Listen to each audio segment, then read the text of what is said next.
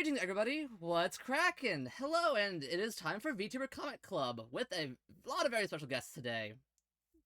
Um, Evan Dorkin, if you open that program, you'll see a little watch. What program? Uh, Help me out here. the Discord, the thing we're talking through. There's a watch stream that'll show. There's a video in the. Oh, yeah, the click thing. Okay. Yeah. Oh, Jesus Christ. Okay, hold on. You'll now be able to see all of us weirdos. Right, and on my computer, everything looks like it's underwater, just to let you know. No. Oh, that's all right, but that's just the way it is. That's typical Discord for you. I mean, it looks underwater for me too. I have no idea why. You can see the creepy egg floating around there. That's fair enough. That's something. My prerogative. Oh, it's like a Tron-looking villain to the whole thing. They're just looking back and forth at everybody. Maybe you should show him the channel, so he could just see it. Yeah, clearly. Because the Discord is not functional. Okay, it'll be a little delayed, but he'll just have to mute it. Fine. I'm fine. Yeah, he doesn't care. Oh, he doesn't I even watch us. was just talking about the VHS movies he was watching. We can have two audio tracks going. Yep. Yeah. I watched Tubi. I can watch this. And everything but the subtitles going right now.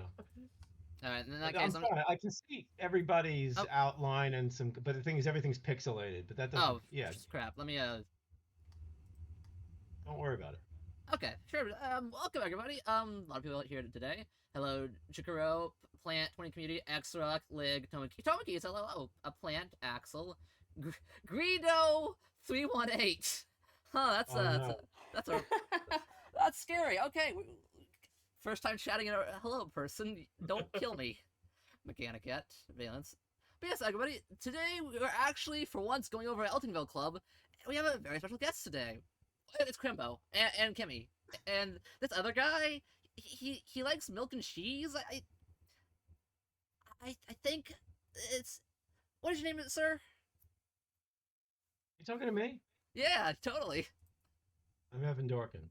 Yeah, and if you look at it, his name's on the cover right there. I wonder if that means something. I forget to sign things, so I don't sign my covers. I haven't signed a cover in years. I keep forgetting to, but they they put that down on there. Perfect. They made sure for you. Yeah, my wife and the publisher take care of that. Get back on the convention circuit and start signing covers for money. You will make so much. You are a meme now. You will make so much money. All right, I'll just go do that. Yeah. Yes, go do that. I'm gonna do it right now. It's not do it right now, you asshole. It's Saturday. You need to start applying now. You start applying now because convention season starts in March. Convention season never really ends anymore. It kind of does. It kind of doesn't. Unless Thought Bubble in Yorkshire next week, and New York Comic Con was like 2 weeks ago. What I'm saying is, motherfucker, go get yourself fucking paid for your work, man. We'll pay Shut you your mouth, for this. asshole. No. Go underneath it. I haven't done a convention in about 4 years now. 4.5, maybe. I mean, he just came off an entire season of having COVID, so maybe no conventions for a while. Yeah, no, but all you have to do is show them, like, yeah, you see that clip that got viral on Twitter? I made that. They're not gonna give a shit. Which clip got viral? Are you kidding? The pilot. I missed it. The pilot? Mm-hmm. Yeah, the whole pilot trivia battle went viral. The trivia battle is what really took off. I don't know if it went viral, but it went immensely viral. It went there was a lot of attention paid to it online. It trickled down from something that happened on TikTok, apparently. Yeah, I'd love to speak more about that later. Which is why I never saw it. I didn't know anything about it because I am almost a retired person. But yeah, conventions. I'd like to. I was actually kind of bummed that I didn't get asked to sign at Dark Horse this year, but I really didn't put anything out, so I can't get too complainy. We only had the Blackwood book out this year, and that was a reprint of the 2 trades. But I'm local, so I was hoping they would have asked me to come by just to, whatever. But the industry seems to expand as badly as the industry is supposedly always doing. It's expanding all the time. So there's just a million people that they have to deal with. So, but I stopped doing conventions. I took a year off, and then I set up to go to Rose City and Washington D.C. and I was going to do Heroes in North Carolina, and then COVID hit. The pandemic blew out, and then everybody knows how that went. And I know they geared up pretty heavily this year for conventions, but I'm not. After getting COVID in June, I think, I'm really not crazy about running into crowds right now, especially New York Comic Con. Oh yeah. So There I was lost just a TwitchCon, which is where we're streaming this right now, and everybody that went came back sick. We're listening to peers like coughing through the microphone, streaming that way because they all got some sort of bug. Literally, sure did. everyone got sick. They were kissing each other and stuff. That's what I'm saying. What were you doing? You don't have to do much. Nobody wears masks. I That's mean, true. That's true. it's ridiculous. I mean, I think that Anime and Con. all the convention sex. I think Anime Con mandated it. I'm not sure. Some con did, and people didn't come home with the con crud either. I don't That's a good know. point too. It's not like masks. It's not like masks don't work. I mean, you look at Asia, and Japan has a. Well, let's not get into that. America sucks. Anyway. Yeah. Anyways, let's introduce ourselves, I guess, because there might be some people here that don't recognize Vtubers. I guess we'll explain it. Vtubers are people who stream with digital avatars to, protect our identities, to play characters, to have fun. And I brought a whole bunch of them today, through each of them doing very different things. Like, for instance, I have two artists here. Can you actually like to introduce yourself first? Hi, I'm Kimberly. I draw pornography for a living, and I don't leave my house. Nice to meet everyone. Hi, I'm Crimbo. I also draw pornography. I used to draw comics. I couldn't hack his way too much work. God damn it. I'm Valence. No pornography creation on my part.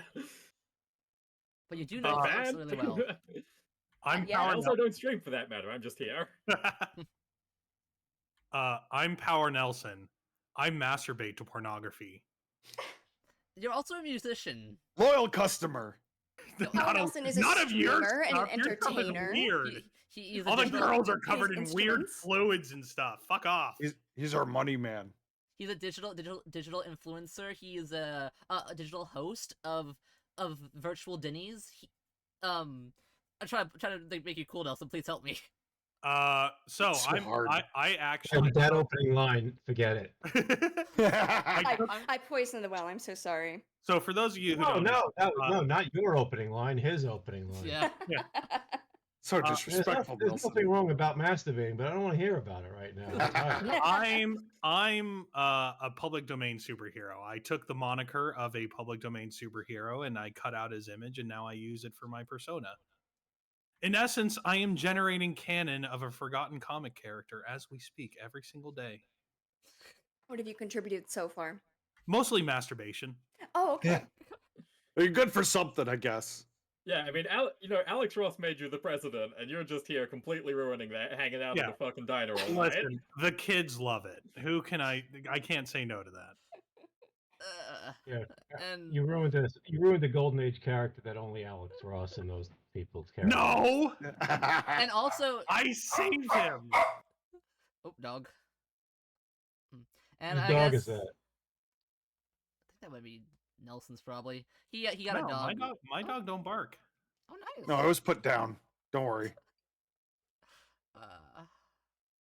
It doesn't Nelson always put Crimbo in jail? I mean, Crimbo's a bit of he's a criminal. Yeah. If he could catch me. Crimbo keeps getting out of prison because he's the ambassador to Iraq. So No, that was Also Joker very and Iran. slippery. And I guess the host today, I am Egg. I am a comic book fan. I'm really not that special. I just talking egg. That's fun. And I figured since we're all part of a fandom, because VTubing is its own fandom, born off of, well, every kind of media, because people just love it. I thought, let's go about the Eltingville Club, which is literally the comic book about fandoms, and, well, the tragedy they can be, because, well, there's always drama. Mhm. That's true. That's just part of humanity, and something I really appreciate about the comic and the story is the raw humanity of it. Mhm. No punches pulled. No, very no. There's not much. There's not much humanity in it, actually. But I think it no, I'm showcases kidding. the I'm worst kidding. aspects. Yeah. Okay. It was not. It's retroactively been called the anti Big Bang Theory. Yes, yeah, I read somebody say something like that. And which interestingly enough, I know one of the I don't know him anymore, but I worked one of the guys on who's a supporting character, the comic shop owner, worked in the comic shop that I worked at. Oh, Oh nifty. wow. Oh. That's Yeah, higher still up they enough continue. to get me to watch the show, but I actually just saw it for the first time last year when I had to take my wife to the hospital for an emergency, unfortunately. Oh no. Mhm. Uh, uh, Related to How was the her. show? I thought it was terrible. It's really bad. And It's I'm really 3 in a row because that's how they do things. That's how they air stuff now in on these channels. It's just like 3 of those, and then 3 Bob's Burgers, and then wrestling. Oh, So I was I okay. like Bob's Burgers. I like Bob's Burgers. I Did can't I say stand anything? Big Bang Theory. Think about what I said, and you find the adjectives that I laid out when I said Bob's Burgers. I don't know what an adjective is. He didn't have no adjectives. He just said he watched it. We got you. Then I watched wrestling. So Oh. that was all right. You got a favorite wrestler? Not anymore. Oh, that's sad. So Eddie Guerrero's dead. Yeah, that's when I stopped watching. Yeah. He could still be your favorite. You could have a dead Kurt Angle, favorite. Kurt Angle creeps me out these days, and I don't know enough about Japanese wrestling to bring that in. And I haven't been watching CMLL or AAA in ages. I haven't really been keeping up on wrestling, but It's had a you little know. bit of a resurgence lately Oh with yeah. AEW. I like Oh yeah. No. AEW. Well, actually, I mean, I always liked mid carders anyway. So like, I'm happy that Christian is doing well, and I never liked the main eventers. Usually, they usually work the least, are the most boring. Mm. They're just pushed Yeah. on you.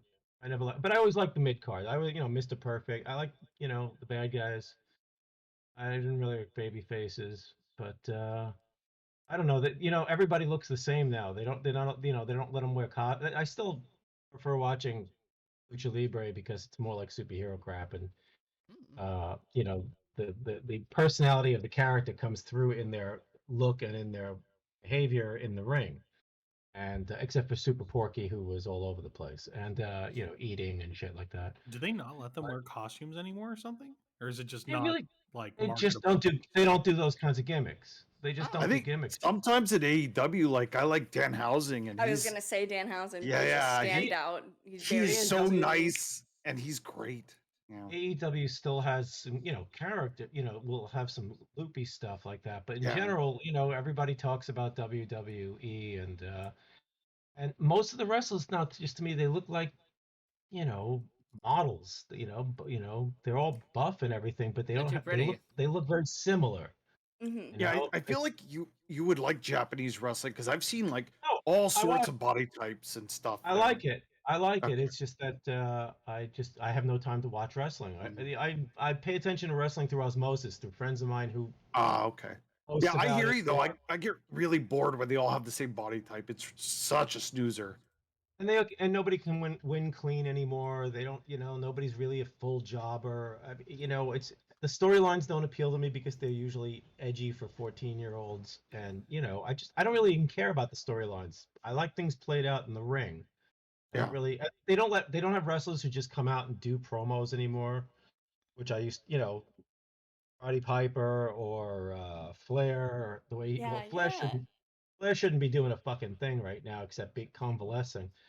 But whatchamacallit, Dusty Rhodes. I mean, people who just did their own talking and didn't have to be interviewed and be acting. A lot of wrestlers wrestlers all want to be in movies now because it's broken through that way.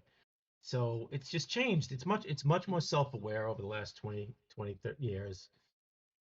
Everybody, it's like punk rock, you know. Bands never thought that they were going to get anywhere, so they did anything, and then once they got somewhere, they're less interesting.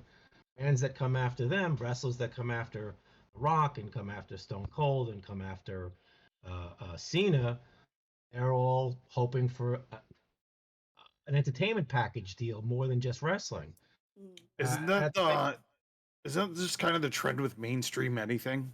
Is Yeah, it just boils down to the most Sure. milk toast basic thing, and No, you got to not- go no, somewhere else for the good shit. No, not necessarily, but the problem is, like with horror movies, like with everything else, so many horror movies now are about two guys who grew up as friends loving horror, and they want to make the next Freddy Krueger or the next Michael Myers more than they want to make a good film. Derivative, too And derivative. it worked. It worked on Terrifier, and it's not derivative. It's goal oriented.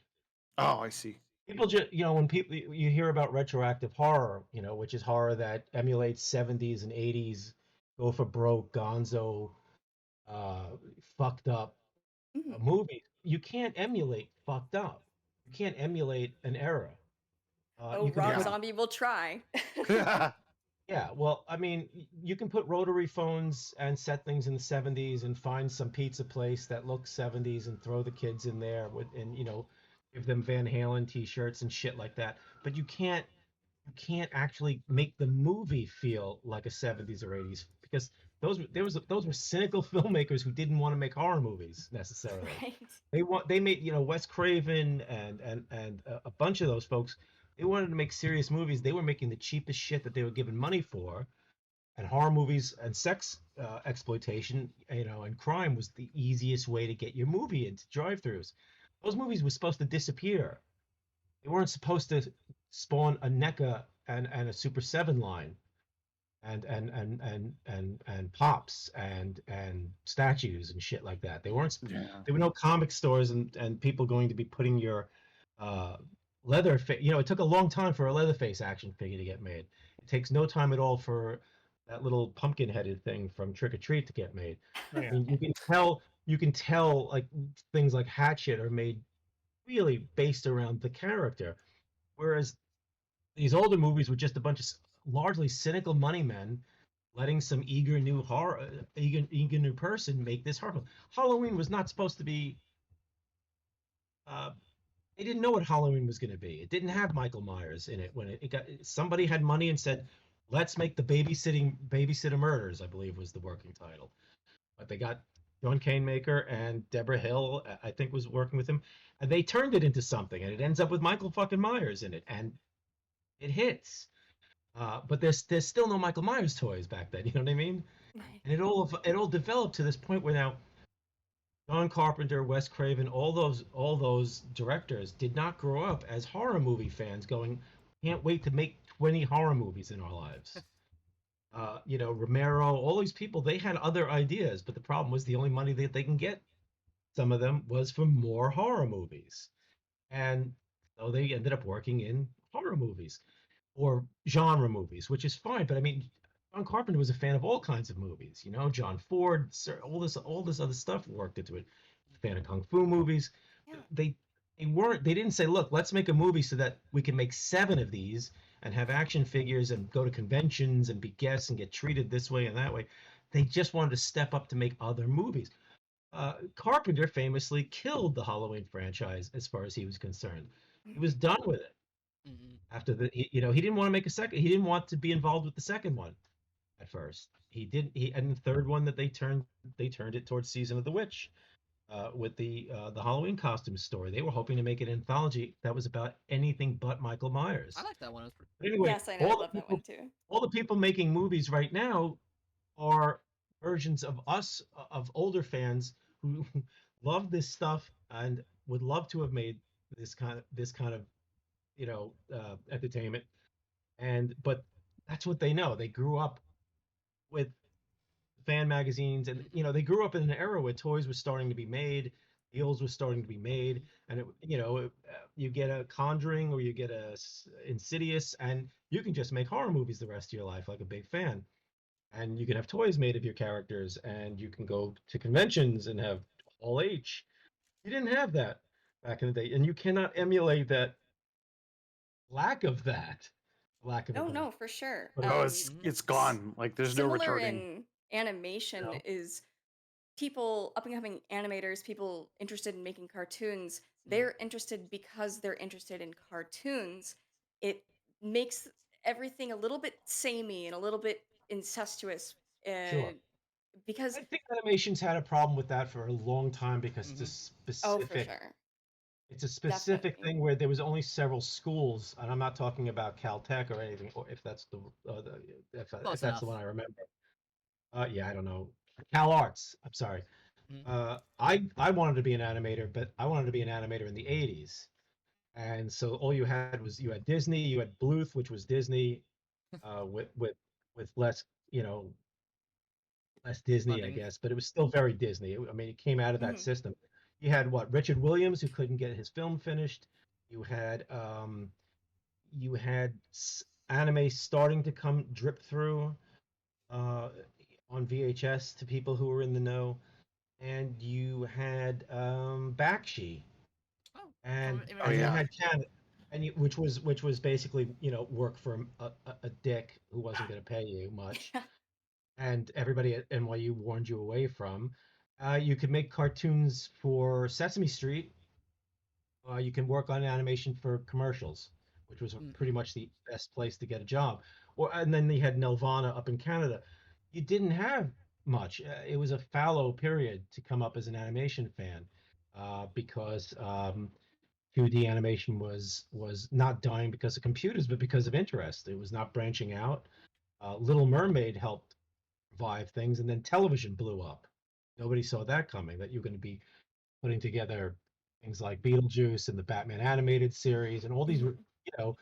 oddball things, the real Ghostbusters, stuff that didn't have to be good, based on the way Saturday morning animation and after school animation had, as it was modeled, Mhm. which was just put whatever garbage was up, the cheapest shit, the Get syndicated packages, licensings. That's the era I grew up watching real Ghostbusters and He-Man and all that. That was my era. and they're all Just toy commercials, and they yeah, were Yes, good. yeah. they Exactly. were.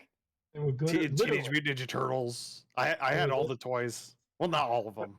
When Sarah and I were hired to work on Freakazoid, it didn't happen because the producers started changing the show around more. Actually, not the producers, but Amblin, Spielberg's company, was Mhm. basically like, how can we don't see enough toys here? We don't see enough. Uh, we need toys and toy sets, and What I heard it the other way. I heard that Tim and Denny wanted to make a really toyetic sort of action show, that no, had a little bit more of a comedic no, thing. And then no, Amblin came in and is like, no, let's make it goofy. no. It was going to be. I mean, it was not toy oriented. It was not selling a line of toys. It was a more it was goofy, but it was I'm trying to remember. I don't have it with me. I don't. I should have kept it, but I had the Freakazoid Bible. We were supposed to write an episode with this character You called. have the Freakazoid Bible? No, I trashed it. I threw it out. No! Why would you do this? Who wants that now? Because it was a means to an end, and I have too much crap in the house, and plus, fuck it, I didn't work on it. I don't want. I don't care. I didn't watch the last thing I wrote for animation. I don't know. There's a Ben 10 episode we did. I never got around to watching it, uh, which is, from what I understand, not. I'm not missing much, but what are you gonna do? We tried. Um, the Freakazoid show was supposed to be, basically, it was going to be more like Plastic Man or Oh, that sounds awesome. Like the 80s Spirit. Plastic Man? No, no, no, no. In the effect that it was going to be a straight superhero show with goofy characters. Ah, If you understand what I'm saying. Right. It was Makes not sense. supposed to be Tiny Toons with superheroes, which is what it kind of became, I guess. Mhm. With short segments and blackouts and songs and shit. It was supposed to be that your main character was a nut job who fought crime. It's kind of like a combination of, I would say, the Creeper, Madman, and Plastic Man, and things like that. I couldn't get enough of Cosgrove, I don't know what that meant. the cop guy who I likes didn't watch meat. the show. Oh, I okay. wasn't working on it. Why should I watch it? Oh, that's fair. That's fair. Look, Gotcha. you gotta understand, everybody's got their own interests. I hated Tiny Toons. I could not watch any of that. Oof. I Okay. hate it. I didn't hate it because it's furry stuff or anything like that. I like the old Warner Brothers cartoons, but I don't think you can recapture that. Like I was saying about horror movies, Hmm. the self-awareness of the people making. The meta. I mean, it was a hit, Yes, but exactly. Especially with Spielberg and how willing he is to tribute stuff. I did not like Tiny Toons, and I couldn't stand the Animaniacs. I hated them as characters. They were just cloying and glib, and I thought it was very corny and stuff. When Uh, I was bringing up animation in that regard earlier, I was very specifically thinking about my friends who like to talk about, oh, Termite Terrace, and it's not the same now. And I'm like, oh, it's not the same because those guys, they weren't making cartoons because they grew up wanting to make cartoons. They were making them because it was their job. They had um, to. And some of them of course, they had passion for I, it and they wanted I to think do it, but again, animation is a weird thing because nobody says, you know what I want to do? I want to fucking draw the same thing over and over for 5 fucking I minutes. sure didn't say that. Oh, well, this is why I'm not an animator because Me neither. I tried to make a 3-minute full L animation film for my senior project and I went crazy. Uh, no, I yeah, had it's a specific sort of neurotic that Insanity. you have to be. exactly, Yeah. and it's why animators kind of get, there's the animation community is tight and weird in a way that no other, maybe makeup people are like this a little bit, but it's like, but even so, makeup people, you know what I mean? They do a mask, they pull a couple of masks, they pull another one, they pull another one. They don't do the same mask 500 times, Mhm. Yeah. and somebody comes in and does little versions of the masks. And at full on animation is a fucking insane, bizarre throwback. That and model animation is just nuts, and it's a very specific kind of person. And to think that the Fleischer, the New York system back in the day, was to animate straight through, start with the first drawing, and you end up at the end of the action, Oh, and that's insanity. That's how. you did not have in betweens. Disney broke down the Disney and other people broke down those steps in a really smart way, but Disney also codified so much animation, which is why the stuff that goes again that tries not to be Disney, the interesting stuff that was happening in short films later on, 60s, 70s, uh, a show like I grew up, there was the International Animation Festival running on PBS, so you'd get to see pin animation and sand animation and that crazy animation where people make a big thing of clay and they cut it, a slice of it for each frame or two Whoa. frames. And well, pin animation's insane because that's you putting pins on a surface that's lit and manipulating the how you move the pins around so that you have this flat 2D shadow that's animated, but you're using this three-dimensional. I mean, like, who the hell thought of that? It's That's fascinating. very fascinating. All the Eastern European animation was about like giant hands killing people. It was, it's fascinating. Yeah. Gray stuff.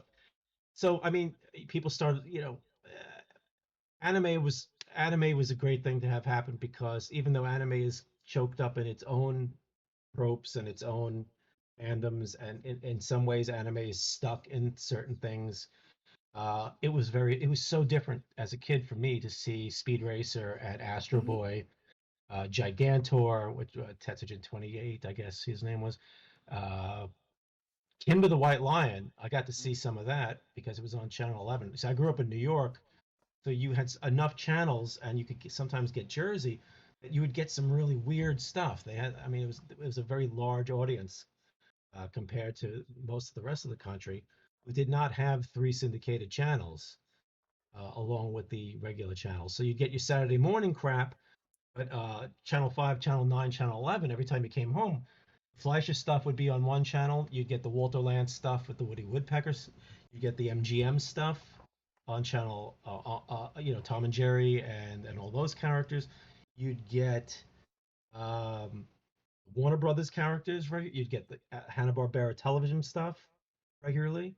Mhm. And then on Saturdays, you'd get weird stuff. You'd get the Bullwinkle being rerun, and then you'd get the current stuff, which was mostly garbage.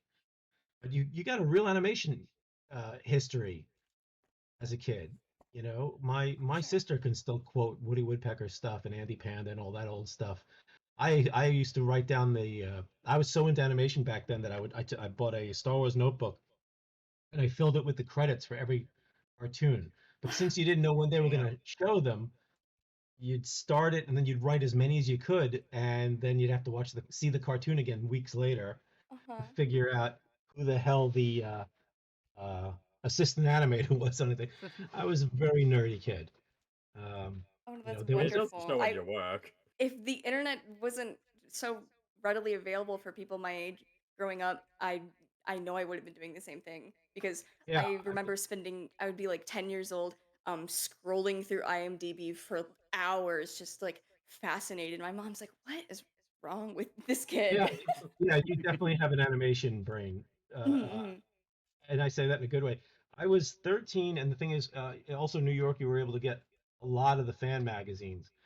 And at the time, the fan magazines were like, you know, professional magazines. So there was a magazine called Funny World, which was animation historian Mike Barrier, and I was probably the only kid. I was like 12, I guess. I would guess that if there were there were probably very few kids in Brooklyn and New York who were reading about Izzy Sparber and uh, John Canemaker and who ended up being my instructor at NYU and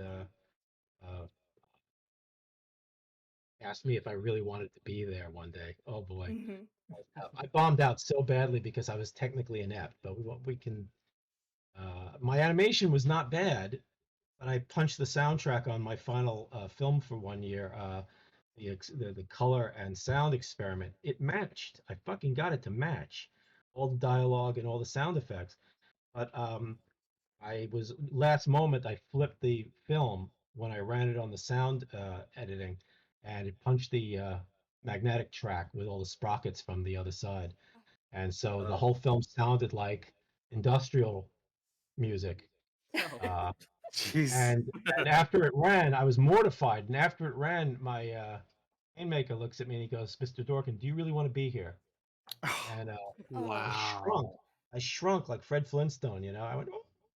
I didn't know what to say. It was but he gave me an A because he was like, it was a disaster, but everything matched up. You could see that the mouth flaps He and could see you did effort. yeah, Yeah, it just was that it was like a a moron. fuck up. Yeah.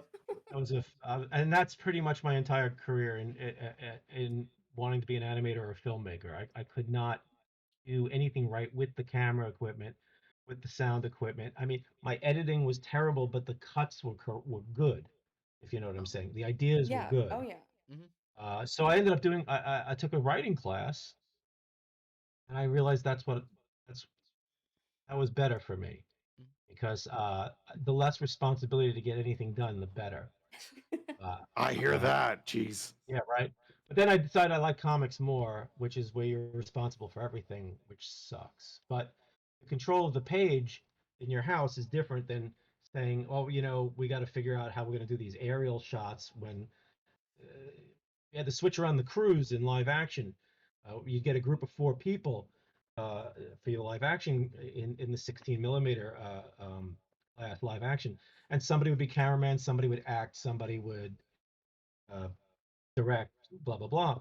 And when I had to be the cameraman for somebody, I got vertigo every time he asked me to do these shots that look down from these stairwells, Oh no. and I was like, I can't do this. So you know, and I didn't understand camera tech. I loaded the film wrong, all that kind of stuff.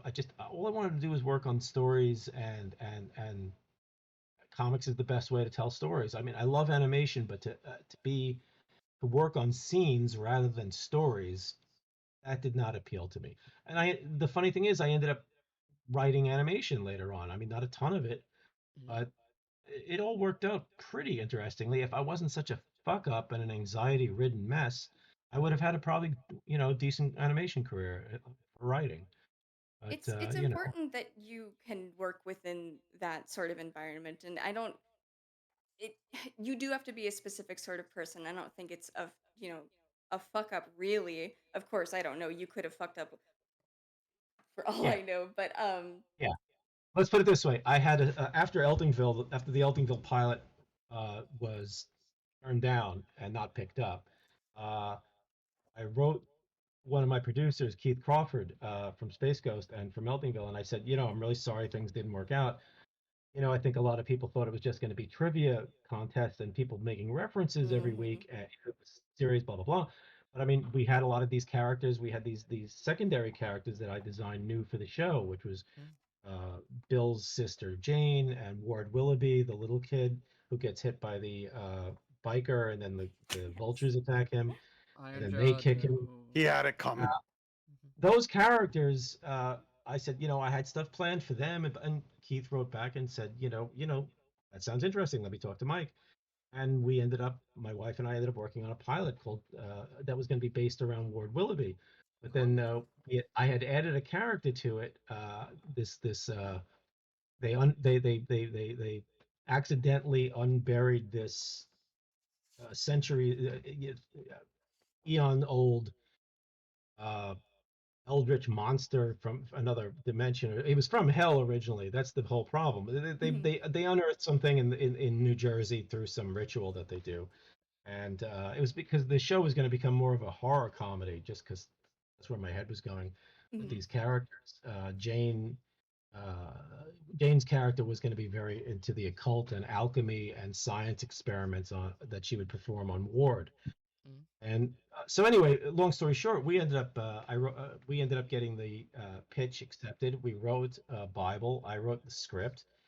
The monster character ended up taking over as lead because they realized Ward is too much of a punching bag, and he wouldn't make a very credible week to week character. He'd be better as just something getting uh, as a side character again. And they thought that there was a lot more agency, for lack of a better word, for Tyrone, this four-eyed little monster kid. And so we rejiggered it, and everything was going well until I kind of checked out and went nuts. I literally wouldn't change like a three-sentence line in the Bible because I was afraid to go forward with the Bible and go forward with I the show see. because I was really kind of fucked up after Eltingville. It was a lot of work that we took on ourselves because not Mhm. knowing better. I treated it like a comic and tried to do as much of the work as possible.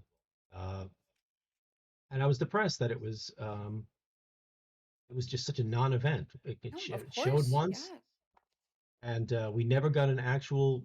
We never were given a full reason, an actual concrete reason why the Cartoon Network, the Adult Swim, did not want to pick it up. There was a lot of hints about the budget, which made sense. It was a very expensive show because they were developing shows before the Adult Swim was announced. And Cartoon Network was doing so well at that time that they just figured, well, give it one of our regular animation budgets. They gave it a prime time, it was almost a prime time network episode Oh. budget. Mhm. Oh. But these shows were going to be shown at 11 o'clock at night on Sunday. That was the first Adult Swim. I don't know if you remember, but they were only on Sunday for like 2 hours before it started to roll. And the swim didn't really roll until they had started making these cheap shows that were done in the style of Space Ghost and where they were, using the computer and they weren't really doing a lot of new animation. They were doing very limited stuff like Aqua Teen Hunger Force and whatnot. Mhm. Mm. The future of the Adult Swim was clearly not in Sunday night half hour animated in Korea and Japan But half Flash. hour sitcom. So, And now they're funding a bunch of Fully Cooley sequels that are all fucking bad. well, yeah, Right. everything's different. You know what I mean? Everything is crazy right now. Nothing makes sense to me Do as, you as do how you do you think, because Adult Swim is famous for their 11-minute shows, right? Do you think I, Eltingville I could think have so. survived as an 11-minute show? Sure. The comics were I only the comics were 2 pages Yeah, to 10 pages at the time. yeah, I reread it like I'm, right I'm before this, and I they lo- they go by I quick. like short I do short form stuff. That's why my career is in the toilet in a lot of ways. There's no place to put a 2-page milk and cheese strip and get paid anymore. There's no place to do a 5-page Eltingville. The way that publishing was still publishing comics and magazines was a mess, of course. Very few people were really making great money off it, but it was steady. And the comics that are in the Eltingville collection come from a Dark Horse anthology that we were paid very little for because we wanted to be able to have full editorial say on it. It was just 5 friends jerking around doing a comic book. We didn't care how much we were getting paid. I think we got $1,000, $100 a page, 10 pages, but we were just having fun. And I remember Kyle Baker complaining about the money to us at one point. And I'm like, Kyle, I'm really sorry, but we knew what we were getting into, and it's like $100 a page for the rest of us is great. You know, Yeah. I was doing stuff for zines and for punk fanzines and for um, small, very, very small press. I mean, also the thing is for me, I took those 10 pages and I was able to reprint them later on because I was a small press guy. That's where Dorkin Milk and Cheese came from. All these short. I did a 2-page Milk and Cheese strip for Greed magazine, which was Kurt Sayanga, who was doing art direction for Discord, and Steve Niles, who at the time was not in comics. He was, I think, still the drummer for Gray Matter, which was a Discord band. Sick. And we just met at San Diego in '87 and '88, and they saw me drawing these little milk and cheeses on people's backing boards. And they said, if you ever do a strip with those things, we'll run it. And that's how that happened. Because Milk and Cheese came from a drunken napkin drawing after a CBGB show in New York one night. That's a hell of a story. My friend still has the napkin. He just he just sent me a JPEG of it. Yeah. So what happened is they asked, and then the comics industry, the zine industries, and the overlapping Venn diagram was a much smaller group of people. People saw I also Greed covered comics and music. People saw the Milk and Cheese strip. I got asked to do more of them for a comic that was coming together. I did 5 pages. That fell apart. Then I did 1 page for the back of Cerebus because in the back they had an ad that they would pay $200 or something for a strip, or $75 or whatever it was. I sent one in. It got accepted. So I was amassing these, and then I was doing Milk and Cheese for a zine out of Detroit. No money, just because I was friends with, for X Magazine. So while that was all happening, eventually I got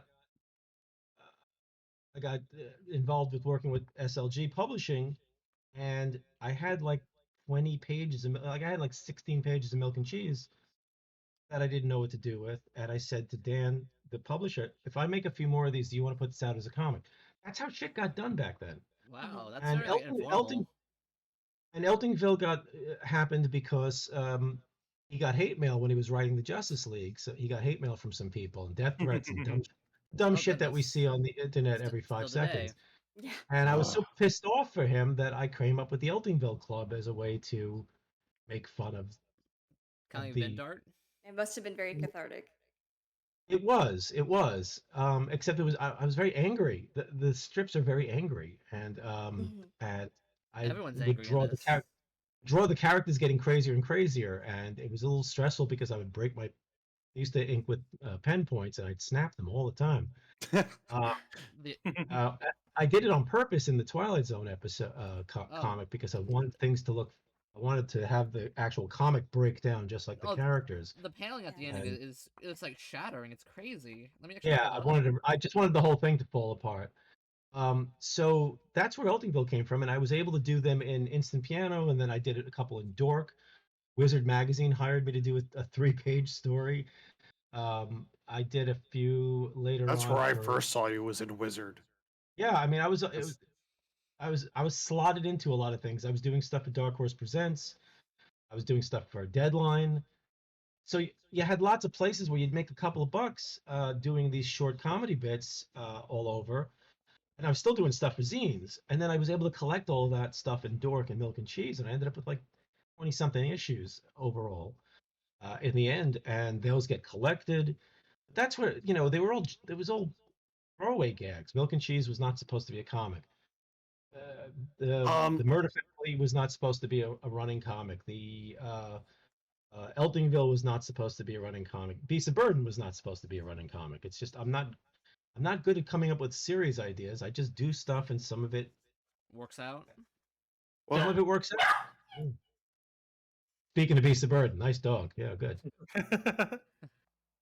So how did Beast of Burden come about? Because I feel like that one's more like serious than Eltingville or Milk and Cheese is. It is. Well, at the time, now discredited and shamed editor Scott Alley was my editor on. He had helped bring me over to Dark Horse, and he knew that I liked horror stuff, and he asked if I would did I want to do a. He was always trying to get me to do other books than than the humor stuff. And I've done superhero books, and I've done some serious, not like heavy serious, not like Joe Sacco or any, or Art Spiegelman serious, or Berlin or anything like that. But I've done some jokes on the page every 5 seconds stuff, 5 panels. And I have a Bizarro comic with you in it. Bizarro World. Well, that's all gag stuff also. And yeah, that's another thing. Marvel that was my favorite stuff, though. I didn't like serious comics. Yeah, well, Marvel and DC used to have a bit more of a smile before things codified even further down to the their base, which is just superhero comics. For humor the humor ended up becoming that it had to be humor about superheroes if it was going to be anything. So it's going to be funny Jimmy Olsen, funny which was always funny actually. Put Scooby Doo in with Batman type stuff. Not develop anything. Yeah, well, no, but I mean, back in the day, you'd get some opportunities to do some weird stuff. Marvel put out a humor one shot when Epic was around, and that's where the Murder Family came from. They just needed stuff. You could find places to put odd stuff into Marvel and DC. I mean, a lot of it was like Bizarro, where you were making fun of their superheroes. But back in, it started falling apart in the 80s. But, DC used to put out humor books, Sugar and Spike and Angel and the Ape, and the licensed stuff with, the kids love that Jerry Lewis and Bob Hope stuff in 1967. But they did put out odd stuff. Marvel was still putting out their Archie style comics in the 70s. But they've winnowed everything down to it's got to be, same superheroes pretty much over and over. Capes or won't sell. Excuse me? Capes or it won't sell. It's surprising here. DC especially, because they're putting out all those anthologies, one for every month of the year these days. It's surprising that they haven't opened the styles back up for those. And having read a couple of them, it's not that surprising given they're all the same inside, but I don't know there. I have no idea what goes on at Marvel or DC anymore. I don't know the people there. They don't know me. They don't have any use for me, and I haven't been reading the books since 91, 92. I just got tired. Just as an FYI, Superman died. The Image. Well, I know that there's beautiful stuff still happening, but I'm just not interested in reading the chunks out of that. The universe has just got ridiculous. They don't allow. It seems so top down. The writers just can't run around doing what they want. They have to fit everything into their universe, and everything crosses over. Now, if they bring Howard the Duck back, it's a Howard the Duck Marvel team-up book. The characters doesn't seem to stand on his own. He always has to have other superheroes in it all the time. It's like they're ashamed of their past. Well, no, they're not ashamed of it. They don't. Not anymore, because they're fans of everything now. They try to bring it all back. They just bring it all back in weird ways. They make a silly character a psychopath serial killer, or they make they bring a character back in an odd new position, like Dragon Man becomes a scientist or something like that. And some of it's great, and some it seems like cool, but no, they love this stuff. The people making the comics now, they're self-aware, like I was talking about before. They love everything. They grew up as fans. They're professional fans. that's good and bad. They know all the stuff. They know they don't look down on it, and they don't, oh, I want to get out of here. The same way Stan Lee wanted to write books, as if he Yeah. couldn't have. And everybody, was hoping to be a movie something, or to write novels, write horror books or science fiction back in the day, or comics was the low man on the totem pole. The artists used to want to be, they wanted to be syndicated artists in comics. Comics was a low form of, for all the people who couldn't get jobs in the newspaper strips. Now the whole thing is, comics is its own thing. You got movie directors, successful people who are, slobbing at the bit to get into comics. And it's not just because they're on strike, or because they want to codify their unsold scripts and get a check for putting it out as a 4-issue thing from Image, or Dark Horse, or IDW, or Boom, but they really love comics because nerds took over. Look at, you go to every week at the movies, it's like New Comics Day, practically. If it's not based on characters, it's science fiction, horror, you know what I mean? It's not a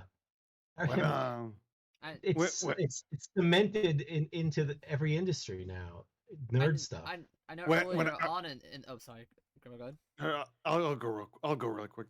So when I was first getting into like doing comics, like just getting them in print and stuff, I worked with this writer guy, and I wasn't like, I liked manga, I liked video game, I had like a bunch of interests, and I wasn't a big comic book fan guy, but this guy I worked with, he was like, If you like all manga, he- you were a comic book fan guy. well, yeah, It's but comics. I wasn't into like superheroes, like I wasn't into Marvel, DC. That's not comics, though. That's not. Yeah. You see, that's the But thinking that we drilled into too many people. He was super into Marvel and DC, and all his ideas just came from superheroes. Like that's Sure. just all his ideas were. That's all he had in the bucket. That's he why didn't- there's a lot of He didn't crap venture work, out, because, you know. a- you're saturated with this. With you watch 4 hours of science fiction on your screen, and then you read a whole bunch of web comics, and maybe read some Marvel and DC comics, and listen to the soundtracks for your favorite video games, then play your favorite video games. That's a bubble, An echo chamber. Absolutely, it is. Yeah. and that's why you get so many. That's how you get Max Landis, among other things. Ooh, Oh, Trying so hard that's to break spicy. out of Ouch. that bubble. That's I spicy. find it's really hard, especially if you're somebody who you don't get out very much. Maybe you've been sheltered, or you don't have a lot of experience, or Sure. I grew up really backwoods with like not a lot to do, right? Certainly no comic shops. Just a like a Blockbuster, and so that's what I would submerge myself in.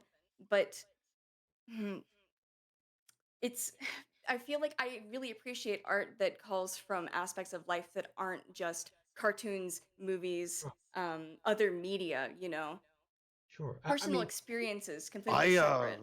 I felt like Exactly. really lucky I got into doing caricatures, because I was just drawing real people every day, making fun of them, and that added a lot of like just actual experience Character. that I Well, actually had to art. it's not the same exactly as life drawing, but you are using a life model, and Yeah. you are recognizing the human face and whatnot. I mean, I'm somebody who's, my situation is that I'm more sheltered now than I think I was in the rest of my life, since I was a kid. I Mhm. mean, I was pretty active socially.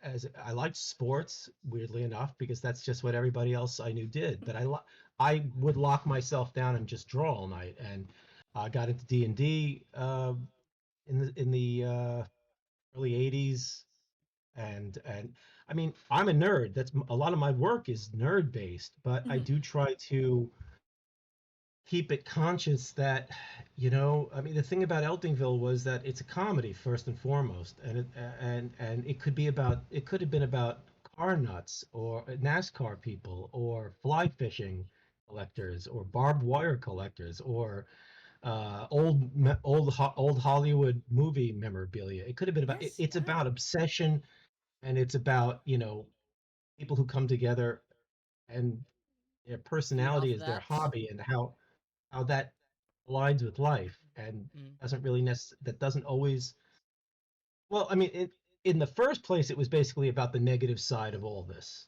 It was about being in a bubble, and about setting up gatekeeping and fiefdoms and power struggles and being the kind of person who would send a death threat to another human being because they did something in a comic book about fictional characters that you don't like. And these are the people now who are like, siding with Disney and Marvel and Hollywood over the people who make this stuff they supposedly love. There's a certain kind of fan who reads superhero comic books, which are supposed to be about moral. They're pretty moralistic, uh, and yet somehow they never understand that superhero comics, besides some of the stuff that pushes the military and the movies really heavily, um, it's about doing the right thing. And these people never do the right thing. They send death threats to Captain America comic creators. I just I just like when Superman punches Darkseid. It's awesome They- when he's They feel powerful. entitled to their entertainment, and if Well, it doesn't they're go the way stuck they on the want, power fantasy. They're there for also- the power fantasy and that. A lot of them are jealous because they're not involved in the way that they'd like to be, which is why so many of them are so excited about AI, as if that's going to suddenly make them an artist. Oh, It doesn't God. yeah. it doesn't make you an artist. You're just a gas huffer of other people's supply. I mean, you're not going to get you're not going to you're not going to become you're not going to get Spider-Man if that's what your deal is. If you're never going to become Batman writer or artist because you're feeding shit. I mean, the companies just would love to use AI themselves because they're just stockholder driven venture capitalist scumbags. But the people who actually make the comics from editorial down really would like to have good comics or what they see as good comics. I'm not debating. I mean, I'm sure the people at Marvel and DC love every single comic they put out to one degree or another. They think they're doing good work or whatever. I mean, they are handcuffed by the owners. suit. I mean, artists They are told. masochists, especially I top think down. people in the industry just torturing themselves, and this people doing animation or comics. I feel like it's grueling work for very little. They get very little back. Yeah, It's just because of the love of the ugh. craft. It's like they want to do art that bad that they're willing to No, put themselves. Sometimes it's that. One of the Go ahead. problems with animation and comics and the like, and almost everything right now, it's not just to even get into the industry, it's not love of the craft, but people are so hung up on some of the IP to a degree that I will never or understand. or they just want to make it, quote unquote, make it. They want a company to Well, tell that's them what they're worth something. That's what I meant by being in the industry. But the thing is, only so many people can work with so many IP characters. And if you're going to set your career up to be, I only want to work. I have this great Batman story, and I just will want be to the make Batman Batman. guy. I want to be the Dan Slott of imagine. Batman, or I want to be the Dan Slott of whatever. I mean, Dan Slott, that it worked for him, but that's one person. He really Hey, wanted it to do works for Spider-Man. Bendis as well. Him and Bendis, they've both got like over 100 issues straight of Spider-Man runs. But not Well, everyone can be them. Bendis had a weekend or two to work on those. So the thing is, not everybody can be that exactly. It also, it kind of proves the point. They lock up those characters, but the fact is, it's never going to be yours, no matter what you do. You'll fall out of favor and get thrown aside just like everyone else, or your editor-in-chief is going to get moved out, and you won't have the best friend there anymore, and they'll be moving everybody around again when the next guy comes in. Because Yep. I've had projects canceled when a new. But the fact is, the love of the character will make people do stupid shit. It's not even just about getting to control the character, or getting to finally be in, you love that character. I mean, I am not saying that Dan Slott and Bendis doesn't love their work at all, but there are people who will come into this industry now, knowing how fucked everything is, and they'll basically say, "Look, I'll have a baby, and I will give you my baby if you let me do 2 issues of fucking Transformers." Yeah. You know what I mean? Right. You don't have to That's why- pay me. I will pay you. I will teach your children to read. I will do your laundry. I mean, they Let me will touch my the shit that Transformers, they'll- please. They're desperate, and they'll Almost and everybody who there are certain companies that I will not work for, or I have they no take interest advantage in. of that desperation. And you can tell which ones they are because they have a lot of animation properties that they do comics for, and they are paying horrible rates. Oh people who yeah, grew up in I have friends who do covers for that, and it's like nothing. But they People do who it for grew the up- clout, and I'm like, and they do ugh. it, and they love the character. Oh yeah, And that's a that too. crazy reason to it's a I crazy just way to build became a my career. character. I was like, I'll just be my character. How about that? I'm not gonna sell it, nothing. I'm just gonna become him. A common point of discussion in VTubing and in streaming in general is parasociality, which I think does extend to properties and characters where people really do get attached in this way where they Yeah. do feel like it is their life goal to work with that sort of thing. Mm. Yes. But I've Definitely. never really understood the need to do that because I feel if you love a story and you love a character, you can do anything you want in your house with like pen and paper. You can draw fan art, you can write fan fiction. I just don't understand the Why make it drive to your need to life? be. You mean? They want Yes, I don't understand the drive to need to be involved because you can legitimacy express is what your they love. want. There's Hmm? there's so many sociology and Mhm. books that could be written about fandom Mm. Oh, because sure. there's such a fascinating. I mean, one of the things that I wanted to do in when I wrapped up the Eltingville comics was show them as kids before they went crazy. And I did that in a one-page flashback. Hmm. There's 2 pages that I always wanted to get into the last stories, and one was a off-panel appearances by the parents of the 4 characters after the comic store gets burnt down. Hmm. There's a 4-panel page which has each character looking miserable and one of them's hospitalized, uh, and you can get a taste of what they grew up with, and it's a peek into their uh, childhood, which was very unhappy. That's the page. Yes, It's yeah. it's a 6 panel, 5 panel, whatever. There you go. But you can see the ways that their parents treated them I love uh, that. to a It degree. is just a little, it's just enough, I think, just enough backstory that these characters, they're not sympathetic, but I like to know what crossroads, that they were met at that made them in I this didn't want way. them to be just completely two-dimensional, and I Mm. also wanted to get points in about what I think creates this behavior. Yes, yeah, the larger I grew up problem. my DNA is all through this book. These characters are based on myself and friends of mine, although we didn't Hmm. act like this. I was gonna say, hopefully Although not. no, well, if you fucked up at the comic store, that was it. You had nowhere else to go. Yeah. Uh, Also, we didn't have a comic store growing up. We bought them from a newsstand. I wasn't reading comics for a while Mm. when I was writing around these. The age these characters are, I was an animation nut job. I was going to School of Visual Arts on after school Hmm. programs, summer programs, which I got thrown out of for acting out and raising my voice and saying a few things and being a That's total. badass. I respect that Yeah, though. I have no, so many no, SVA friends. it I wasn't. know It they wish they wasn't. could do the same. Well, it wasn't. I wasn't damning the system. I was being an asshole. I see. Disruptive. I I wanted to understand. go. I wanted to go to SVA. I mean, I was 13. I was like, Mm. uh, I think I got thrown out because I was freaking out because somebody was playing disco music too loud, and I was like, at that point, I Like was shooting. Prince the cat. You had enough. I was in the. I wasn't like super anti-disco music or anything either. It was just that I was trying to remember things while I was inside with the camera. Hmm. I forget what the name of the camera was. The big animation camera, and it was like I could not remember what the fuck I was doing. I had to keep, did I do 2-shot clicks of this one? I should have written it down, but I've always been a mess. I started yelling at somebody, and that was the last straw. This is not the first time I had. Look, I got thrown out of a lot of schools and camps. Let's put it that way. Mm-mm. I had.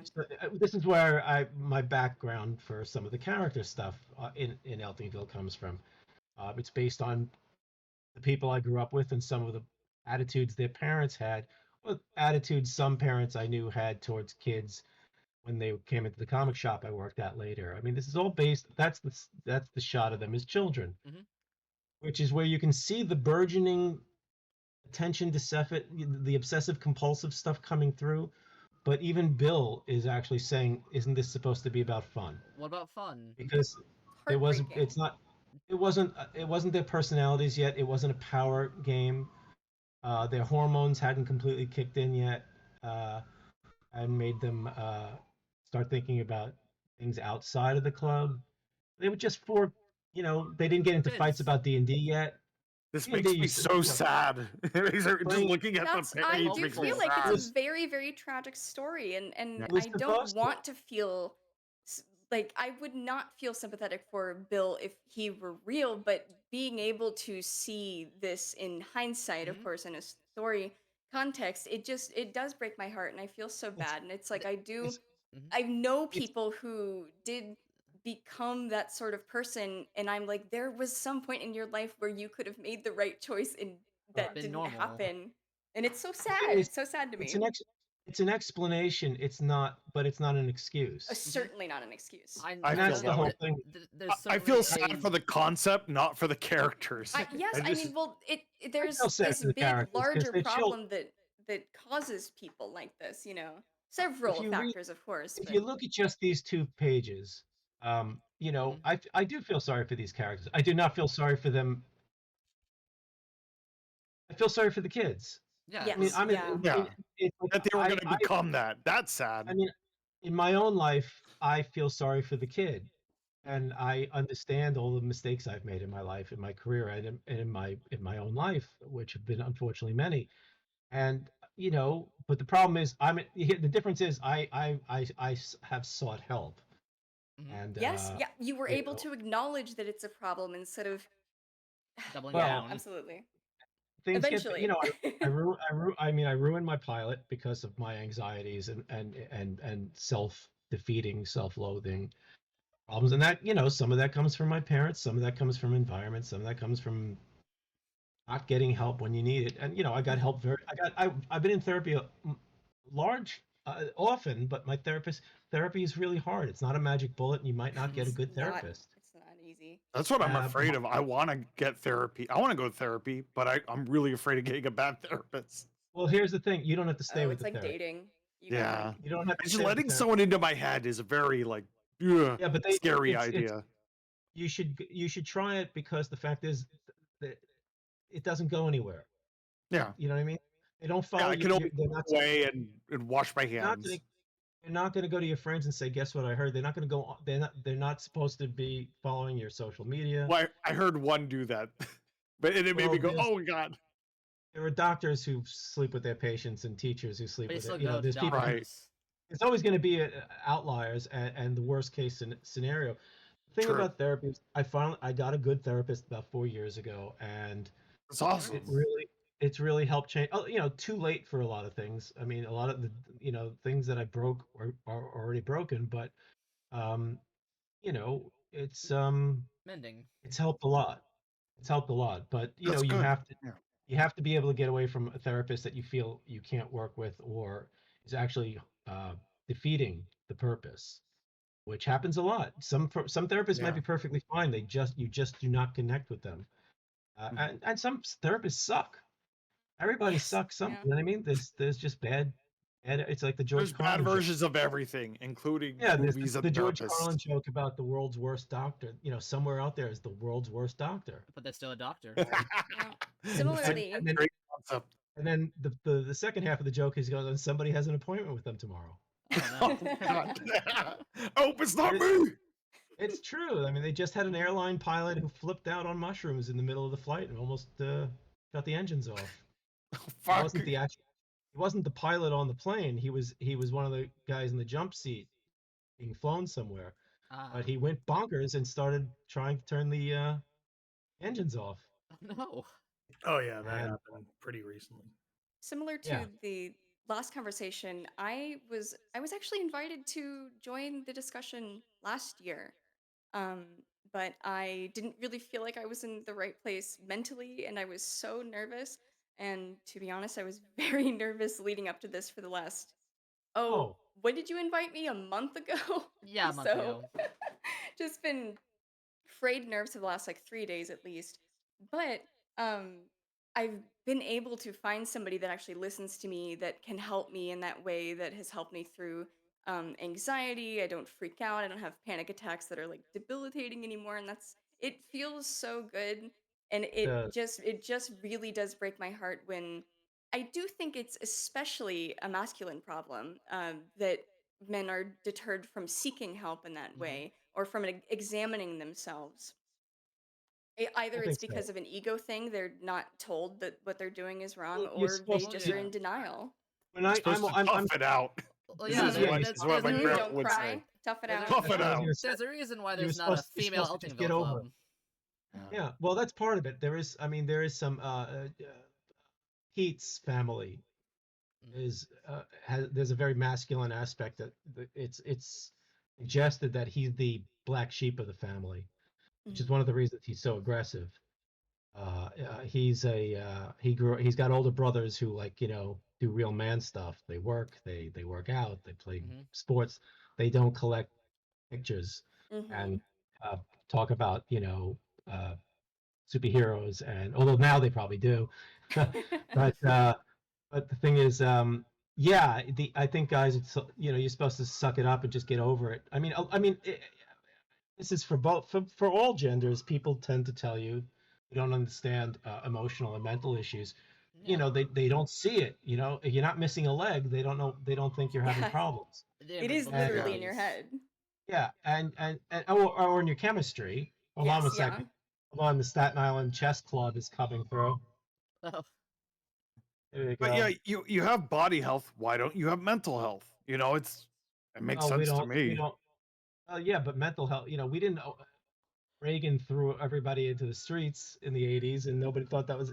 People thought, who the fuck cares? Get your ass together. But when you have a friend, when once they have a meth head in the family, or somebody's into OxyContin or doing something like that, then they start to understand maybe. When it Yeah. hits your own family, in a way that you can understand it.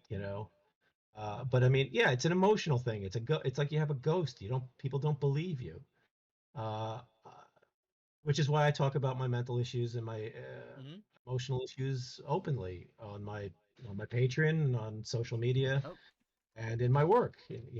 Yeah, I I really mean, appreciate that. That's something I think that's why the Eltingville means a lot to me is because of the raw emotion, which is typically seen as feminine, I think. It's um I think they'd, it's become yeah, they'd I call it think that's getting hysterical if it, I think know, that's getting it's. chipped away at more and more.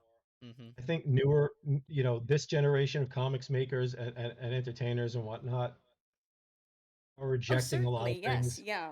But It's from very my cathartic to see these men who they have a masculine rage, but then you let us peer into their sensitive, more personal problems and their emotional lashing out and Yeah, part of the reason they also mash out is because they're just utterly, utterly overwhelmed and confused by yeah, Mm-hmm. yeah. Mm-hmm. by their Emotions. it's not just anger, it's that they don't know how to act, Express and they themselves. just They don't stop know how to thinking process about it, emotion. and they become a hermetic. They became a sealed group, Hmm. where everything. I never showed them in school. That was a decision I made. I very rarely had them interacting with people who knew them. I think only in the zombie crawl, uh, the zombie walk episode, did they meet people that you could tell that they've had conversations with other groups of nerds at the comic shop. Hmm. But I kind of wanted to show like an Eltingville group that kind of functioned better, obviously, and pissed on them. Also, just had their school rival, a club of anime kids. There was going to be a club of anime kids in the pilot that they were going to always f with, the school anime club, but The anime club. well, I wasn't aware of the anime club in 2000, Yeah. 1999, 2000. Oh no, it was like I think 2000 when we first started working on Welcome to I Eltingville. believe the anime club is quoted as being inspired by Eltingville. I've got I no mean, problem with it. People yeah. like to. The Oh only no, thing of that bothers course. me about the anime club is that there are anime club fans who will send me mean notes or post mean Oh, stuff Why? oh, Ripping Grow off of up. them. What? because they don't. It's not just a fan thing. A lot of people online will just make a decision and go, "Well, I've heard of this thing first, so it appeared first." It's like they have to be on teams. They're like, I'm And on this team. You're not on my People- team. You're the People enemy. love to go online and be mad because I'm they like, don't want to express well, themselves it's not in real even a life. matter. It's not even a matter of mad. They are protecting AC Green and the anime club, and you know what I mean. There's that fandom weird thing of Yeah. He's Yeah. not even under attack. Like he's And Like it's people like, Or care how- about something like There's- that. There's How something very dare this- similar. how dare this guy do the anime club? You know, how does he rip him off? I mean, I don't remember when the anime club started, but Eltingville started in 1995. Yeah, you're not gonna get earlier than that. But comic book started with Iron Man in 2009, 2008. Yeah, comics. That's Yeah, true. that's It when they started with started. Batman and Tim Burton in the started late with- 1980s. started Yeah, with- exactly. started with Spawn. Oh yes. Oh, great movie. Started with Spawn. And what's cool is now a lot of people Shaq, for it. Seal. You know, it started with Bone, or it started with Raina Telgemeier, or it started with One Piece, or you know, whatever people are into now. There's so many people now who are becoming cartoonists or have become cartoonists in the last 15, 20 years who will never get any of the jokes in Eltingville, and that's great. You know, they don't I care feel very shit lucky. Oh, about sorry, go Marvel ahead. and DC. I'm sorry, they don't know the Marvel and as far as the comics go. They do not understand Marvel and DC continuity. They don't care. They didn't grow up wanting to be a Marvel and DC artist, and that's not knocking that. It's just that's what everybody was. Culture back in the day. changed. Yeah, which is why we're getting so much backlash and hate and misogyny and racism and transphobia, because one of the biggest complaints in comics when I was growing up and got into fandom and worked at comic stores and went to conventions was, why can't we get girls to read this stuff? Why can't we get more people to read They this stuff? wanted them to? We got a girl on stream Once- right now, so Well, A live Wait, girl. which one of us is a girl? you gotta understand though, this was back before you people were probably born, some of you, okay?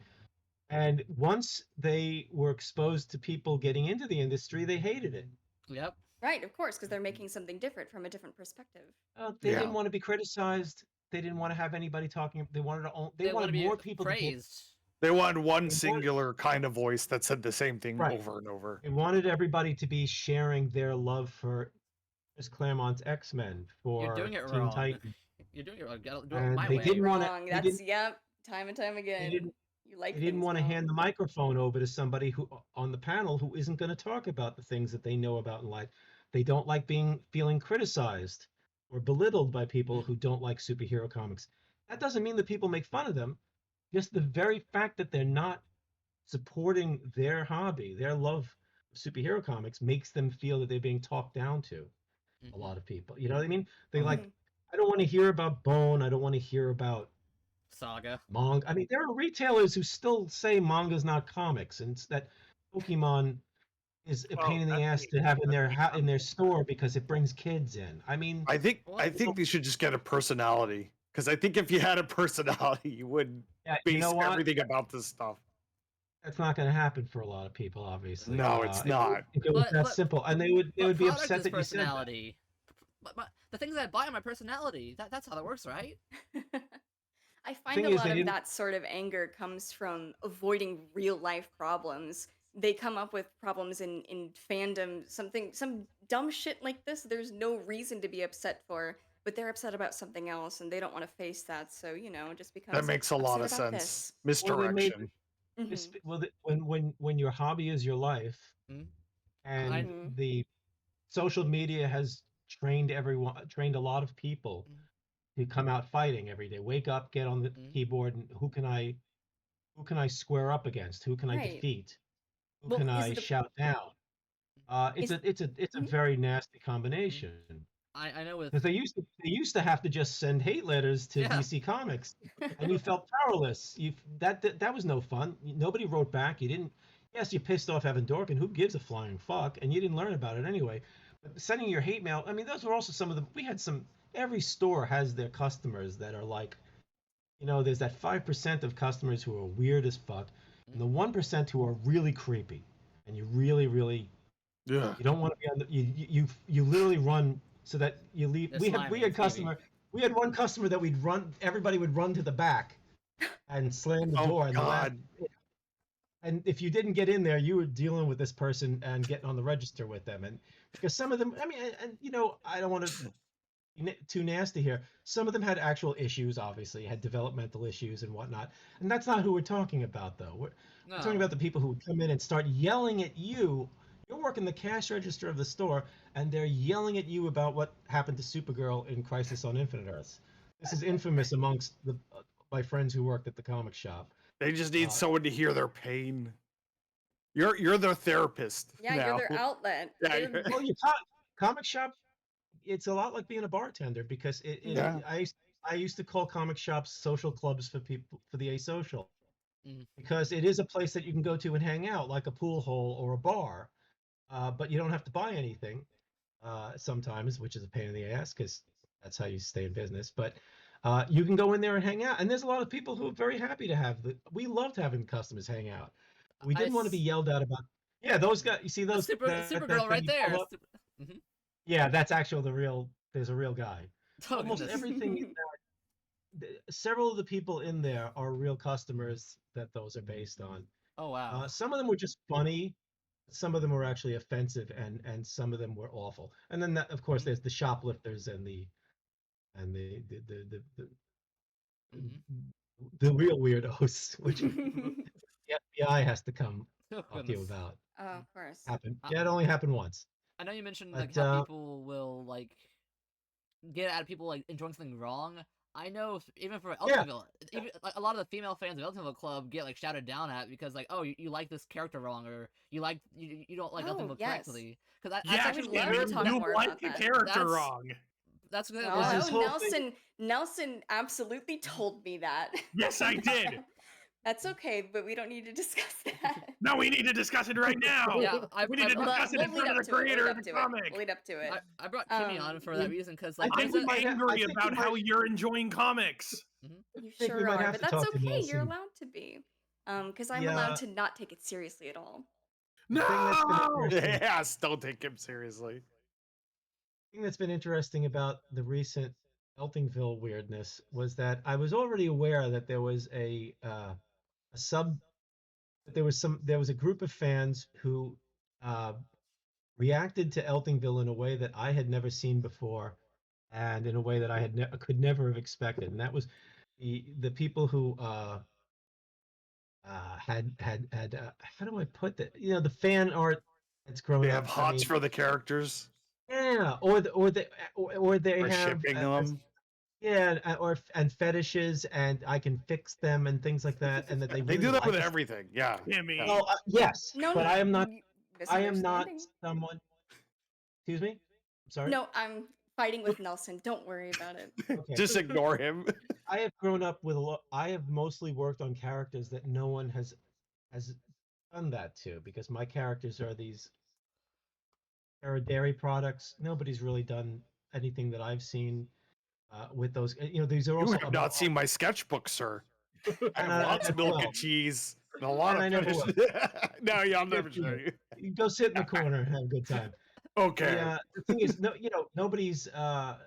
My characters right now, if a few years ago, the Eltingville Club, Milk and Cheese, the Murder Family, and a bunch of characters from the gag strips, and cats and dogs and monsters and stuff in Beasts of Burden, and you don't see people cosplaying as my characters, if you know what I mean. So I'm not used to fandom treating that. I don't see. I've seen more fan art in the last month of my characters than I've seen in my fucking life. But that's Oh my God. awesome. I It's will been- say that a yeah. lot I'm of the not people complaining. that You gotta understand. I'm not complaining. I'm just, and I also have absolutely no issues with how any fan wants to express themselves using the characters. I'm fine with it. You were gonna say, don't Kimmy? I was curious. I just lost my train of thought. So I'll give you a fine. second. Because I know it's like the kind of thing that this comic rails against. The fans of the comic are doing the same exact thing. In what way? Well, Well, they're like- that was something that got proved when I had people sending me hate mail or reacting to me Mm. negatively at conventions back in the 90s. I had a comic retailer who told me that my comments at the Eisners about comics and retailers and fans, it was because of an Eltingville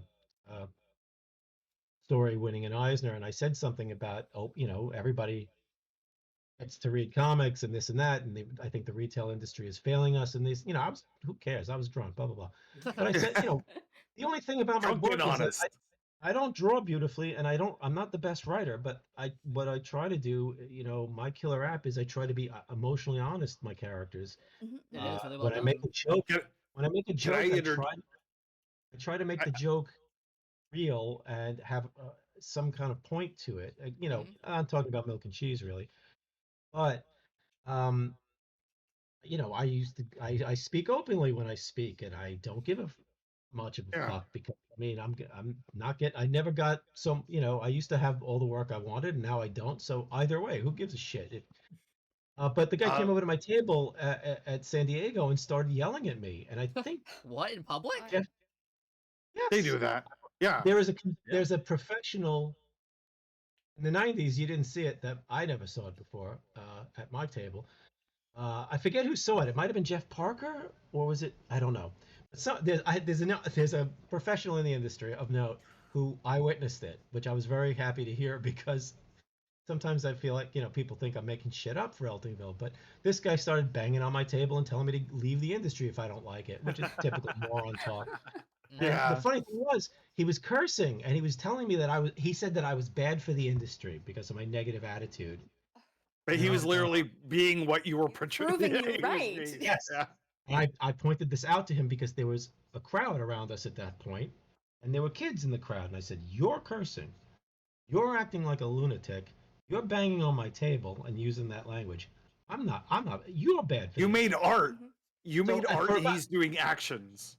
well, that's neither here nor there. It's what it's the quality of what he was doing was wrong. And the funny thing was, realized he was he didn't realize that he was being watched by like 30 people. Mhm. And for about 5 seconds, I thought he was going to take a swing at me or grab me. And finally, he realized he should get the fuck out of there, which he did. But what was funny was people they were like, what was he upset about? They came over to my table and I sold a couple of books and I sold the milk and cheese lighter. So I was like, thank you, terrible business. Got get some attention, huh? Jeez. The reason that he went off was because he was a retailer, and the thing is, I can do retailer jokes because I know what retailing was like. I worked about almost 6 years in 2 stores, and I was a manager at both of those stores, so I know what retailing is like because I literally lived in a store for 2 months once when I ran away from home. Oh, But the thing wow. was, I made a crack at him that worked for almost every retailer, and I said to him, "Look, I'm sorry that I pissed you off. I'm sorry that you owe Capital and Diamond so much money and that you're in so much trouble. That you spent all that, but you spent all that money to come out here from New Jersey, because I knew where the Oh. guy came from." And I pointed out a truism to him. I said, "Look, I know you're worried about how much you owe your distributors. You owe Capital, you owe Diamond, but you spent that money on a plane trip and a hotel room and all this stuff to come out here.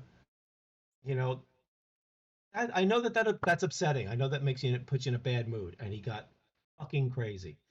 Oh. And I was telling Oh. a story God. to people that I knew from the East Coast. And the thing is, I was still connected to my retailer, to Jim Hanley and everybody. I still knew retailers. I used to go to the IRCBA meetings where there'd be 10 retailers, and they'd say dumb stuff, and then go to the conventions because he wanted to, they want to pick up their freebies that they can come back and sell at a jacked up price.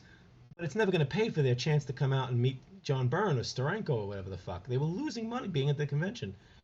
So somebody told me, "Oh yeah, actually that guy's in a lot of trouble. That guy owes a lot of money." And I was like, "Of course he does, because he's a comic book retailer. Even the best of them owe money." And it turns out the guy ended up changing his business model to comics and laser discs. Oh. Whoa, wow. Before going out of business. Which, of Oh. course, I mean, so it's easy to make a joke about a retailer doing badly because we all were. But that's what made him blow up. He went crazy after that one. But I was like, I did that on purpose. I knew he was gonna get mad, but I didn't think he was gonna start banging on my table like a drummer. So yeah, just I mean, just to Eltingville pissed rewind, off people, which was great. But just to rewind one moment, just real quick. sure, You said sorry. your work wasn't beautiful, and I guess Yeah. in the classic sense, yes. But for someone who is like really hungry for really expressive like characters that were showing like full ranges of like anger and sad and really punchy line work, your work is beautiful in an expressive sense to me. I appreciate that. I love I Yeah, I really mean, mean that. Everyone's. I I personally appreciate. compare it to something like John Waters, in where there is so much beauty in the like disgusting realism, the caricature Yeah. grossness of it it's refreshing because it is so human.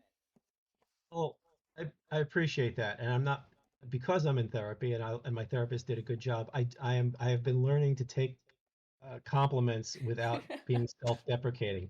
It's really Great. hard. Thank you for My trying. my go-to is to say a joke or something, and this is why I used to get into bad issues at conventions because if somebody said something nice about me, I would start to flush, and then I'd say some dumb joke that if it didn't come off, Uh-huh. it often You know, come off as this is a joke in itself. You know what you're it doing. could come off as defensive or Right. insulting. And people sometimes are nervous meeting cartoonists. I know I am. So it took me a long time to learn that I was, you know, Pushing people causing. away a little bit. Yes, Yeah. quite a bit at Mhm. times. I remember when I first was dating Sarah and we went to San Diego. Some friends that I had made in San Diego, who I'd hang out with every year, came up. One of them said to her, "I don't know what you did, but he used to be such an asshole." But the funny thing is, I didn't mean to be an ass, and unfortunately, I still was an asshole. It's just that I was a better asshole, I guess. But whatever. I figure by the time I'm 70, I'll have my shit together, and then I'll just have a big pile of shit. And what the hell am I going to do with that? I don't know. You can make But something good out of it. yeah, maybe I'll Shit sculpt. castle. We'll learn to Make a shit sculpt. castle. It'll be cool. Shit Castle. That's my next book. Yeah. Shit Castle is going to be the name of my comic shop. That's what I'll do. I'll do an online Shit Castle. I'd go there. Hell yeah. But it's hard. I mean, it's hard to. Mhm. I am having real issues with my artwork lately. Part of it is that I didn't draw for 3 months after getting sick and getting my carpal tunnel diagnosed, and Understandable. Mhm. because my hand got really bad. But I look at other people's artwork and I am jealous of everything. I mean, I Same. I, Yeah. Everyone does that. No one gets over it. I know, but it really, really. And the problem is, I also have influences from when I was young, the Marvel comics influences that don't work with my style of artwork, but constantly come up because I never learned to draw. Uh, I don't have fundamentals down and things like that. Everything was pretty much self-taught, and there are certain things that I've just never gotten good at because I've never worked out a system because I'm lazy. I mean, But how my much do you really have to be good at though? my Like, can't page it is be enough? Like no, It can make that you're the, good the at art what it you can it are. makes the process slower, and it can make you feel yes, really yeah, invalidated in your art it's compared bad to others. because if you don't have a system of how to draw anatomy and you don't know what's coming out of the pencil every time. Uh-huh. You And it makes the rely on it. process confusing and slow and Yep, agonizing. yep, yep. And there's a lot of things that I don't try to learn how to. There's a lot of things that I avoid. Well, it's just why one of the things is, I mean, I know my limits. That I would not. Yeah, I I think was that's asked. important to know. I was asked to draw the first Beast of Burden. Oh, I never answered that question, did I? No. I was asked to draw the first Beast of Burden story, and I said, "You got to be kidding me!" No, I mean, it would just not work with my art style. I mean, it needed to look like a storybook. It needed Jill's work. I mean, I wrote it with Jill in mind. But oh yeah, to backtrack real quick. Well, let's talk about the art real fast. But Oh. as I've been drawing again lately, it's just that I I look at other people's artwork, and there's so much beautiful artwork now. The level of Yeah, art and younger too. yes, They Younger there's have these people are getting better. resources. They've go had online. iPads since they were Yes, kids. Kimmy, but the thing is, do either of you want to show off your work? I got into the industry No. at a very Okay, weird go ahead. period where hundreds of people got into comics after the Teenage Mutant Ninja Turtles Hmm. craze because everybody was starting up a publisher and hiring anybody who Mm-hmm. could hold a pencil. And I was somebody who could hold a pencil.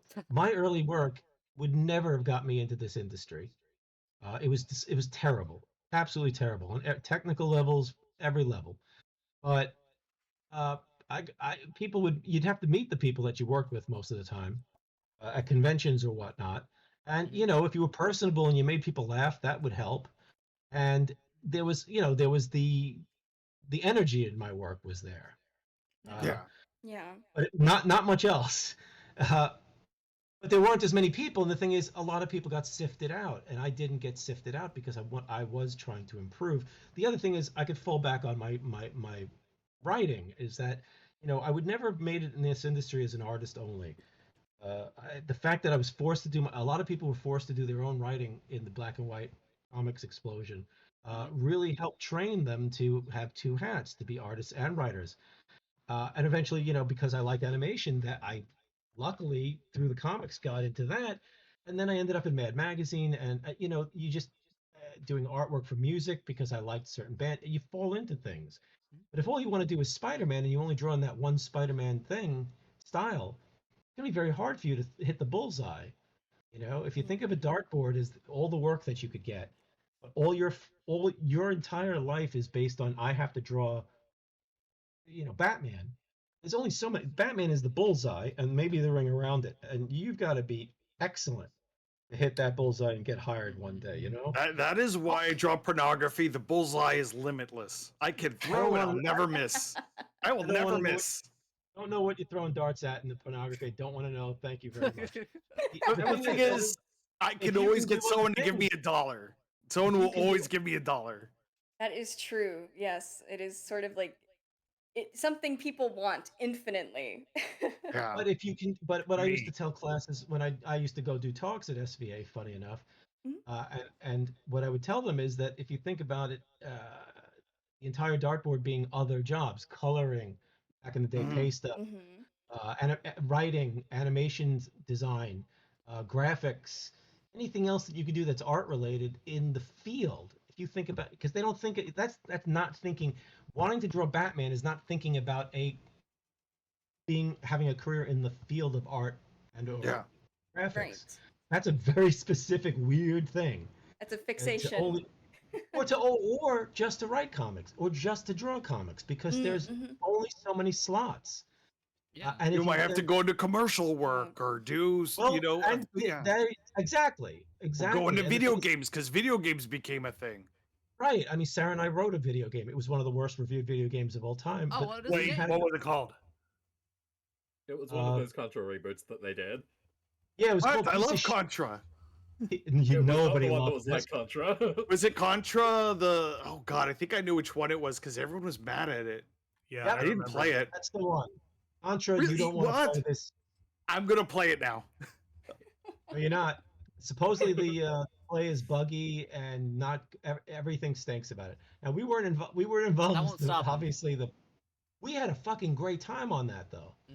Yeah, well, but if you had a great time, was- it's worth checking out. I think it's gonna be worth No, it. you're not even get no. It's a breaking my heart. It was a convoluted job. It was a tough job, but because of our experience working on television stuff, Yeah. we were good at Sarah especially, we were good at taking notes and being able to get over bizarre problems that cropped up out of nowhere. I think the was the problem with weirdest? Contra was it seemed like it was slapped together last minute and a lot of scrambling was being done. It did feel that way, and it was such a departure from how it normally plays, because normally like 2D or whatever. So it was like a lot of different stuff. I got to meet the Contra guy. That was really cool. Oh wow. And we couldn't talk because he spoke Japanese only. Yeah. But it was such a fun job. We were able to bring our kid who liked video games. We was able to go with us, and there was a big giant screen. Sarah would talk about stuff, and they would call it up and start making not a wish board. What do a reference board or whatever of the things that she'd go. Well, we're thinking about like the cockpit of the dropships in Aliens, the second movie where they somebody would put up a picture from it, and then we'd leave that up, and designing costumes and characters. It was a very fun job, but it had weird limitations. It was kind of like working on the Shin-Chan show in that lots of things were locked in as already done, or we couldn't move them.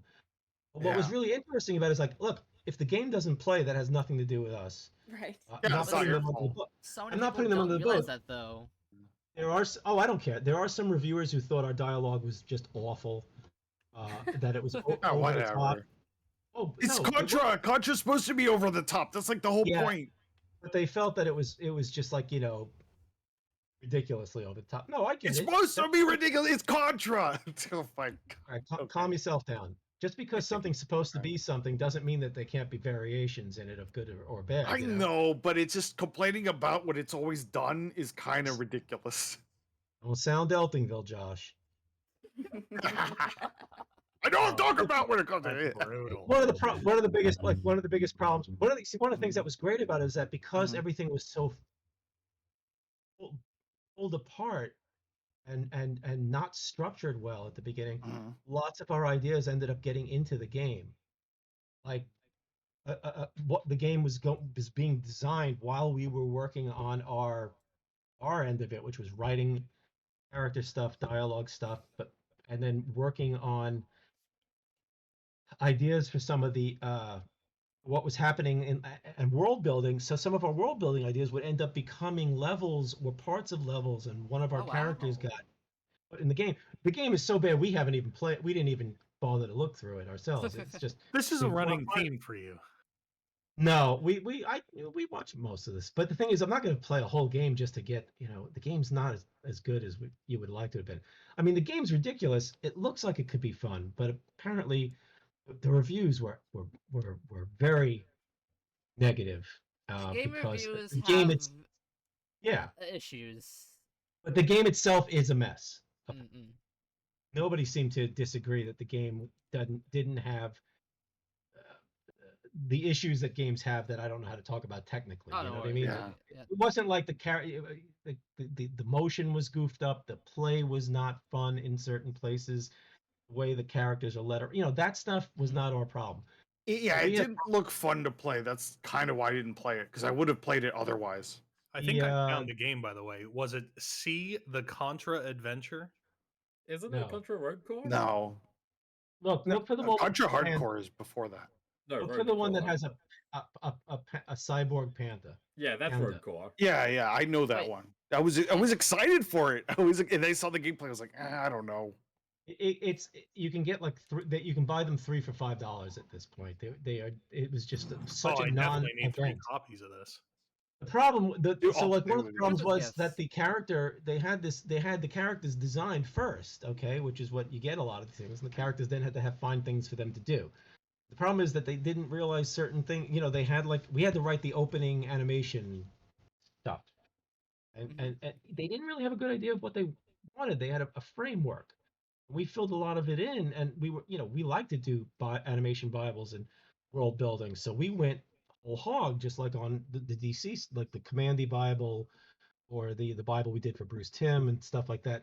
I mean, we designed top down. You have a question, it's in the Bible. We don't have to make it up on the spot or get back to you. So one of the problems was that they had this panda cyborg. It was the brain of a Yes, next scientist. time it was Rogue Core. That's what it was called. It was the brain of a scientist put into a panda. And so, okay, great. Panda looks great, fine. Panda's a cool panda with these giant guns. So we're working with this, blah, blah, blah. And I don't know, a month in, 2 months in, while things are already set in our end of the job, they're like, oh, somebody realized that we're gonna destroy all Chinese sales if we have a dead panda. What? Oh. What? Panda's, Right. That is panda's got a oh my god. Well, That's no, such this is what happens when you work on stuff that's going to be international. Mhm. This is what happens when you work on TV. But the and panda's localization, alive, yeah. sort of. Panda's Sort of panda alive. panda has to die to get the brain in to it's not a panda anymore. They don't want a panda's head getting cut open and a human's brain. They just thought that was gonna, maybe Alienate it them. would do. So we had to come up with what the fuck the panda was. Because it was already designed and they weren't going to change it because they already had the models and they had the animation going. So what was your solution to that? I don't even fucking remember, but it worked. Is it like a panda, like a suit? Like it's A just robot? I'm honoring the panda by making a panda suit that's not made of pandas. I don't remember. I don't know if it's a panda suit or if it, because the thing is, we had this whole thing about it being rescued from this. We were showing the operation in a flashback and stuff, and it was, they did not want the panda to be They did bloodied not want up. to show a panda getting cut open and a I brain don't. put inside. But anyway, the panda's a national treasure. Culture is different than Okay. it is in America, where you could just do anything, and because people don't care about much. And I eat bald eagles on the regular. Yum yum yum yum. Uh, They're delicious. I didn't know you can get them for $1. There you go. At Busch Gardens, they got like bald eagle turkey legs. You can get them for the low price of a bullet if you don't get caught. Bullets are probably more than $1. Well, actually, Yeah, a little bit more. they probably give bullets away now. Give them away for free. Yeah. Yeah.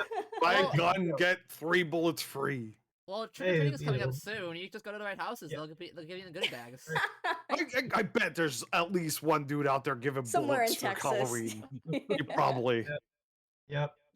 In Oh Maine, right boy. now. Solution is more guns.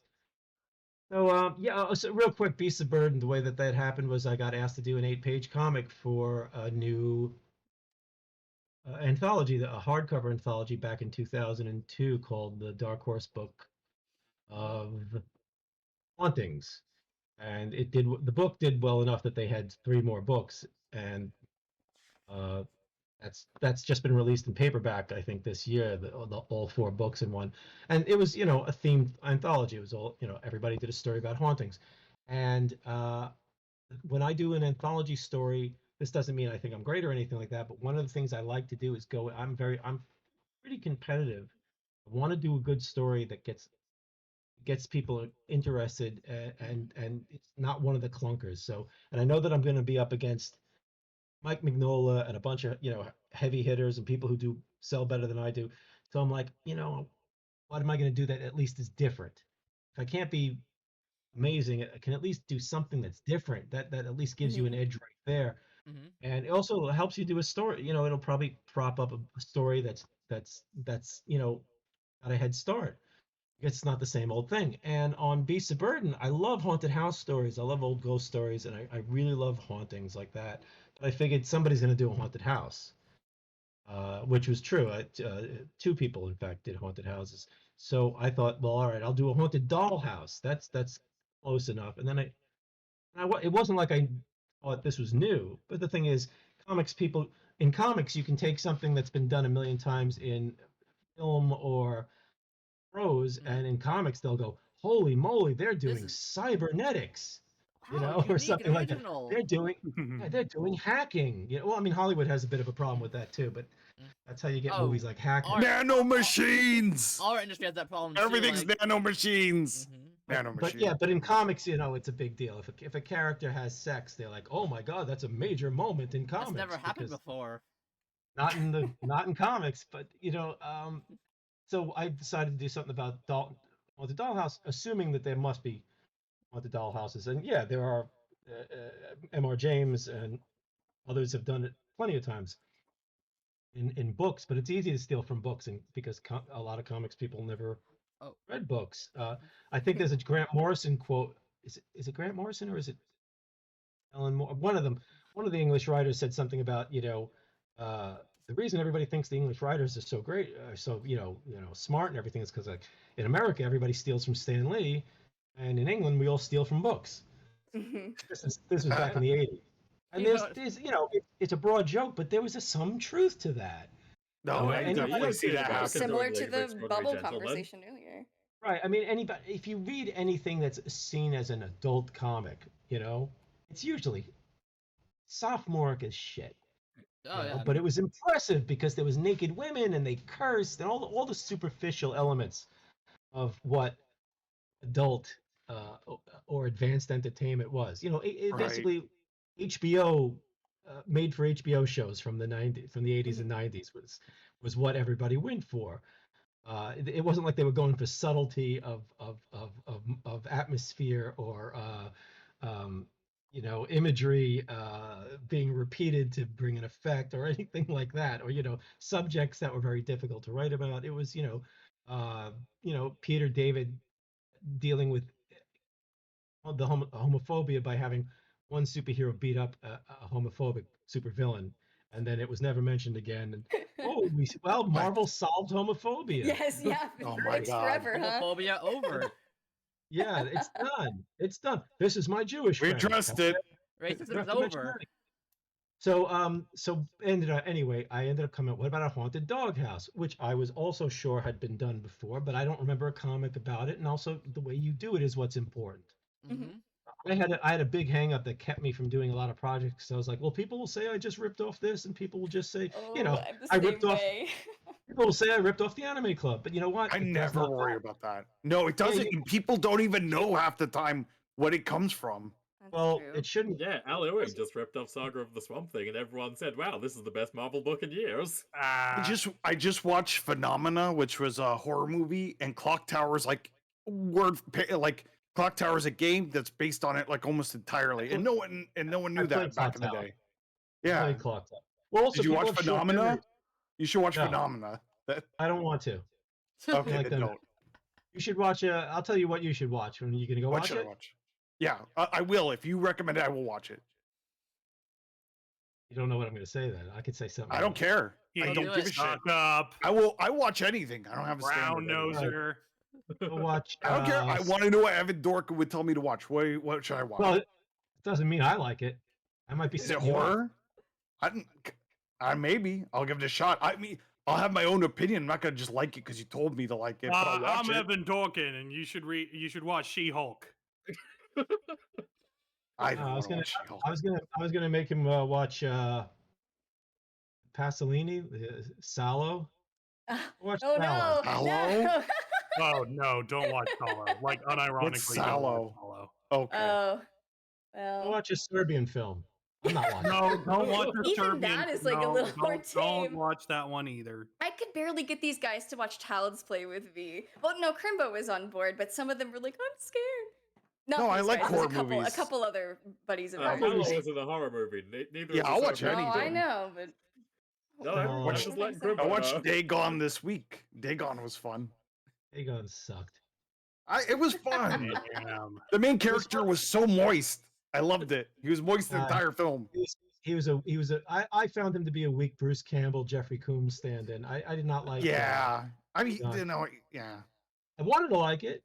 What but about From Beyond? What about From Beyond? That's the actual like one I like. Are you asking me? Yeah, do you Is that like a From Is that a Beyond? come on? What about From Yeah. Beyond? I feel like I'm walking down the street and I've got people going, hey, Hey. what about From Beyond? Got any money? Yeah, yeah. I like From Beyond, but I think it has some issues. But Of course. Okay. I think Fair enough. Fair enough. Stuart Gordon's very hit or miss. Mm. His films, I don't know. He's all right on the whole, but Yeah. But I thought Dagon was him trying too hard. Mhm. To make it cheaper, he hired a lot of local talent who literally were I couldn't understand half their dialogue. The guy Yeah. who plays Zadok, Old man. did not understand a word he said.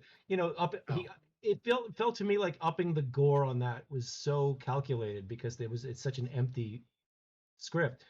It's just a lot of slapstick, and it just didn't work for me. Also, the two stories that he mixes up together, Dagon and Shadow over Innsmouth. Shadow over Innsmouth is a story about revealing things. It's a mystery at first, and he shits the bed right at the beginning by showing all these people in heavy fish monster makeup right off the bat. Nobody would fucking check into that hotel. Nobody would. Yeah, walk into- that's true. I really. I'm No, glad I'm I not brought telling it up because I like I'm not your. telling I you- like. I'm not telling you not to like it. It's just that what I like No, to do is I like to I explain like why things I that do it. are. No. I like things even if they are technically bad. If it was fun to watch, no, it was fun to I like- watch. I like so- lots of. Believe me, I still like to love think so much about art. how. I still like to Yeah. think about these things you're talking about. Like it's interesting for me to hear. The thing is, I'm scared of horror movies. They generally Same. I'm Really? terrify me. But Really? it's almost all I watch and all I like Oh, right wow. now. I mean, Yeah, I I don't do a like pod- That makes screamy complete scare sense, face, but- actually. I do mean- a podcast with my friend Paul, who also used to work at the comic store that I worked at back in the day, and we we picked we thought we were going to be. It's called Tear Them Apart. We thought it was going to be because the two of us usually always got into fights with everyone else we saw movies with because we didn't like most of them, and but we used to fight, not Eltingville fight, but we'd get into good arguments. And now, as I've gotten older, I'm like, I'm not going to argue with you unless I think you're factually wrong. Your opinion is your opinion, but That's I fair. think people should have reasons if they and this is more for people who are writing about stuff. If you're gonna saying that something was just I liked it because it was cool is fine with you and your friends, but if you're actually going to Right. go paid in nickels to write about it on some website, you should actually comic reviewing is the absolute fucking worst because it's Oh basically yeah, no, I don't have the energy this for that. this punch my fan buttons. Do I like the characters that they're using? Am I mad because Power Girl's not in it or is in it? I Then am. they talk about, well, we know that. We got an idea about you. And then they don't talk about the art. They don't know what lettering is. They don't know how a comic's made. They think they do. And Yeah. it's just really them saying, I thought it was cool because I really wanted to see new armor on so and so. That's and they and then telling you the plot is not I'd like to see some opinions about the stuff and not generally the opinions that you get on IMDb. Yeah. Or, You watch Red Letter Media? I like the way they talk about film. no. No, I mean, it might. they're pretty There's fun. there's only so much time for Exactly. what you put in your ears and eyes. Yeah, I just recommend. I think they're good. I hear think you. Red Letter. That's cool. Yeah. But I They're like funny and they're intelligent, and they make film themselves, so they know what goes behind the thing. You know. You need to put the word film in quotes there. Well, okay, they made film. It's still in quotes. Yeah, they made Space Cove. It's not quiet. I mean, it gives They made small films on their own, but they know about the production of making. I'll phrase it better for you. They made film. Well, I'm more likely to listen to someone who's reviewing something that has had some kind of, has made something, or at least has tried. I don't agree with that necessarily. No? Because you know what? There's certain things that everybody can say something about. Okay, if a doctor fucks up an operation, everybody can come over and go, "You fucked up. My cousin's dead." You know what I mean? You would check. But they don't know why. That's not what they're saying. But if you say something sucks, or you're just going to yell at a football team, you're not playing on that football team. People who tell you that you can't make fun of a movie unless you've made a movie, then go home and scream at a politician online, then watch a football game and yell at the football game all night as if they know how to manage a team. Maybe people should just stop yelling at stuff. The point is that there's always going to be garbage takes and there's going to be garbage reasons. You don't have to have been in the film industry or been in the comics industry to have a take that makes sense. The problem is most people don't. Well, there's people who make this stuff and Jeff Loeb has had a career in movies and comics. I don't think he knows a fucking thing about telling a story, personally. Oh, that's rough. Right. It works both ways. There's it's true. So basically, the matter is, are the people making more of their opinion than they should? Is the problem? I wouldn't tell people. I think what I'm saying. Shouldn't tell people how to make their film or make the film to your expectations. You take the film or the comic on its own terms and say, this is what I have problems with. Now, there's structure problems and story problems that anybody can understand. It's technical problems. It's like going, look, your gas cap fell off, the back of your car fell off. Oh goodness. You know what I mean? So if I'm looking at a movie and I go, wait a second, Amityville Horror, the first Amityville Horror, if you watch that, you realize that the police investigation doesn't have to be there. It serves no purpose other than to have scenes in the movie. Mm-hmm. The cop finds nothing. The cop does nothing. He brings nothing into the movie, which is a sin in script writing and in movie making and in watching. I do not want to watch a cop sitting outside the house and then making phone calls and then talking to everybody unless that police officer is at least going to get blown up or killed, eaten by flies later on. Something like that. Yeah. But there are movies. I just watched a foreign vampire flick, Witching and Bitching. There are two police characters in that are only in there to have more characters. And, No, and also, my it's favorite just- thing is when they show the car driving around for a lot. Like we That's need a to see whole- the car going places. that's a whole other issue. Yeah, I mean, I sometimes you love have that. It's deranged. sometimes you have the car because you're folding exposition into it, and you want something to be physically moving. You need something happening on the Movement. screen. That's why you get a lot of characters at autopsies eating, even though it's the biggest fucking cliche on earth. Or you have Jangle the keys in front of them. cops. Cops it's have their shorthand, yeah. sandwiches. But the thing is, there's a lot of when a movie has no budget, or you've got a filmmaker who doesn't know what they're doing, or it's a first-time filmmaker, or a third time. Yeah, you'll get to see watch for car doors being opened and closed. You'll see a lot of car doors. You'll see a lot of yeah. a lot of people knocking on doors, a lot of people ringing We bells. gotta show the door opening, or lot of they don't people know it's walking. open. A lot of people walking over. It's interesting because you'll watch certain amount of South Korean, Japanese films. They'll cut to the chase, the filmmaking, Yeah. the culture. But that's not necessarily better or worse. Sometimes you need characters in that. Sometimes you part. want slow pacing. Like there could be sometimes- trepidation in opening a door that's important. There's a difference between slow pacing and padding. And the fact is, sometimes Yeah. you want to see the cops in the car because you want to see a glimpse of what their life is like. You want to see a dusty windshield that hasn't been cleaned. You want to see garbage thrown all around it. You want to see that they're unkempt. They haven't gone home. Blah blah. You blah. want to know the energy of the town. If this is the town on edge. I don't know how you get that from two guys in a car, but you have your own Yeah. way of doing pornography. Oh, I guess. get that from two guys in a car. You don't get on edge. You don't get edge. Never mind. I won't make the joke. I won't do it. No, I don't. No, I can't. I'm trying to think of it. I'm seriously trying to think of an example of town on edge. I mean, unless it's like the townspeople are chasing the car, or they're throwing eggs and rocks. Well, maybe they're all suspicious of each other, and they're in a car and they're looking for people that are out of place because they're like How does stuff's that- been going on. how- I don't know. How do you show the tension in the town by that? Hot That's the fun. tension in the cops. It's a part of it. I don't know. Hot They're fun. I'm not not writing the holding script, but I'm just people saying involved. maybe there, and Okay, the town is trapped. Okay. You could make it work. Hideous. That's a like little Primo draws elbow pinups grease. for a living and not Hey, writing. come on. Hey, I can write.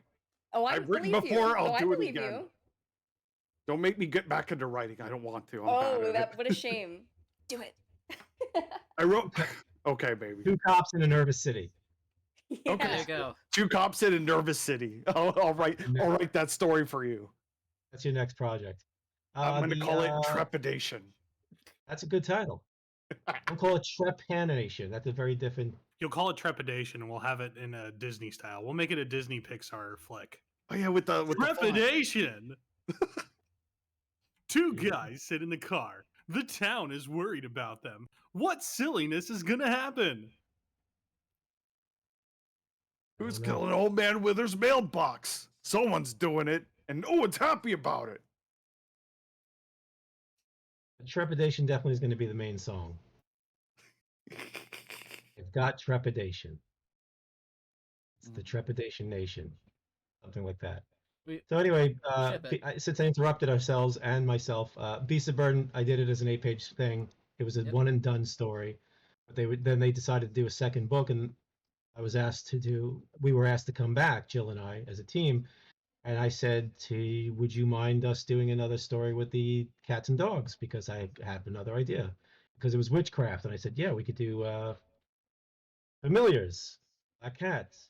And they said, sure. And then there was two more books. So we did witches, there's a witchcraft, monsters, and the undead. Mhm. And we did one point that you could see that we didn't mean to do it as a series was that we never had a title for the stories, a grouping title. There was never Beast of Burden wasn't called Beast of Burden until we realized we were going to go do a series. It was we literally called them the cats and dogs stories. Straight to the point. That's what the editor just said. You want to do another dog and cat story, another cat and dog story, and that's all. But when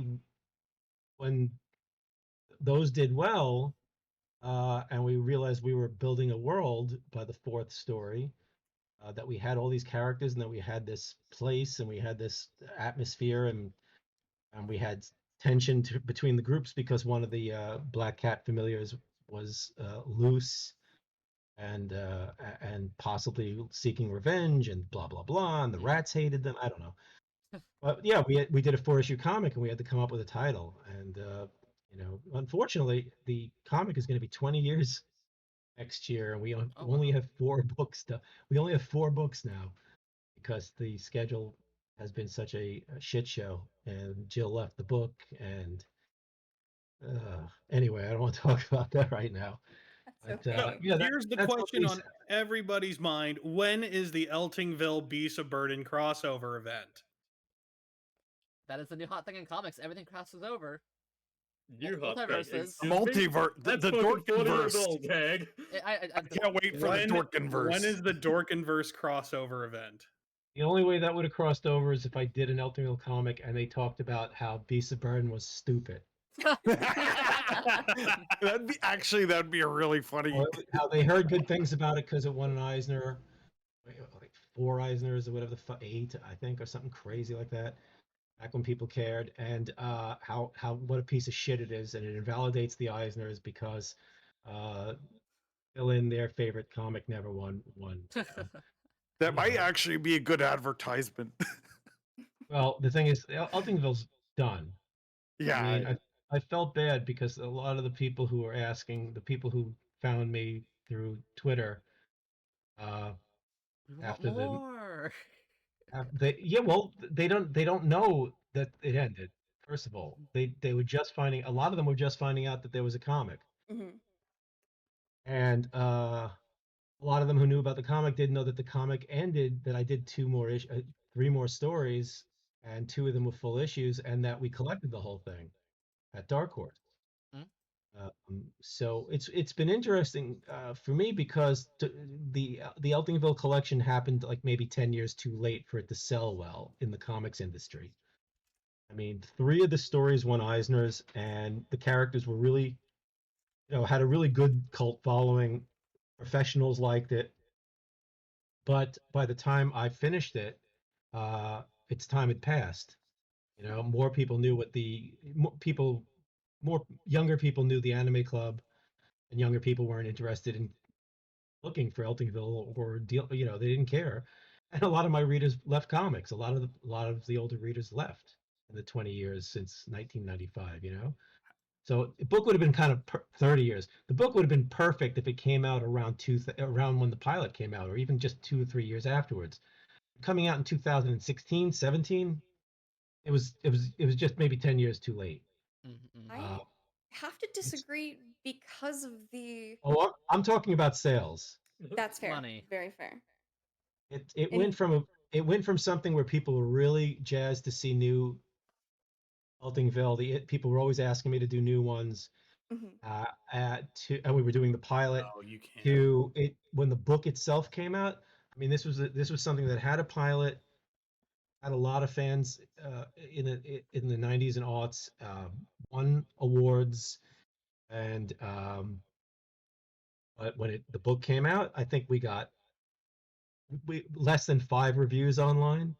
Dark Horse even spent money sending some influencer sites a Dorkin package that had a fake convention badge, I want that. a note that I wrote to the retailers, a pair of dice that say lose and fail, and skulls on them, and there was some other Eltingville related thing, and it was this whole Cute. package, and the jerk off at Bleeding Cool wrote an article about how cool the package was. Did not run a review of the book. What the? Oh my goodness. Great.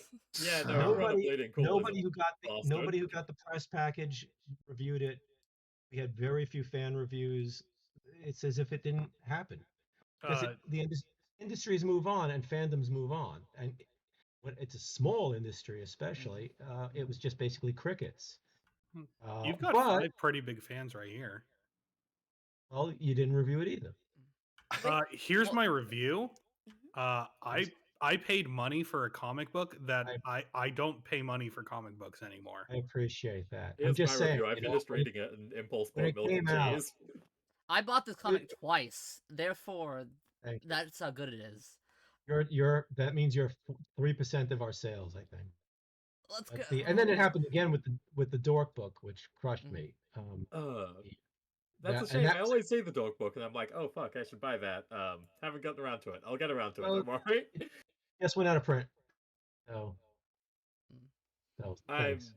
But I'm nothing. the kind of person who wants shit down. Speaking of hunting shit Oops. down, I saw that you did a The Thing miniseries at one point. How did that go? About as well as the Eltingville book and the Dork book.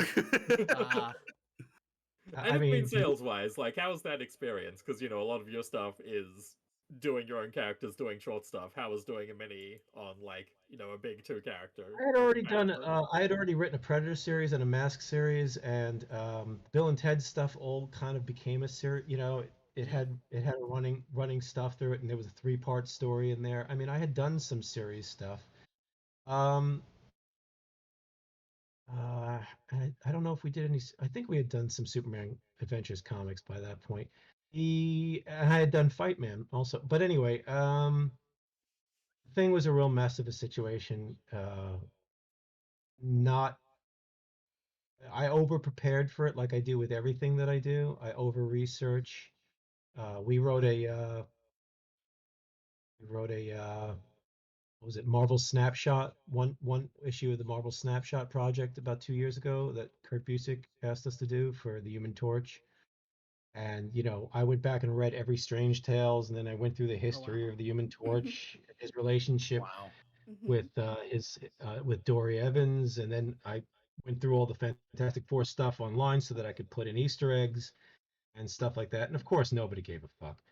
But at the same time, I don't think it's necessarily because the work is bad or because I'm not a good creator. I think a lot of it is I tend to get hired and I tend to accept jobs that don't matter in the comics industry parlance. Mhm. There's comics that matter, and those are the ones that are heavily in continuity and feature the more popular characters and the more popular. You know what I mean? Yeah. Mhm. Batman always matters. Spider-Man matters. The Avengers used to not matter, but Got somebody a movie. fixed Now the they do. movies fixed that. Possibly, I don't know necessarily. It might have happened before then, because if you told me there was going to be a day that nobody was reading, really nobody was talking about the X-Men and they were talking about the fucking Avengers, and I say that as an Avengers fan from back in the 70s and 80s, I would have been surprised. But then again, if they told me that there was a fucking you know uh, polka dot man or whatever the hell was going to be in a movie, it's ridiculous how insane these films have gotten. They're going to use every character but the ones I created at Marvel, probably, before it's I all know. done. Wait, who It's did true. you create at Marvel? See, you don't know. Well, It's a no, Is it secret. I don't is know. That's it why I'm asking you. strong? Is it strongman or it's like Oh, it's a really you fucked muscular up. guy? You fucked up. I'm Oh, close. really? I'm A close. really muscular guy at Marvel. Let me Wow, think. that's. No, Hold he's on. like Are you that's his thinking whole of Strong thing. Guy? Are you I thinking of also Strong Guy, invented. Grimbo? I also invented the woman with the incredibly ridiculous anatomy with a very, very small waist and very Oh, I large. love her. Oh, She's no, Yeah. there great. is a guy called Strong Guy. I There didn't is. know Yes, if there that. is. Yeah, He's an X-Men. No, this was Fight Man. Fight Man. Okay. Nobody even kills him. Nobody's even taken him and killed him in some. That's brutal. I That cannot means believe he's he's invincible. He's not even death fodder for events. No, he's not even yeah, he's not even Easter egg. Or, nobody gives a shit, which Yeah, is fine. when I Google Fight Man, I get like music from a band called Cassiopeia. That sounds I wrong, though. We'll go I to know the Image algorithm. Search. He shows up. I He know the shows up on Image Search. I know the algorithms are screwed up. He has a hyphen in the middle. Nobody gives a Oh, fuck. I mean, I'm hyphen. not making that's not self-deprecating. Nobody No. gives a fuck. It was a joke character that they ended up. He he has never been used in a comic, but one of his villains was used in You a know comic. what though? You know what though? I could see maybe in like 40 years he gets a movie and it's a big thing and it's like Fight Man's the best character ever, and they just like they have like Yeah. a famous director work on it, but you don't This exist comic looks anymore. great. You could say it. I'm dead. Oh yeah, I'm dead. This is Yeah. literally No. right up my alley. This is. I'm just saying shit works like that, you know. Just if you want to look at Fight Man got we did Oh, bring shit. Fight Man back in Agent X 10 and 11, I think, Yep, Hmm. that's years correct. later, which also nobody cared about. But Apparently, he also showed up in one of the 80th anniversary specials that no one cared about. Yeah, according to the wiki. we've Someone's got gotta the go clearance get here, paid. Ziggy Pig Silly Seal Comics, Volume 2, Number 1. When did this come out? A couple of years ago, 2019. Oh shit! You gotta go get paid, man. You gotta go get a paycheck. No, you don't get paid. But I mean, if they did something with him, I do have a contract. But I mean, it was like, when was it? 1990. 2019, yeah, he was a cameo. Oh no, not Oh, the comic. I think was 1993. Mr. I'm gonna He, do Dorkin, a Fight Man right now. Mr. They wouldn't Dorkin, even let me use real villains in the Fightman comic. That's how. Restricted And I, war. I wanted to use in the Agent X stories. I wanted to use really bad villains because it was this town where all these people congregated because it was crooked, and they let all these villains live there. And there was a takeover of these couple of characters were taking over they were going to get rid of the mayor that they were propping up. And so basically, like, if you were on the lam, you can go to this town safely. And they didn't give a shit if you had an evil organization headquarters there or anything like that. All these D-listers would be there. Instead, I could only use, like, I wanted to have Stiltman in a panel and, just background stuff. And I was like, I was too, they wouldn't let you use Stiltman? no. What? Not only that, but when I tried to use Stiltman in that Thing miniseries, and it was just on like a one-page thing to have a villain, I was told that I didn't properly pay respect to the character. What? Oh my god. Well, What he's the in that- fuck? he's in that Frank Miller run. You can't besmirch him. You've got to have Miller him be can't. in space, being the leader of a space cult, like No, like but he was now, in Iron now Man. you can do jokes about the characters if you're. Well, first of all, it's changing regimes and it's changing who is the ridiculous fanboy. And I think it was Ralph Macchio who read all the books back in the day. And if he didn't like something personally, he can go, "You didn't pay proper respect to the character. It's fucking Stiltman, dude." All I did was have it. All I had it was that the Thing was supposed to be somewhere, but he was stopped. But he saw Stiltman, and he knew he had to do something, and he took him out with one punch. And they found Stiltman's teeth 50 feet away in his shoes. 'Cause he's, you know what I mean? And it was just Funny. a goof. It was just, it was, That's yeah. funny. There was a reason that he was kept. So I had to change it to a little Fantastic Four car that he had a malfunction, and he had to land and block traffic, and he couldn't get to the girl's house and stuff like that. It was so stupid. That kind of stupidity, though, is that why I don't do a lot of work. Why I didn't do a lot of work. Now nobody asks, but I hated being told you can't use so and so as a villain. You have to get, you have to fill out like fucking paperwork. Can I use the Kingpin? No. Why not? The Spider-Man office and the Daredevil office have fuck this. Too much Spider-Man. bureaucracy. So that's why if you look at the stuff I do, it's weird shit around the corners, like it's the stuff that doesn't count. Like I was saying, Superman Adventures, which doesn't count, even though people like the show, wouldn't read the comic, the adults and the kids. And I would do stuff like Agent X fill-ins, or jokey Captain America, or a 10-page, 5-page Captain America funeral eulogy after he died for the 18th time. I mean, I would do oddball around the Marvel snapshots, stuff that does not matter to the main fan base or to editorial. And you used to get thrown more bones that way, but now there aren't too many goofy projects where there's like, well, there are actually, but I don't know any of the editors, and I'm not somebody who sells through Marvel and DC stuff. I'm not really known there, and audiences aren't looking for me there. So, Sorry, go ahead. no, I'll go ahead. They know I talk. So Yeah. In terms of really- notoriety, were you surprised at the sort of cult following revealing themselves as the Twitter meme, the TikTok meme going a little bit viral? Did it surprise you, or did you already know that it was there? absolutely had no idea it was there. I Absolutely. see. I was surprised when mhm. I saw that there was some, like a year or two, I saw that there was people who still talked about them. Unfortunately, the way that I found out about this was through clicking through to something that turned out to be on 4chan or whatever the fuck. Yeah. And it was What the hell is Oh, yeah. just all Eltingville fighting about Eltingville.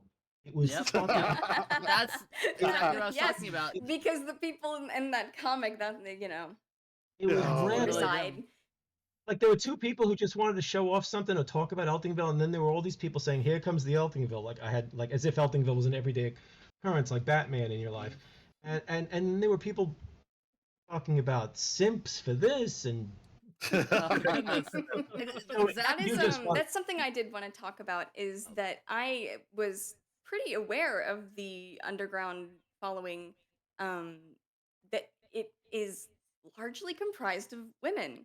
Um yeah and we usually just sort of stick to ourselves because the way that we enjoy this stuff, it's sort of like there's no reason to bother the person who made it, and we kind of have to stay in our own bubble anyways, or else fanboys or whoever are going to be like, you're yeah liking this wrong, we don't right. understand. Oh, the guys on this thread didn't were pissed at how they had to fight about everything. Of You're course. talking about it too much. You're talking about it too little. You don't understand this comic book. Evan Dorkin would hate you. No, he wouldn't. It was just fucking insane. So, and through that though, some of the imagery was put up. People were putting up stuff, and I'm Fan art. sitting there going, "Well, this I've never seen before with any of my characters because most of my characters don't get laid at all or have no sex organs." Yes. And I'm like, and Well, so fan art here says I see, differently. so I'm seeing like the Bill Jerry Makeout Club, and then I'm seeing Bill and Josh are doing it, and I'm like, that's. But now here's the thing, and then I saw people writing about, what do you think the person would think, and blah blah. I have absolutely no problems with whatever anybody wants to do with them, as long as they're not Nazis. You know, Perfect. Yeah. I mean, I I don't get you want to jam whatever in whatever hole. Fictional characters, you have them use them the way that you want to use them in your fan art and writing. Have fun. That's the whole point of Eltingville. Is that if I would have come down on people and say, I can't, even if I, even I can't tell you, uh, Josh wouldn't do. No, none of them would do some of the things that they were doing because it would involve actually revealing feelings and yes, having that's the appeal. and That's having the whole talks about point. them. And that's why there's such a feminine fan following for it. Well, I gotta tell you, I do not understand any. I would I don't love to understand. explain. Please do. I would love I to don't hear. understand. I don't understand the the three things I didn't get are I understand shipping them. Mhm. Okay, I'm not interested in because I think they're creepy looking, but I understand shipping characters and that kind of play because it's all play. Mhm. It's Yes, a yeah. word that people don't. It's role playing. It's fan stuff. I mean, I did it as a kid. I just didn't have the Fantastic Four fucking each other. I had them fighting Oh, I did. robots. Oh, I did. I'm But sure. I would love to hear Kimmy's Well, real like quick, insight on it. Other two things you have to say. will, unless Okay. we turn your mic Okay. off. Sure. And the thing is, I got that. I didn't get the I can fix him stuff. Let's go. That's Right. that's hers perfectly. And then I wouldn't say and then, that. but I didn't get the thing I most didn't get uh, was the people who wanted to sleep with them, men and women and everything else on the table. Mhm. It just would never have occurred to me that anybody would care about these characters or my characters to such a degree because I don't see my characters cosplay. This is a different cultural thing in a lot of ways. It has nothing to do with sex or gender or attractiveness. It's just I'm not used to seeing any kind of interaction with my characters that deep, Right. even if it's a joke. Even for some people, if it's just a joke. But the idea that people are talking about who could be saved emotionally, who could be fixed. Right. I think, I mean, Pete is repellent. The idea that anybody thinks that they can do Literal anything criminal. with Pete is the actual worst of them in many ways because he actually hurts people and manipulates people. And, I wanted to show one character actually became somebody that was in an editorial or publishing or position to actually fuck people over literally and figuratively because that's something in the industry that people have to be aware of. They are these days, but the Eddie Berganzas and the people who do casting couches for in the horror stuff and higher up budgeted stuff. I mean, the scum of the industry comes from fandom now. It's not just, some producer with a cigar type, you know what I mean, who's like he owns 3 car used dealerships and he's backing this thing and he just wants to meet chicks. That still happens, but the supposed cool indie people who love the stuff, we've seen how many of them are absolute trash scumbags. Mm-hmm. John Chris Falusi Oh God. and some of the people, some of the people in the animation industry that have been outed for their behavior. Comics people, my editor Scott Alley, who was like one of the best things that ever happened to me professionally, the fucking horror show. It turns out, and I I think that it's very cathartic for some people to they get a sense of power over that situation which they feel they have none because they oftentimes don't, sure. especially women in fandom. Well, Um the ending of Eltingville was about when you read about Pete and Josh was mhm, about 2 sides of the coin of professional fans who have gained power and are going to use it as a weapon. yes. Um, and that's not just fire. I'll never hire you. I'm gonna use my friends. I'm firing you off this book so that I can take it over, which is something that used to happen. Probably still happens, but when editors had a little bit more, when editors were allowed to write their own stuff Mhm. uh, in the 70s also. And, I'm basically, now that there are so many more women in the industry, and look, this isn't just a guy girl thing. There are abuse goes across all boundaries, all types of people. Oh, for sure. Yes.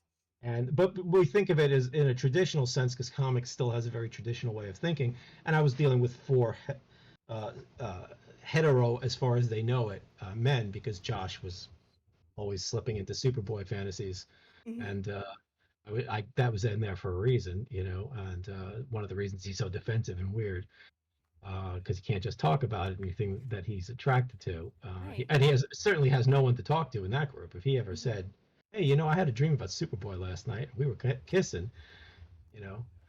And Pete, I don't know about Pete. Jerry is the most effeminate of the group, Mhm. but Well, I a never really healthy got. person has a bit of both, I think, and is willing to show it. Well, I I think completely agree. thing about Jerry was always shut down, so he was never going to talk about real things with them. And then as it turned Yes. out that they were sabotaging him, and they Mhm. always were using him. He was always the guy who was going to have to, he was always going to have to go buy new dice that they could all use. He was the guy who was going to have to get the snacks. If you know what I mean, I don't show a lot of this in the comics because I didn't have a lot of real estate, but you could tell that he was always the one that was. They were using them all. Yes, He was yeah. in some ways he was the girlfriend in a lot of ways. He was shut down Uh-huh. a lot. He was talked over. He was the Uh, doormat and he sort of was the I would say yeah. like mom, like you said, taking care of them, trying to, bring snacks, whatever. Well, you could see he was also trying to make them happy at times. He would try Yeah. to get them to he would Come Fix try to on, it get the them to stop. situation. guys. Yeah. He would get in the middle of things because he liked being the deal breaker, if you know what I mean. That was his Mhm. bit of power. Was he would separate them if there was a fight or something like that. Eventually end up fighting anyway. But he liked the idea of shutting them down and being able to push uh, Josh and uh, Bill down a little bit when he could. Mhm. Or often he would make the situation worse at the same time. But he liked looking like he was the smart one, that he was, the level-headed one. And he would sneak in, and if you notice, he's pushing them apart often. He says, "Hey, hey, hey," and then things get worse anyway, Mhm. because he's not very bright. He is the No. dumbest of the. Just exerting control over the situation, whether Yeah, that's fixing it or Jerry not. never exerts control. Jerry often tries, and you can see Jerry's breaking people. Some people were asking about Jerry. They were like, "Why did he all of a sudden get better?" or something like that. I go, if you look at it, Jerry Jerry is always the least fucked up character. He also is the one who ends up bearing the brunt of their anger. And he's the most dismissed. I mean, Josh, they all beat up on. They're Mhm. really rude to Josh. but they know he'll take it most of the time until he blows up. But Jerry is everybody's doormat, and he starts in the last couple of stories. You can see him starting to crack a Mhm. little bit. He starts talking about maybe we shouldn't see movies that we know we're not going to like. Yes. And he'll try to inject some kind of rational angle to an argument, or say he likes something, and they will all fuck him up. If you notice, Mhm. he's the only one who has a hobby they don't like. Yeah. None of them play Magic the Gathering. They always make fun of his. It doesn't come up a lot, but they make fun of his elf stuff. They actually make fun of his entire everything he likes, Mhm. whereas he likes everything they like. I mean, it's Is subtle is in his place. worst trait is that he's like the enabler, that he's just like letting them do this stuff? No, because he doesn't enable them. They're gonna go anyway. He just didn't Okay. leave because he doesn't think anybody else will like him. Yeah, it's a lack of self-respect and also feeling like there is no other place to be. Yeah, Mm. I mean, he's if you he in the end, also one of the things is very few people saw the zombie crawl story because it ran Huh. in um until it was collected, if they saw it at all, because it ran in Dark Horse Presents and then in House of Fun #1, which not comics that people were talking about or sold very well. But in that story, it's mostly just a goofy zombie story. They go to a zombie crawl, everybody starts fighting about the favorite kind of zombies, and it's just a riot. But a lot of just something. I didn't do a lot of stuff on horror stuff. I wanted Pete to have something to Mhm. do. I think it's the best drawn story up until some of the stuff in the last two. But in the story at the end, so much shit has happened that Jerry has been dragged along for their nonsense and been beaten up like them for nothing that he did. That he finally just starts thinking this is not fun anymore. Mhm. And Not there's a worth scene it. on that page that you're flipping through. You could see he's not talking to them anymore, and he's thinking and he's unhappy. Not that page, the one afterwards that you had. They're all beaten to shit, and they're all walking home, and he He's doesn't silent. contribute to the conversation, and he leaves. And Bill takes this as, like I was saying before, Bill takes it like a superhero fan who somebody else doesn't want to talk about superheroes. He takes this as a defensively and starts Personally. yelling at him. Mhm. Well, I see And he is literally leaving an abusive relationship with these guys. although Um it's not the last time he does so. He of doesn't. course. No, He because sticks this with sort them. of behavior it relapses and it's Yeah. I do It- like that he did get better and that he was the next story, Mhm. next to last story, the three of them are kind of trying to work out what to do about Bill. You can Mhm. see that there's been a schism. Bill is on his own. Bill is working for himself, I think is the term from wrestling. He has been going around to get a job at Joe's. So on that page right there is where I expound a little bit on they kind of getting Bill is so out of control that they're tired of him. Mhm. Josh and Pete would, of course, want Vi to be the head of the club, and Jerry is just kind of like, he's along with the idea of getting rid of Bill. Bill is just getting them into worse trouble all the time. Because Mhm. Bill is psychopath. I mean, he's a sociopath. Mhm. And the final break is that he immediately shits all over them the minute he gets the job in the comic shop, as if he has just been like elevated, as if he's been given an apartment, a life, and a car, and a new set of friends. You, He's been working at this comic shop for about 3 hours. And he immediately tells them basically he doesn't need them anymore, and they can all fuck off because he's leveled up and he's Mhm. going places. I And had a friend like him, like very much like him. Oh, that's the problem, that the fact that people could relate to these characters as bad as I would make them worse and worse, thinking people going to break from them at some point. They're horrible. And even Bill, yeah. though, if you read, Bill is horrible, but if you also, the first time you really get an idea about his family, Mhm. his mother and everything, is the story where he's kidnapped. She pays to have him kidnapped by the two guys who try to deprogram him. Hmm. And that's like a Mandem guys to try to break Mhm. him from fandom, and I think that's where the series started taking a more serious. I mean, not that it ever gets really serious, but that's where I started exploring stuff about the characters. Although it's not necessarily subtle, but it's not the main thing, and it's not anything a lot of readers seem to remember. But the fact was the way that they dug into Bill and starting to pry at him. Mhm. The same way that I made that retailer unhappy by using tropes I knew about retailers about the lack of money and how he owes the people and how also that his thinking is bizarre because if you have $1,500 to go to San Diego, you can pay your Diamond bill. And these two who are ex-fans work on Bill with some of the tropes. I mean, it's a satire, so it's not.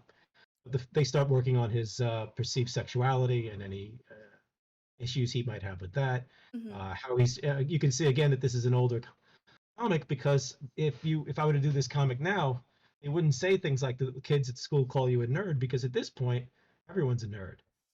Everybody's got Funko Yeah. Pops in their house. You don't really, oh my God, don't hang out with the nerds. There's always going to be hierarchies and cliques. But, guys working out at Gold's Gym have their Punisher and Captain America shirts on. And Yeah. fandom is different than it was in the 90s. I think that's a 90s story. I can't remember. So it's or early 2000s. So yeah, that story was a bit of a is where things started to get a little more serious. Where I realized I was going to start throwing in some stuff in there to show you that they are kind of two-dimensional characters, but there is a three-dimensional reason. Yeah, you Or address the larger issue. yeah, well, it had to Um, go somewhere. It couldn't just Mhm. be fans. It couldn't just be the fan service. right. There had to be something else It's too going on. bad that that's what people assumed the pilot would be. Yeah, I mean that's partial. Yeah, I wish in hindsight, I wish that I had the forethought to think. You would The thing latch was, onto Oh, I that too wouldn't have thought. hard. Yeah, it's there were fewer stories out. you knew that it's hard to understand other people won't know. I don't know All how you the see that one coming. fans. Well, no, what I didn't see coming about fandom was no one saw it coming. No one saw the internet and manga Mm. exploding past the Yeah. way it did when in its first incursions, and cosplay and everything, just everything blowing up. What I didn't foresee was that Bring Me the Head of Boba Fett was the best known comic from in the industry Right, from the you won an readers. Eisner for that one. Yeah, but the thing is, it also seemed to me to have the most appeal of the three stories because I couldn't do the intervention because you needed to have the characters established, Mhm. Mhm. and that one an Eisner, and the other one was the Twilight Zone one, which to me just felt like it also those would have need those crazy ones where everything goes to hell would have needed to be paced out Mhm. Yeah, among yeah. newer You episodes. needed to care about the characters going through it The also. thing was, the characters weren't going to always just be talking trivia and referencing things and then getting into a fist fight in every Right. episode. Yeah. But that's what the pilot gave the impression to a lot of Mhm. viewers who didn't care for it or who cared for it but thought it would never have legs. The thing is, I had other story ideas and they had nothing to do with them. I had story ideas that, again, they could have been fans about anything. It could have been, Yes, yeah. they could have been sports fans, wrestling fans, um, sneaker fans, whatever the hell, fans of kung fu movies. But the thing is, this is where I come from, and also I always thought that fans were always treated with kid gloves. They were always the meek shall inherit the earth. Whenever they had a nerd or a fan character in some kind of TV show or cartoon, the writer and the people making it were always they always had their uh, hand on the shoulder of that character, that poor because they were fans. They always Oh wanted to yeah. show the heart of gold poor thing that was always getting abused by everybody for being a nerd. The thing is, I grew up as a fan, as a comics retailer, going to conventions. I went to my first conventions when I was like 13 by myself. I went to Star Trek conventions Wow. in Manhattan, and I got to see so much behavior, and some of it was my own that I wish I hadn't done. but I've seen behavior from as a fan and as a professional. I've seen what the industry is like to be inside of it and how scummy it can be. I've seen fandom and how scummy it could be, retailing and how scummy it could be, and how funny it could be. There's a lot of real stuff in these stories. I Mm-hmm. could point out if we did an annotated Eltingville all throughout the book. I could say, well, this was from a store that really did have was too cheap to fix their roof, so they put a kiddie pool up in the drop ceiling, and they forgot to change it, and swimming pool Sploosh. collapsed. And the owner then hosed down all the books so that he can claim more on his insurance. That's fucking funny and sounds like it was made up, but it's not. But the thing is, I never I thought this would be a good first step to go out with the Boba Fett story, and we even got the Right. rights to use the Boba Fett head, and to use Lucasfilm allowed us to use Boba Fett. We contacted DC and Marvel to try to get them to let us use characters, logos, and likenesses, and DC was vehemently opposed to it because at that time Sound like at that time. DC would. Now the funny thing was DC shut it down. Warner Brothers owned DC and the Cartoon Network. That's how fucked up DC was in certain ways. Yeah. They thought that anything that made fun of comics or this or that, I guess, was negative attention. They didn't want negative attention. Whatever. This is also the editorial people who shut down a Joker appearance in the Powerpuff Girls What? for reasons nobody What? reasons nobody. Yeah, this is the problem. DC, when DC Comics had its own head, they were afraid of attention. Okay, and I have this on good. Have this on good. I can't think of the phrase. Sorry, told to me in Authority? a good authority from people who were in on certain meetings at the time, who I was friends with, and part of it was they didn't want anything to rock the boat. They didn't want comics to be seen negatively ever because that was just a certain hitch thing, I guess. They also never wanted to rock the boat and have the parent company pay attention to what they were doing. You know, it was one of those. If they find out what's going on here, they'll either make changes or get pissed or they'll go crazy. I remember one meeting. This informant, as you will, told me, "Holy shit!" He goes, two things he told me that I always thought amazing. One, he thought that DC should start looking into digital comics and what could possibly be done with that. This was back in the Zuda.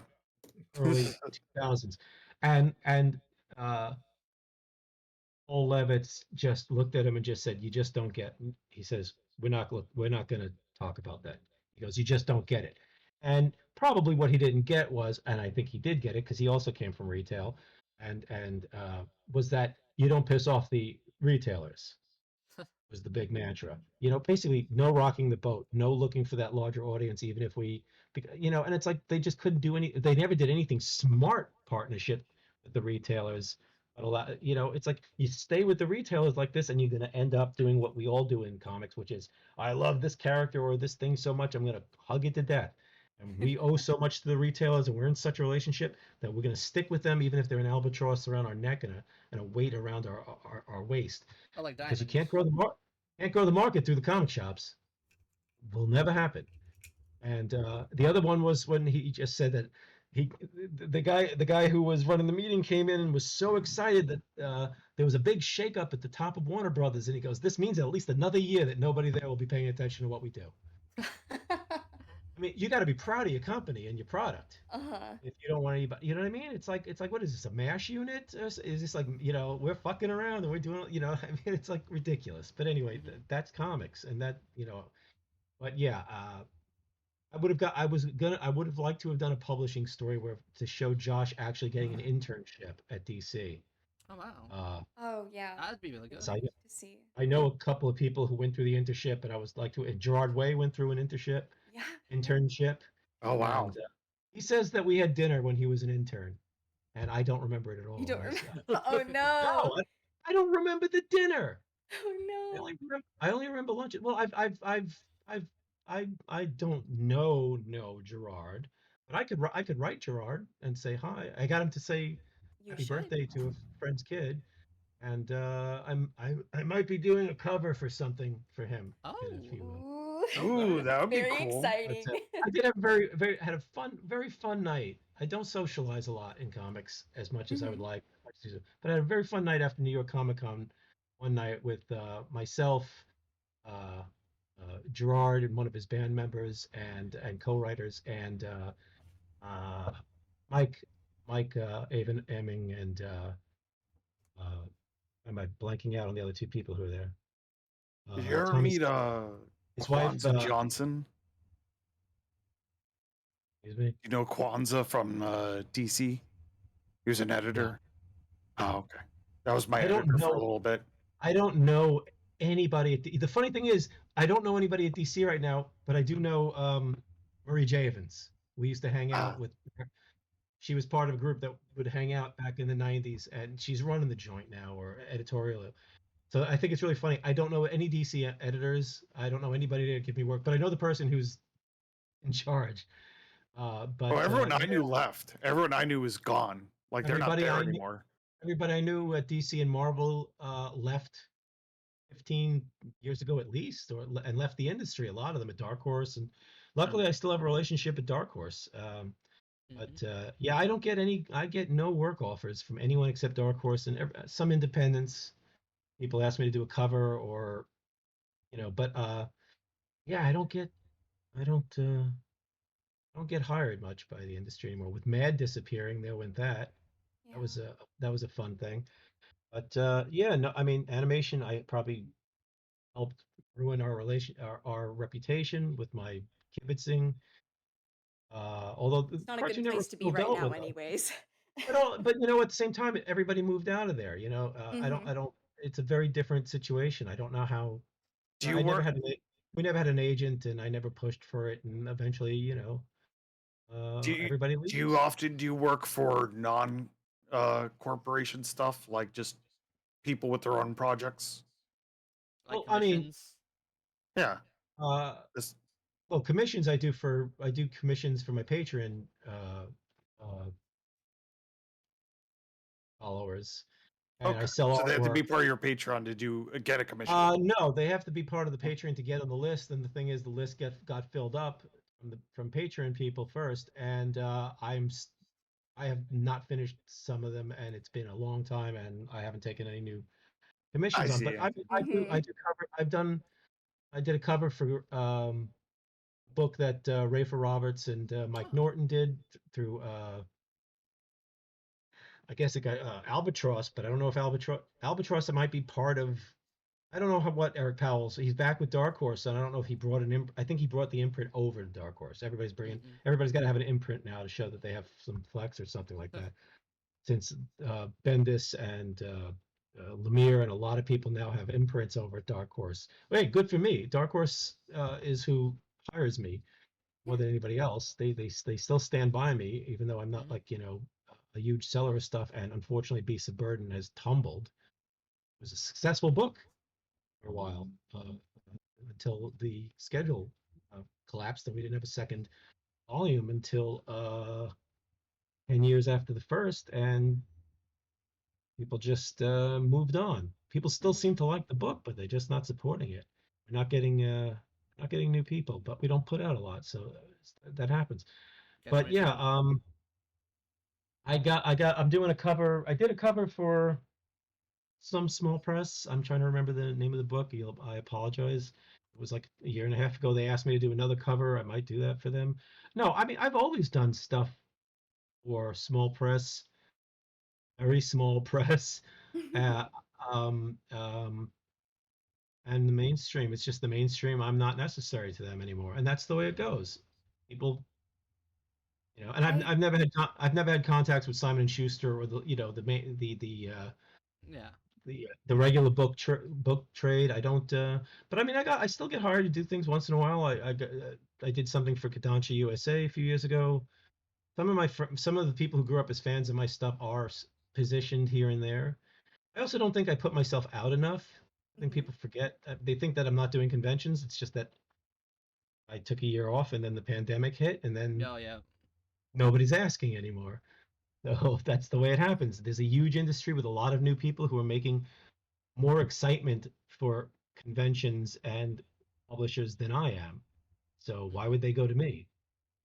Unless, they don't know. No, but they don't. Convention people don't care about the TikTok thing on Eltingville unless No, it they is a have a kid. smaller following, of course.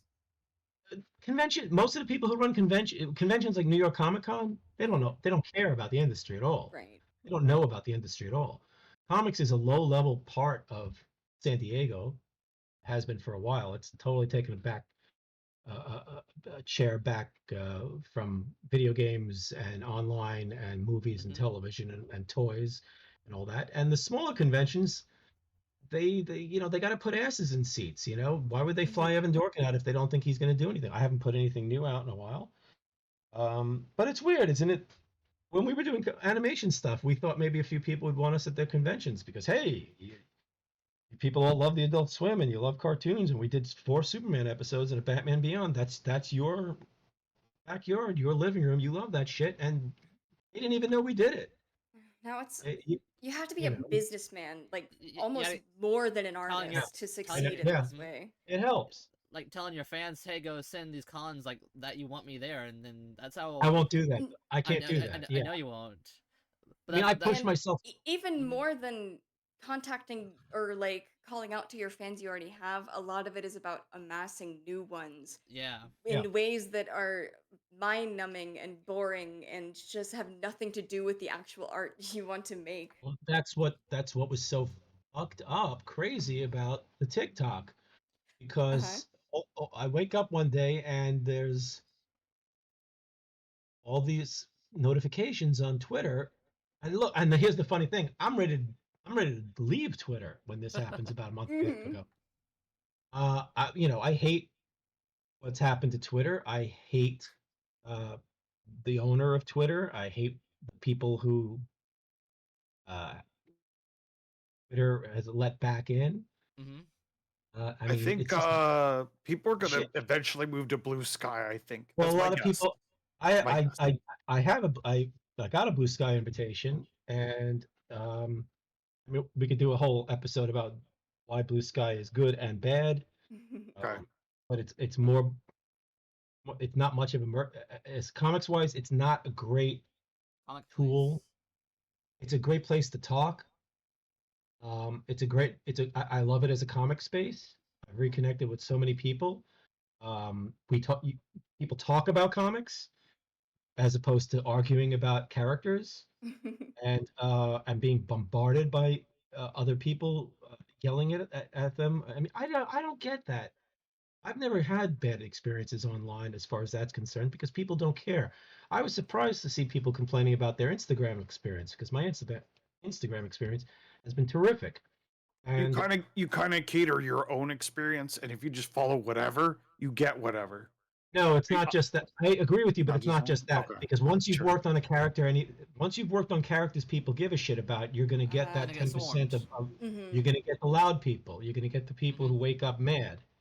You're going to get the people who don't think that who think a fictional character can't be another race, another creed, another religion, another sex interested, another gender. They can't be anything but what it is. Mm-hmm. Because somehow that makes their life lesser. Uh, it should never be, we should never have a character change to reflect other readers because it's only you. Mm. Fuck those people, but the thing is, they make the noise. Yep. They're They the make the and, noise. and they're the I bullies. see a lot of complaining that these changes are made to appease the people then that are currently working in comics. And I think that it's just so funny that they complain. Like, recently I just accidentally saw a whole thread of people arguing about this fucking Spider-Man game I don't give a fuck about. And just saying they changed Mary Jane to not look as beautiful as she should be because the Oh, I female saw devs are self-inserting. That's not And even how it works. that thing spilled out to the point where I saw it, and it was basically people saying, "I need to masturbate." yeah, exactly, Literally. right. Yeah. Well, What? that's what There I'm was I and, one. didn't and they ask to were be I called saw out like these this. posts saying like women, all they do is self-insert. They have no imagination. They can only think about themselves, and they're so selfish in the way that they engage in fandom and in comics and media. And I'm sitting here thinking, isn't it just as selfish, if not more, that you want this to stay the same, that you don't want other people's voices and opinions and coming into these Cis, stories? You want it all to cis be just what you want? cis white guys, and it's not in that case. It's not necessarily only white guys, but cis guys only oh, aren't self-aware enough to think, or these fans are not self-aware enough to realize that they're projecting their own values on Mm-hmm. somebody who they think are projecting their own values. One, it doesn't really work that way. If you have your own comic, you can do whatever you want. But when you're working on a Spider-Man game for PlayStation, every fucking thing is chopped up into decisions and pieces and this and that and the other thing. There can be multiple agendas in that game. A lot of them get cut out for reasons that have nothing to do with it being an agenda. Yes, if I go into a game, if I go into a comic stuff, I go, hey, I think I feel like pushing my friend's band, or I think I'll push this thing that I like or that thing I like. And a lot of it gets kiboshed because if somebody's paying you, they're allowed to say you cannot make fun of X, or you cannot put this band here or this that. On that, to basically say, they're basically saying I want my agenda to trump your agenda. Uh-huh. But what they do say is agendas are bad. Politics in comics are bad. And their brain never goes, asshole. Politics have been in comics since day fucking one. Yeah. Yep. Fucking one. But if okay? it's different or new to them, that's That- politics.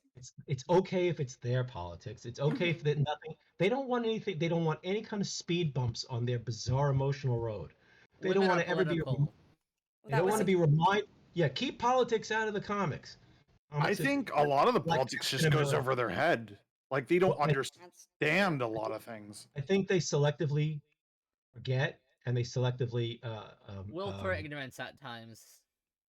True. they canister stuff, and they don't think about the fact that your beloved Batman was basically a rich guy going out and helping the masses, and Superman was a That's socialist. socialism. Superman was literally forcing people to make cheap housing. He was pushing. There's an old Superman where he pushes an elephant into a rich person's house. Yeah, Golden Age Superman is the most Superman- socialist thing ever. He Superman was says the yes first in raised my by the working backyard. class. His enemies are a guy who really believes in private property and the CEO. Oh god, I wonder what his political stance could I be. think the- His I first think the fucking first- story, he drops a warmonger into the middle of a war Right. and says, "Here, deal with this, idiot." I think the first thing he does in a comic is punch out an abusive husband. Yeah. Or being an Superman abusive is so husband. cool. Yeah. It's just absolutely fucked up. And the thing is, it goes both ways. Marvel did a lot of really creepy anti-commie shit that that looks laughable now in the 50s and 60s. I mean, comics have always been political. EC Comics, for God's sakes, hello. I mean, beating up Nazis in their in their very, very two-dimensional mind, that's political. Okay, there's a lot of Jewish writers and artists who are saying this is fucked what's going on in Europe. You know, and Warner Brothers, the Warner Brothers film company was like already starting to put anti-Nazi stuff into their films, whereas other players would not. I mean, politics is in everything, because if you decide you're taking politics out of something, that's political, and that's a simple argument, but that goes over the heads of a lot of angry people who want to see the same Catwoman that they jerked off to when they were 15 Right, exactly. coming across. I think they're And the thing attached is, to this familiarity. Bill didn't ask to be called out It's- here.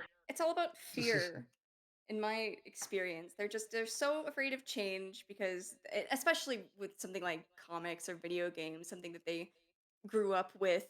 They don't want to let go of that, and Childhood. then but here's the thing- but here's then the they thing that- blame it on others instead But of here's the- themselves for being so attached. here's the stupidest thing about it. Look at the history of comics. You It's don't always lose changing. anything. It's always changing back to square one. Mhm. You never lose. Fucking Hal Jordan still won't go away. Okay? No matter What's how many changing times. is like a more feminine voice being involved, Sure, or sure. more points of view. But it's not like they can't find a fucking comic to read. Yeah, Or make it It's not- themselves. Go fucking read Conan or something. I'm sure they can't jazz Conan up that much. You know what I mean? I mean, go fucking go read. I mean, honestly, go read Cyberfrog. If you're a cunt, go read fucking Cyberfrog. There's a comic for you. If Oh, you're a they piece do of go and read Cyberfrog. They pay like $100 an issue for Right. it, fucking But idiots. so, what are you complaining about? you got Yes, what you want the over law. there. You feel like you lost your Captain America. Captain America fucking railed against America in the 70s and 80s. You know, I mean, I there's did been other. lose my Captain America. Bring back the one that calls the American flag bullshit. I mean, it's a stupid. You were raised wrong. You have emotional problems. Maybe you have a Mhm. chemical imbalance. You are in an echo chamber that might be just your own head. You need to just fucking calm down. It's not Mhm. about you. It's not about any one fucking reader. And if you And- want to see more stories like this, go make your own fucking comics or back your own fucking comics, but don't turn it into a fight. Yeah. Right. Yeah, You buy know? the rights to Fighting American, and then you're Yeah, not allowed to don't- have him hold a shield type object. But don't worry about Just- that. Oh, become a comic skater, but don't bombard women and non-white people with your bullshit. You know, you turn yourself.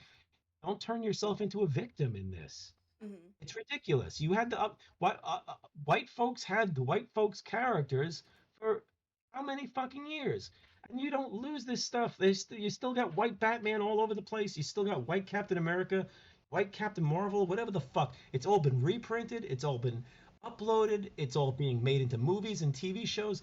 There's endless fucking Batman. So yeah, oh, I'm sorry you got Black Two-Face, but you're also gonna get Black Catwoman. But now here comes another. You're gonna get everything comes back to it because Marvel and DC and all these companies cannot jettison any version of these things. They cannot like money. lose. They cannot lose John. I don't remember his last name. Green Lantern or John Hal Stewart. John Jordan. Stewart. Can't get rid of any of them because then somebody else can fuck with their copyright. Mhm. So you're never going to lose your favorite version of this character. You know, Barry Allen is still going to run around and he's going to come back and somebody's going to make a movie and he's going to come back as Barry Allen again because what comes around goes around and they run out of fucking ideas because nobody's coming up with no characters for DC and Marvel. There is no new character generation for them. It's always variations of what you've seen. That's They why the only tried like a few years ago, but then those went nowhere because no one bought them. No, What they were didn't these- try. Those were all Marvel ripoffs. The New Age They're of all gonna Heroes, every single one of them was a Marvel all you're gonna ripoff. get, all you're getting is repaints. You're only getting repaints and clones. You're getting Spider Gwen. You're getting Red Hulk. Oh, you Old crossed the Hulk. line. You do not insult Spider Gwen in front of me, young man. Right? Mhm. Get the fuck down. Doesn't- Take a pill. First of all, nothing in that sentence insulted Spider Gwen. She's just not an original. She is a. She's character an based on- amalgamation. She's not a newly designed character. I don't think anybody gets to say gets to sign a contract saying I created a character. I'm not sure how that works anymore. But I mean, there are new versions of Captain Marvel. There are new versions of all of these characters, Mhm. but they're not new characters. Nobody comes in and says, "Hey, here's the new X-Men, and we got Storm, and we've got Thunderbird, and we've got this, that, and the other one." It's going to be all known characters of, you know, Wolverine's daughter, Wolverine's robot, whatever the fuck. That's all you get because nobody is going to give them their Hellboy. I'd read about a Wolverine's robot. What I mean, yeah. Why would they deserve any new characters, Well, especially well, think about after Here's the how they funniest took thing. characters before? What? Here's the funniest thing. The only new character that has had an impact on comics that was successful and the thing is, it's not even really a new character. It's a ripoff of two characters, but it constitutes a new character. Was created by the only person stupid enough to sell his own characters to Marvel. Liefeld. Deadpool. Deadpool is a fascinating character because Yep. it's Spider-Man and Wolverine. It's by a About guy who Deathstroke. brought him to Marvel. A guy who brought him to Marvel and sold his character and let Marvel use his characters from his sketchbook, which nobody was doing anymore, because nobody wanted to give full rights of their characters to the big two and lose control over them. And he didn't even know how to fucking write the character. He had to have all these people help. But he's rich, and Oh, yeah, Deadpool is Liefeld. famous. But that's the exception that proves the rule. No matter how many times they try to push Lobo on people, it doesn't work. And at this point, Deadpool is old. He's not a new Yeah. character. He's not even like as big anymore either. Well, the thing is, he's famous, but that's not going to happen by and large because no kid is going to grow up reading on the internet about how you get fucked at the companies and say, "Oh, I'm going to bring them all my cool guys from my RPG game that I designed. I'm going to bring all my original material over to Marvel and DC. That'll go great." I mean, they don't even really want your new characters, but they could use some new villains. You know what I mean? They could use some brilliant ideas like Mr. Sinister and Strong Guy, or whatever the fuck. But This this is is why why strong guy. this is why they do He's the a guy. dance, though. And this is why they do the dance, and this is why eventually they will always spin the roulette wheel back to Hal Jordan, Wally West, Steve Rogers, Peter Parker, blah blah blah. I mean, people love Miles Morales now, but that was a really weird journey. And again, nobody could have ever thought that he'd be able to eventually be put in a movie. That's You know? he's like what? But he was a Over pretty 10 strong years character. old But by now? he is a Spider-Man, though. It's not like Miles Morales blew up. I mean, the new Blue Beetle movie is about a person of color in a Blue Beetle costume. That's the thing. Jamie. It's still Not it. regurgitative. It's still swallowing its own tail. But the new skins put over it are at least showing a new audience these things and getting them into it and having them care. Because yeah, why wouldn't you want? Why does a white guy have a fucking problem with seeing people go, I'd like to see myself represented in these things. Maybe I'd have They some think interest in. people are taking it away from them. They think they're Exactly. removing their own And it's They're seen representation. not. as They're they see it as a not. zero-sum game when taken it's not away. zero-sum at all. Nothing's being taken away. It's being added. If things become stronger and if there's more variation to it and it can rest on it doesn't have to just be Batman selling the entire line. And if Batman takes but a it hit is. for a few years, everything goes down the shitter. The mid list has been shit for the mainstream companies for so long. If movies didn't come along, who the fuck knows what situation we'd be in right A lot worse. you know? Because they're still not making a ton of money relatively on all that stuff. The monthly comic is still a disaster. I mean, they should be making books at this point, but I mean, they can't shift. Comics has never been able to adapt. The mainstream American comics has never been able to get away from the shitty way that outdated way that it makes things. This per page, by the month, no health benefits except for a couple of people that they give the rub to. Burn people out, fuck their hands up. Pay colorists garbage and give them the book at the last fucking moment. Give letterers things at the last fucking moment, then give them changes at the last fucking moment. The schedules are hell. I mean, on the other hand, I'm somebody who fucks up schedules, which is probably why they don't hire me. But it's like, comics people there's a reason nobody stays on a book, and there's a reason that deadlines are constantly blown. They want more detail and more work out of everybody. You don't just draw a boot that looks like a Less potato, money. a bag. You got to draw a boot that looks like it's got all the laces on it, it's got all the detail on it, Of course. and the colorist has This to is do like so much. like a corporation thing as a whole, isn't it? Like this just happens everywhere. Yeah. It's just and how much can we I get, can only- More labor. how much out of- blood can we get from the rock before the rock disintegrates? And- Here's the It thing: they really- don't care about the one rock disintegrating because there's Mhm. Yeah. more Yeah, it's a rolling rock. down the hill. I feel Some it of has a them lot to say- do with the fact that artists they do want to put 100%, 110% into what they're working on, and these people. Oh, they're are definitely going- preyed on. Yes, they will Well, take the advantage of that until you are a industry- husk. The industry went from we pay you by the page and you have to put it on as many pages as possible to be able to feed your family and have a house. Mhm. Okay. At a certain point, as capitalism fucked up everything and couldn't find a happy medium ground, instead had to go crazy for the haves and fuck the middle class up, and of course do nothing for the lower classes. As they were making more and more money out of less and less pages, the old folks used to be the old people used to just churn out pages and get paid shit, and they had no rights, but they could buy houses. Yeah. In some ways, we have it better now. If things, but it's kind of like a game show. If you get something picked up by Netflix, if you get a toy made that does well, if you get a video game made, that's dangled over everybody's head. But the unforeseen thing is, very few people, if any, back in the day said, "Holy shit, World War II's over. Now I can go home and I can work on Human Torch comics. Oh my god, I've got so many ideas. Can't wait. All I want to do is do Human Torch comics. Oh my god, Carl Burgos was a genius. I've got so many ideas for Torchy and how he works out now and how they can fight the communists." That never fucking happened. They never came back and said, "Hey, we want to do Human Torch comics and we'll take a pay cut. We don't care. We love Human Torch. It's my favorite IP. I want to be part of this fucking story."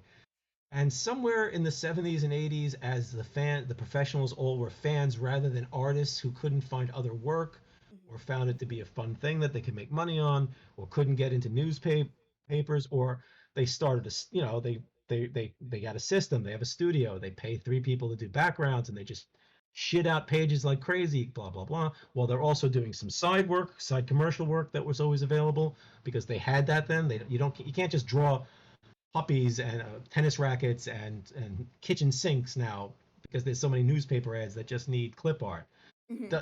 Lost a lot of that illustration work that people fell back on. And now you've got the thing where there are people lined up to take shitty pay just so that they can do a Turtles issue or Turtles covers or or flat they want to get into the industry so bad on the IP they want so bad that they would fucking do it for free. At its We're made to feel core, grateful, like yeah, we're allowed to do work for them. Is how That's it the feels. boom. That's the whole at boom its boom studios economy. They built it yeah, on the back of I know someone who works there. hate. Well, the people who work, there's a difference between the people who work there and the people And who the make people the run decisions. it. No, I know. I'm just saying they don't get a lot of money. Everybody who works, I'll tell you, the people who you will work with when you get phone calls from IDW, Boom, everybody, Dark Horse, everybody, Marvel, DC, name the company. That is a different conversation, okay, than what you think, they give the idea that people have. Editors don't call up and go, guess what? We got somebody who wants to do it for 20, but they are told to find somebody to do it for 20. They don't want to do I- shitty comics. I- They don't want to treat the artist. They love comics. That's the reason that they took this shitty editor job, which pays them garbage, and they're constantly firing editors so that they had to take on more books. The editors are in the same position as the one-page talent. They do not get to do the things that they want to do. They're constantly spinning plates and plugging holes in dikes and breaking bad news to people that they like because they're like, I can't do anything about this. The middlemen are fucked too.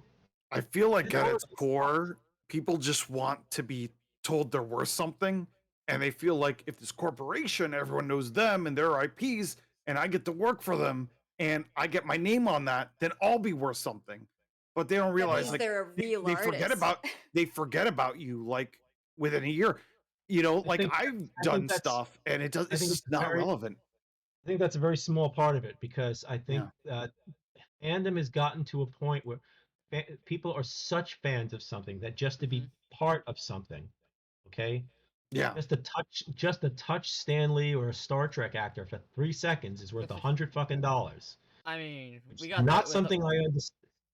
Not something I There's personally that understand. too. But I don't But- run into those people. I run into the artists that are desperate for approval. That's all the people I know. I don't think I they're don't- desperate for approval is the main thing. I think they're desperate to get involved with the thing they love. Okay, I think there's plenty of people who. I mean, I know okay that with- exists. I Bruce- just don't see that as much. Not on Yeah. my end. That's all. Gotcha. I don't think anybody wakes up and says, "I need approval." I think a lot of people do, but I think the I think problem is, subconsciously they do. yeah, but I think consciously they want that attachment. They want that They want to feel like a professional. They want to feel like Yeah. they're part of Star Wars, part of Godzilla, part of Star Trek, part of. I mean, and it gets ridiculous because then they're part of roadblocks or stuff that no. I mean, Well, as a kid, I wanted to do something for Mega Man. I was like, I want to be part of Mega Man. I want to do a comic for it. And then I just understood how things worked. I went, oh, that's not going to happen, and it's not worth it anyway. I'm right, out. but there are a lot That's of- me with there- cartoons. There are a lot of people who don't get past that though. Yeah.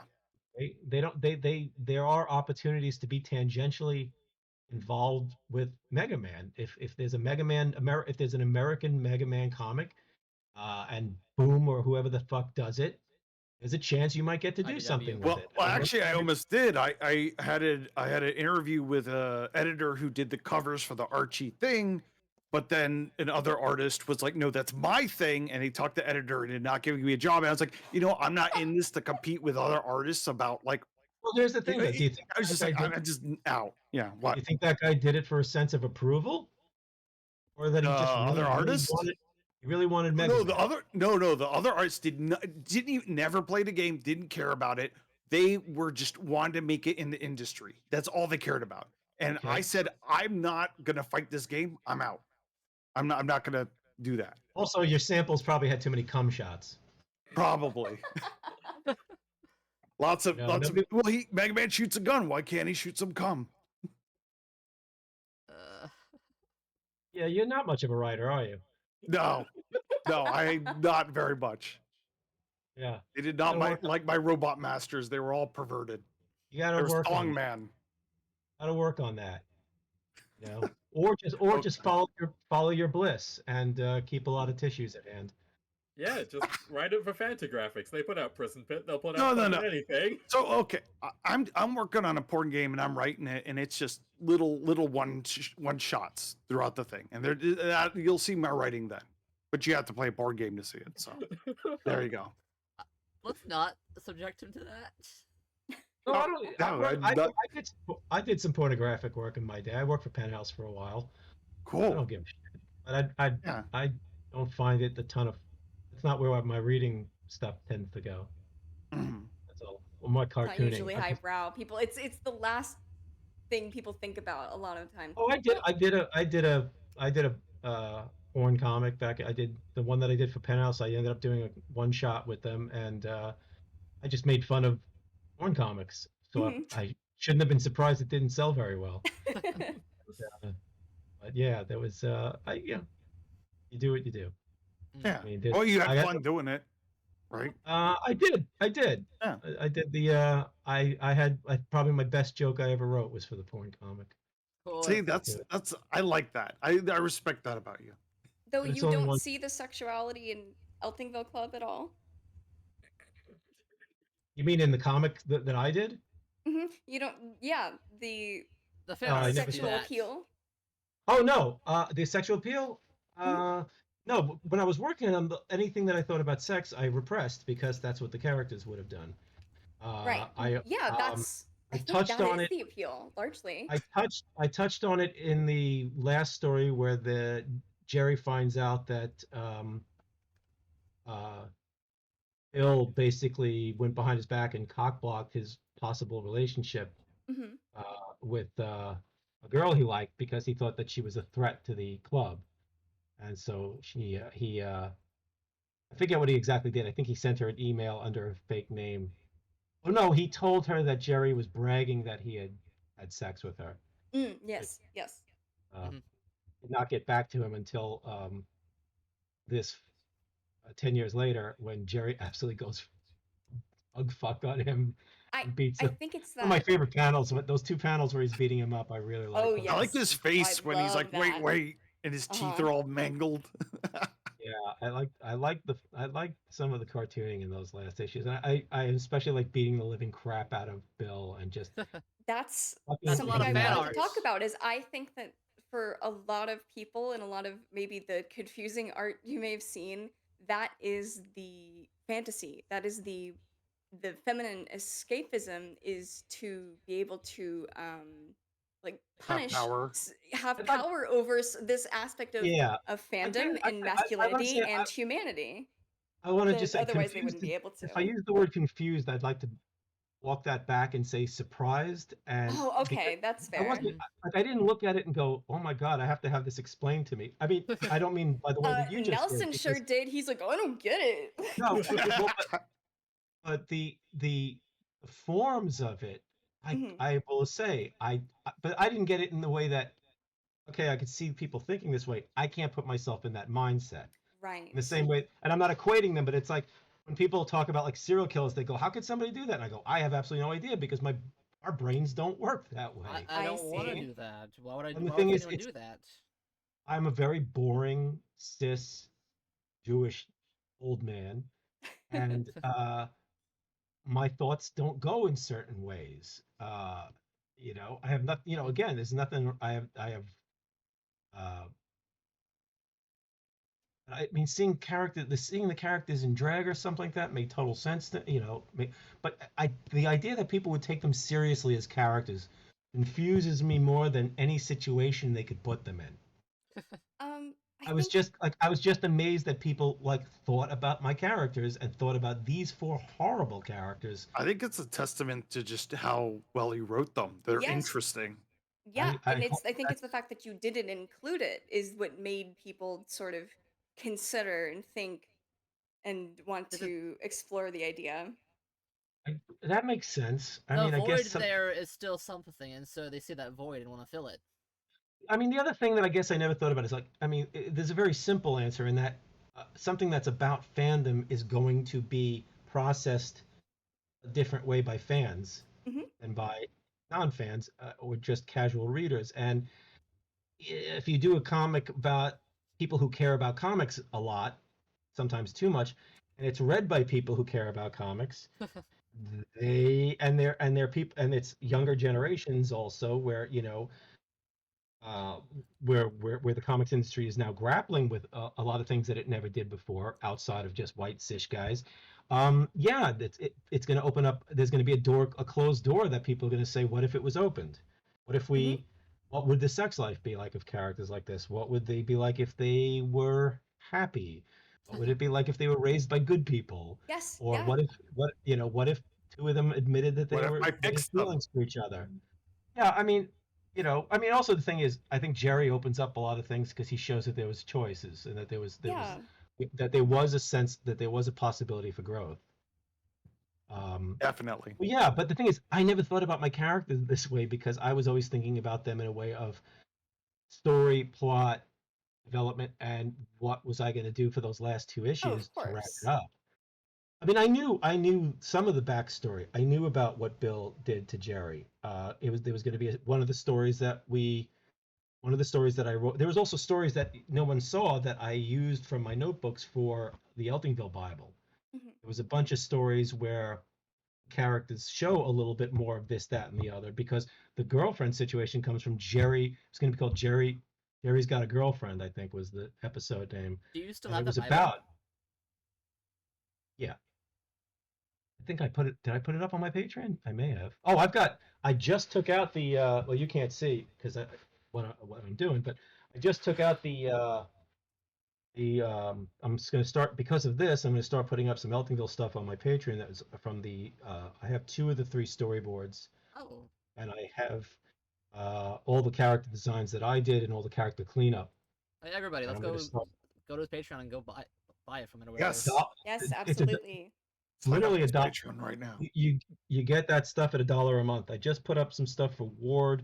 I mean, it's going to take a while to get to that, but I own the storyboards because the package that I think it was like $10,000 or something. No, I had to pay $10,000. I think it was like $20,000 I was given to have a certain group of art things done: character designs, Mhm. pilot, script, Bible, and storyboards.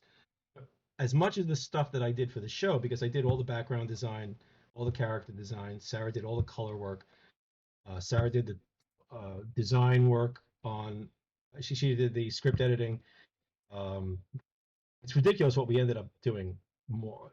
She ended up at the last minute being the assistant, uh, the voice director, because the voice director, wigged out and didn't show up. So Sarah basically, uncredited, unpaid, because we had to get it done. Nobody asked. It was just like, shit, we got to, we got to do this. We have 2 days booked.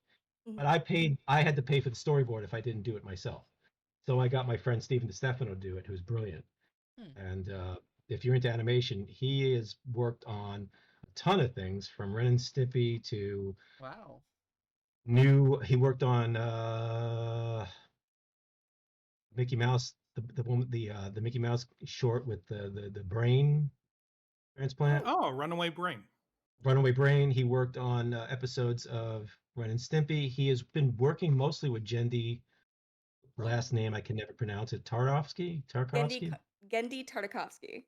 Gendy Tartakovsky. I will never get it right, but he's worked on the Popeye project that didn't get done. Oh, that looked really good. He worked on it. Follow him on Instagram because he's been posting artwork from what's the name? What's the caveman show that they Primal. did? Primal. Which is Primal, actually yeah. Stephen worked on Primal. Stephen worked on I think he's basically been working on everything that he used to be the kitchen. He used to be a whatchamacallit, commercial artist that did a lot of design work for packaging and stuff. Oh, wow. King Features Syndicate and for Warner Brothers and Disney. Almost anytime you see Popeye snacks that is still olive oil, that's his olive oil, his Popeye, he's brilliant. He storyboards, he does character design. I've worked with him a couple of times in comics, and he is fucking amazing. He left comics basically because there was no, like Kyle Baker used to say that the only thing that you if you're a commercial artist, you can't be in comics because comics wants people who can do one thing good. Generally, they wanted them to draw good physical superhero bodies and sexy girls and monsters. But if you could do an all-purpose, if you could draw Mickey Mouse and you can draw a circus coming to town and stuff that's actually used on ads and packaging and in TV cartoons, they don't want you in comics. That's changed, but it hasn't really changed for Marvel and DC. I mean, would you want to see Jim Lee do character design for? He couldn't do character design for animation. He just, you know what I mean? Yeah. That's not knocking him. That's not knocking him. But it's like his skill set isn't to Specialized. Is very specialized. He couldn't. The thing is, I'm small potatoes, but at least I was able to. I'm looking for work. I can work for Nickelodeon Magazine doing Fairly Odd Parents comics.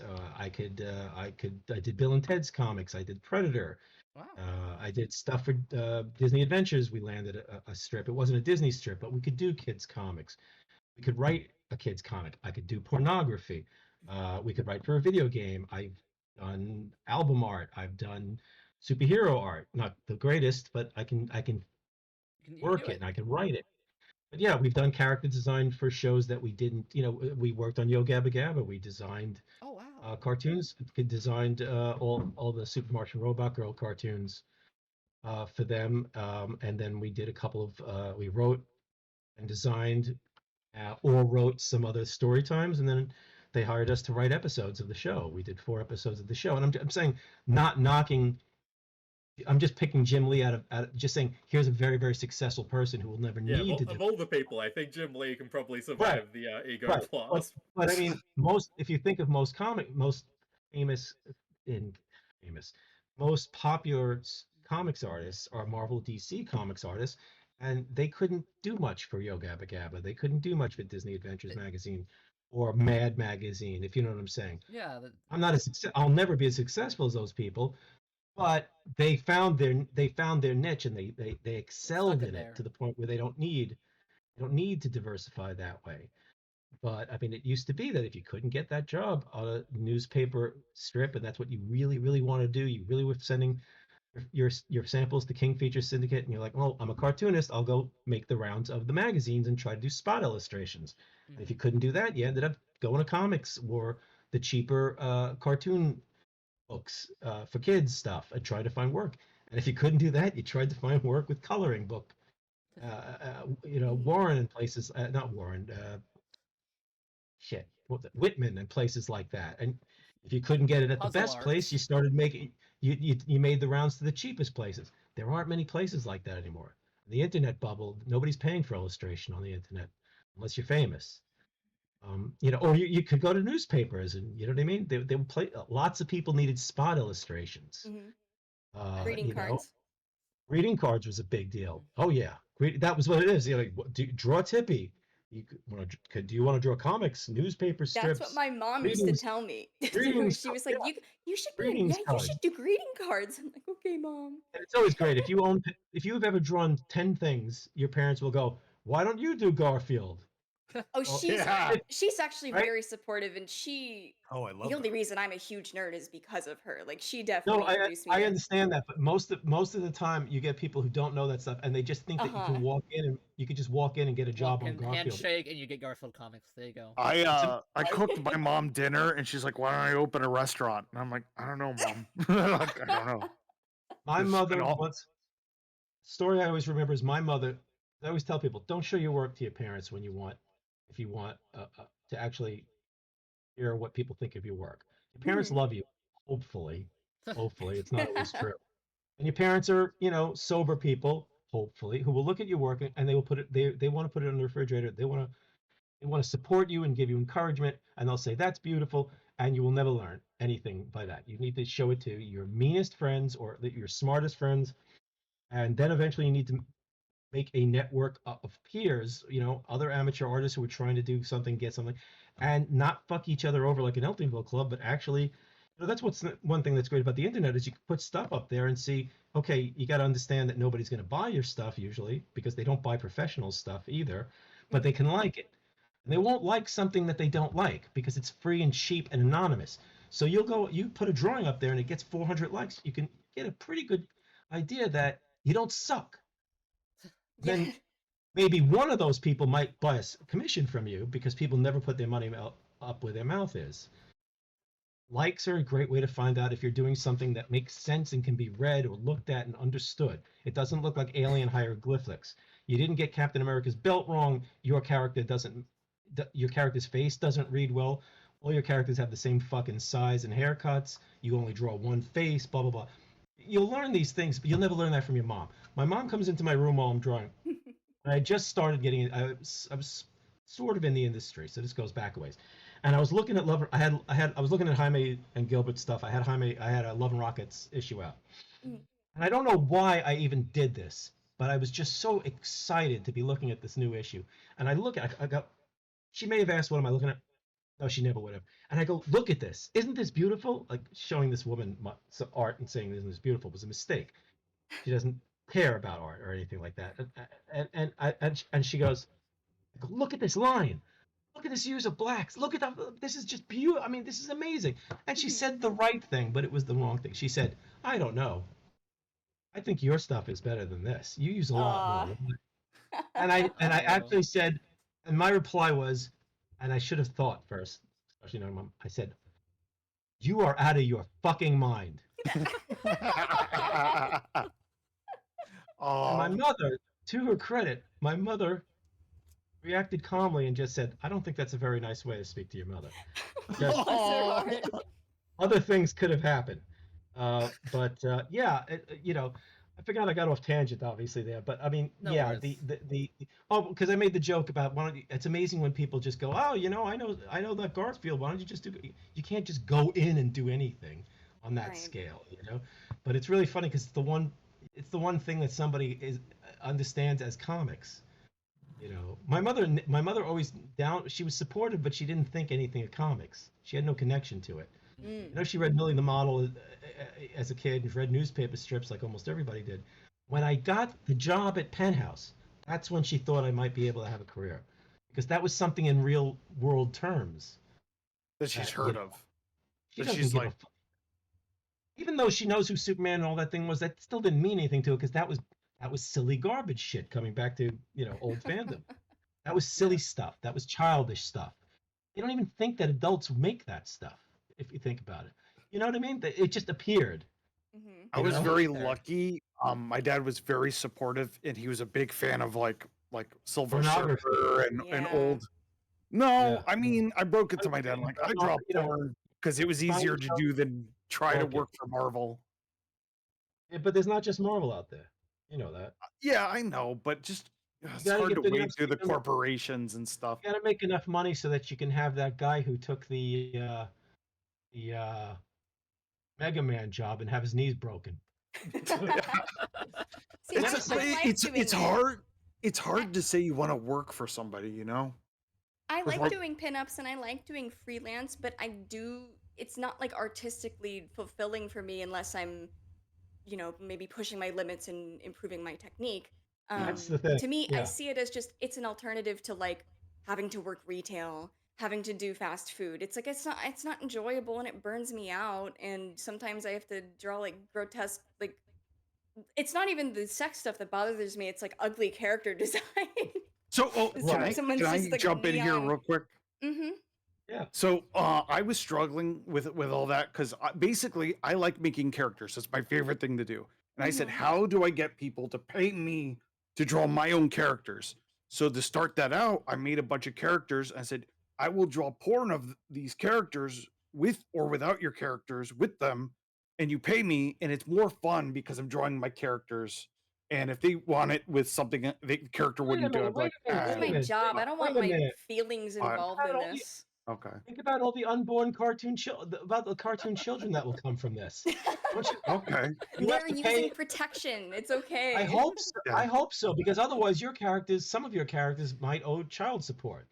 I think I've drawn that people's original situation. Listen, you That is someone's put that fetish in for your- sure. put that in your video game, Crumbo. I will. Feel free. Feel free to explore this very, very weird legal. I mean, imagine somebody should write you and go, look. I don't know what we're gonna do, but my furry knight is pregnant and You're the father. wants to have the child, and it's your guys.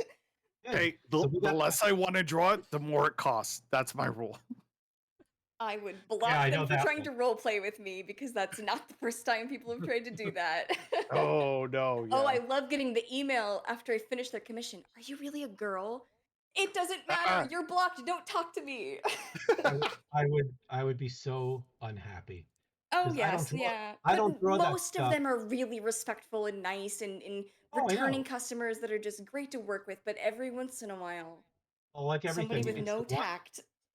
it will always remember the the needle drop character person, Mhm, and there always mhm. is a needle drop person. Even if you do the most inconspicuous G-rated stuff, somebody's going to ask you to draw something that you're like, that's a war crime, and and that's a sex crime. And I'm not pro FBI, but they need to be watching you. Somebody needs to be 'Cause watching I bet them. Hell everybody- yeah. Everybody in this industry has had somebody come up asking them something that just blew their mind, and especially when you are not yet a professional and you're possibly more willing to draw anything, Mhm. and people come up to you with back in the day, there really wasn't you couldn't say, you know what, I think I'll spend this week working on people's original characters, and that's how I'll come up with some money for something I need. That wasn't in your vocabulary. Right. Yeah. You know what I mean? But people would draw people's original characters. It was just you got it done at conventions and through fanzines. Mhm. I drew a couple, this goes back to 86, 85, 84, stuff like that. It's really funny. I'm now old enough to have seen some of my earliest artwork show up on eBay. And I've had people send me some of the oldest artwork I had. And one, I sucked. And two, I drew a lot for a little. I mean, I still do that, but that's my weird bad choice now. But I mean, I would draw, way too much. And but you do it for literally $10 full figure. Mhm. And then somebody comes up to you and says, can you draw my character? And unfortunately, most of the time somebody wanted you to draw their character, it involved the character doing something that I was just too hinky for me. Because it would Mhm. never even just be sex. It would be fucked up stuff. Right. One character wanted me to, and I'm sitting there, and his girlfriend, God bless him, he found somebody who tolerated him because she looked so embarrassed the entire time. And I could tell from their interactions that this was not the first time Oh this has no. been done. Oh. Because he was going, apparently he Oh, was man. going to conventions. He had this character. He had it was a radioactive baby or something like that had superpowers. Oh. This was back in the day when everybody who said, if you said you had a character, nobody wanted to know. The first thing you said was, I want to be in comics. So somebody would say, I got an idea for a comic. And you go, I go, oh well, what's it about? And they'd say it's a character, and then you go, what's their powers? And that was literally the conversation you always had, Mm. because nobody ever said, well, what I'm working on is a family drama about and it's about sexual discovery about this young woman who just realizes that she is gay, and blah blah blah. You didn't even hear about anybody going, it's a family drama about a straight cis family. It was never anything like what comes out.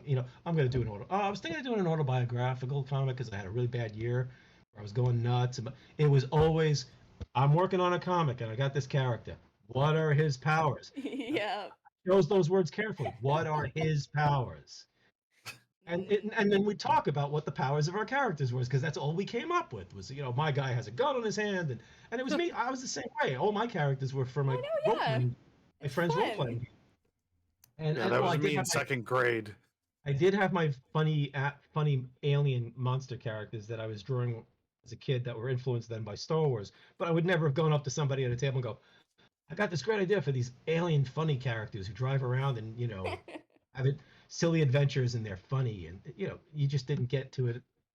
You didn't get invited to dinner with everybody afterwards. Actually, I never did anyway. But this guy wanted me to draw, and the woman was pulling on his girlfriend's pulling on him like, "Come on, We gotta go, please. Mhm. let's go." Don't, because she could tell that I wasn't up for it. Because what he wanted me to draw was the origin of the radioactive baby. And he goes into this spiel about how this pregnant woman is being chased down by mercenaries. And I'm like, right then, and I'm like 17, 18, and I'm right then, I'm just going, oh boy.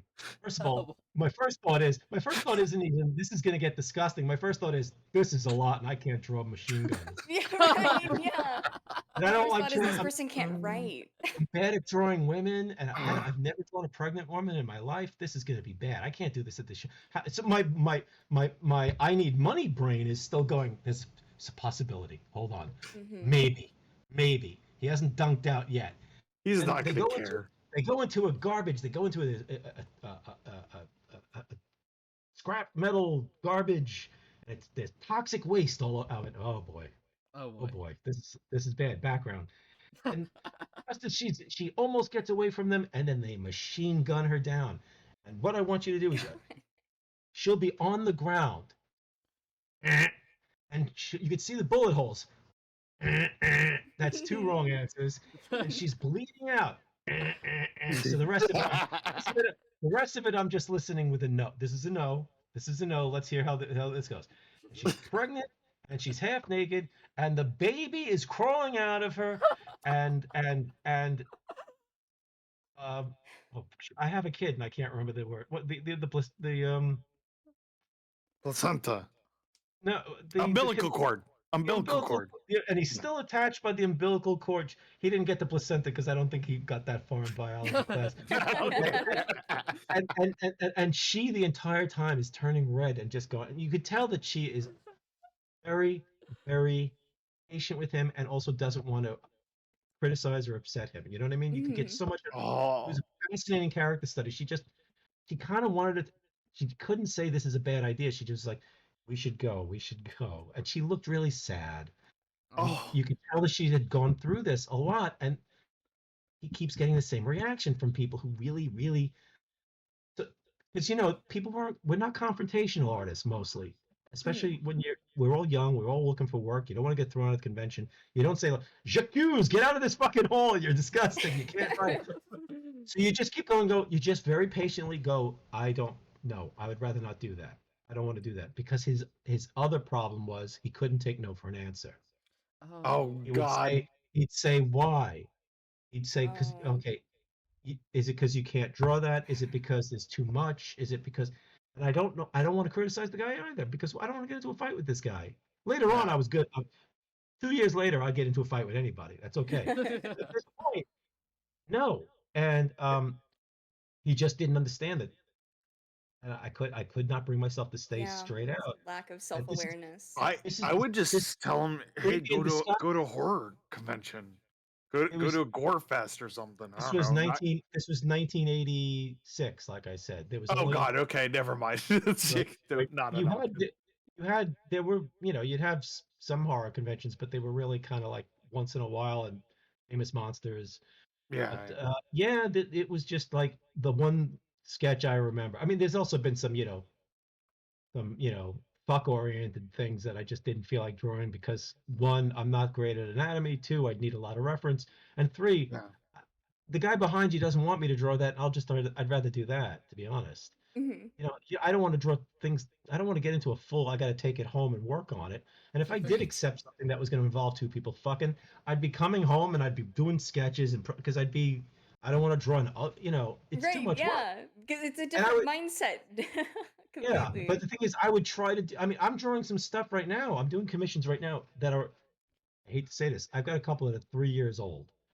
I'm almost done with all the last of them. I took on too many. We had a very Been bad. there. We had a financial nightmare that I I solicited commissions. Mhm. Unfortunately, underpriced them, added too much detail to all of them. Mhm. I'm left with the ones where I'm drawing animals and involved in. I drew somebody's cat with milk and cheese around them.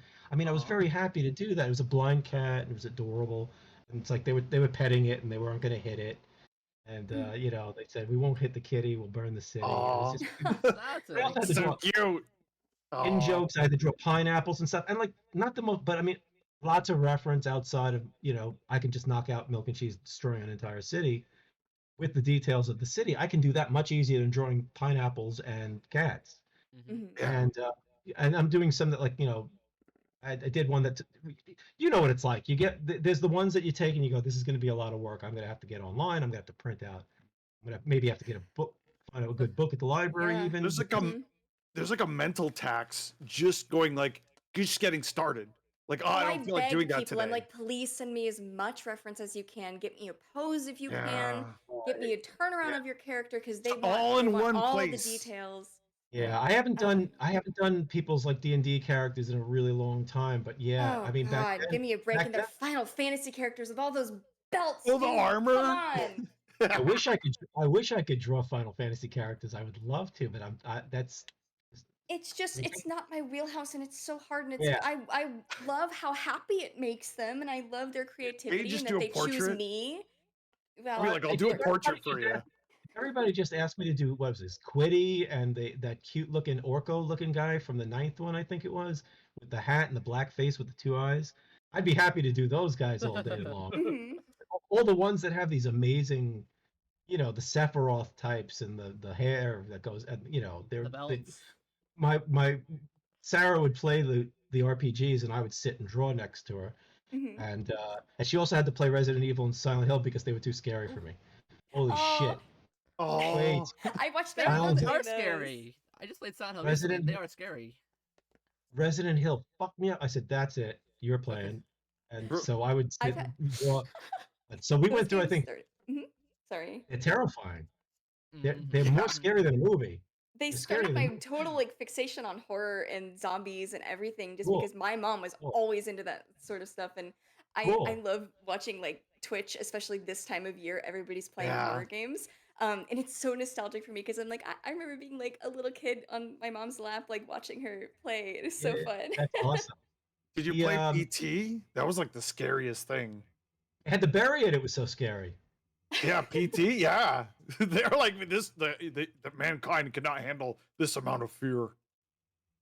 Oh, I was thinking. I thought you said E.T. as a No, joke. it's Oh, well, oh. close enough. It's That PT, joke, and they yeah. did bury the game because it didn't come out. They had a demo. Really? Yeah, the Mhm. demo was so scary though. I gotta play What was that. it, like some kind of hentai game or something? I mean, No, what no, was it? it's a Silent Silent Hill. Hill. horror. Yeah. Yes. Wait, I It didn't was- get. Everybody answered, Sorry. so I didn't. was Kimmy, a can you silent- answer, please? You know it the best. Do I? Okay. You know it better than me. PT stands for it. It was a demo for a Silent Hill game directed by Hideo Kojima. That shit. it was put out on the PS4, I believe. It was just something you could download, and it was very frightening. It was one of those games where you're walking through a house. It popularized this genre that now indie games are constantly aping off of. I don't Um, think I popularized it. I'm pretty sure Amnesia came first, and that is all. What the that. walking through the same hallway over and over again, Oh yeah, with that particular repeatedly gimmick things was changing. PT. Regardless, it was just the atmosphere was very thick and it Wow. was just stunning. But they didn't go This through with can it. I find this like on YouTube? Do people have YouTube Oh, playthroughs? Oh, yeah. absolutely, You can play it absolutely, yeah. probably. Well, I don't buy anything and I don't play. Well, you I have- just somebody Yeah, had, yeah, Oh, look I no, it don't up. think It's it's so for sale scary. anymore. Listed, It's yeah. was it they just don't called sell the PT? demo. Letter Yeah, just PT. It's called PT. It's just by Konami. It's called PT. You So can is find people so playing is it it. like worth a lot of money now, a type of thing? Or Well, you It's like can't. you No, because can't it's not a download it physical anymore. It version. was You can't it even was download it. It's download. emulated. Yeah, we Yeah, still have. We I still have it a on my copy. PlayStation, so What is it I that we could have a sell my copy of? PlayStation for more because it has PT on it.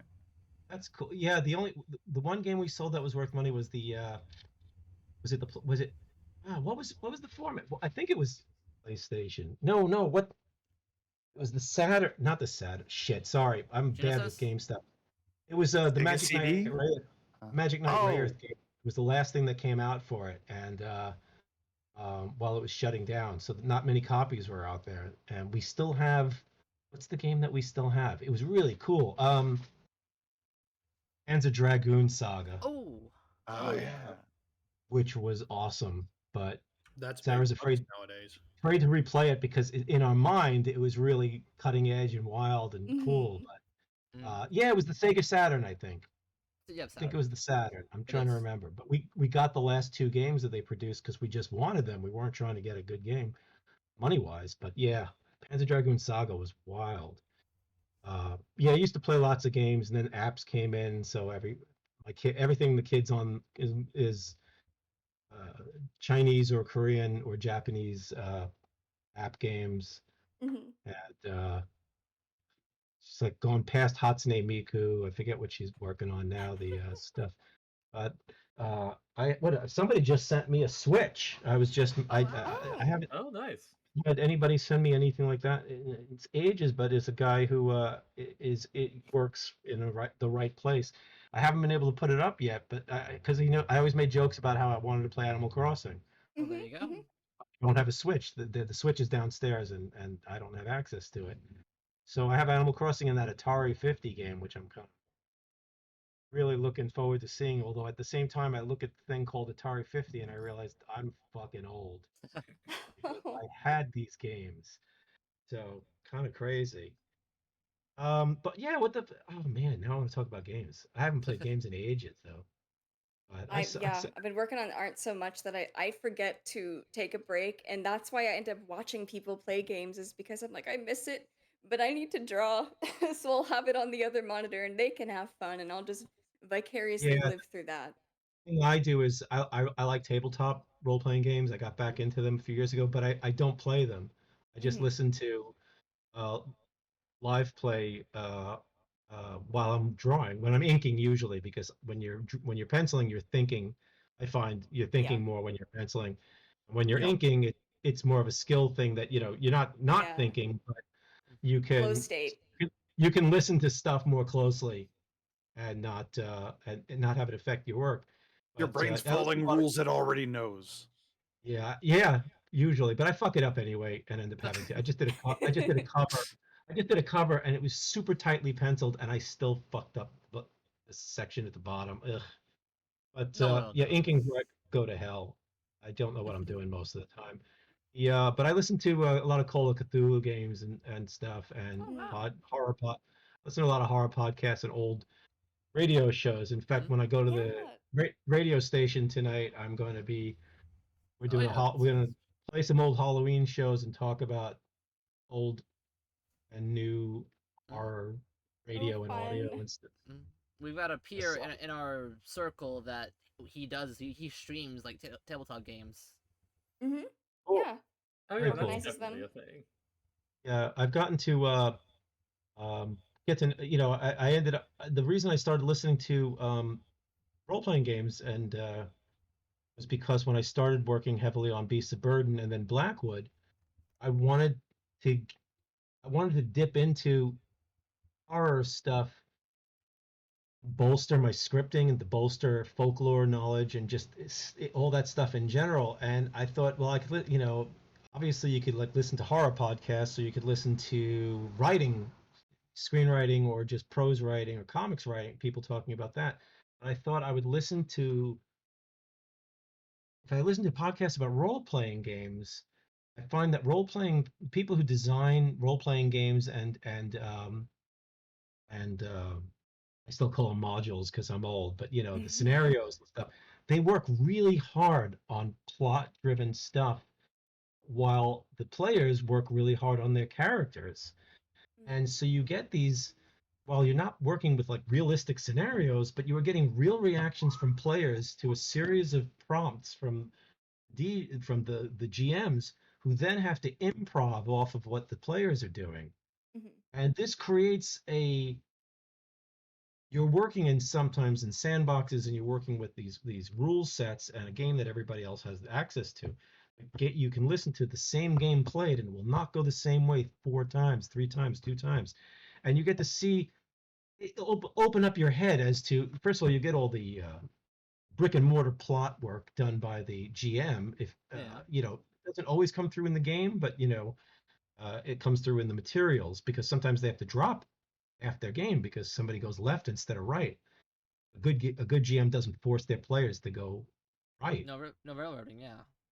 And so I started listening to this one podcast called The Good Friends of Jackson Elias, which are three British guys who also write and edit and do work for.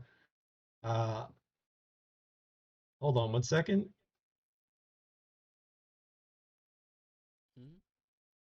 Hold on, sorry. Oh, No worries. You're all good. DJ got. And also, if you gotta go soon, for you. No, yeah, by I all will. means. Well, but I probably don't have to meet them until midnight. So we'll see what happens, or maybe Oh, even you 1 just in the morning. Okay, we just So, don't wanna make you bad for that one. You're keeping me from working. I don't want to work. I hate working. I hate it.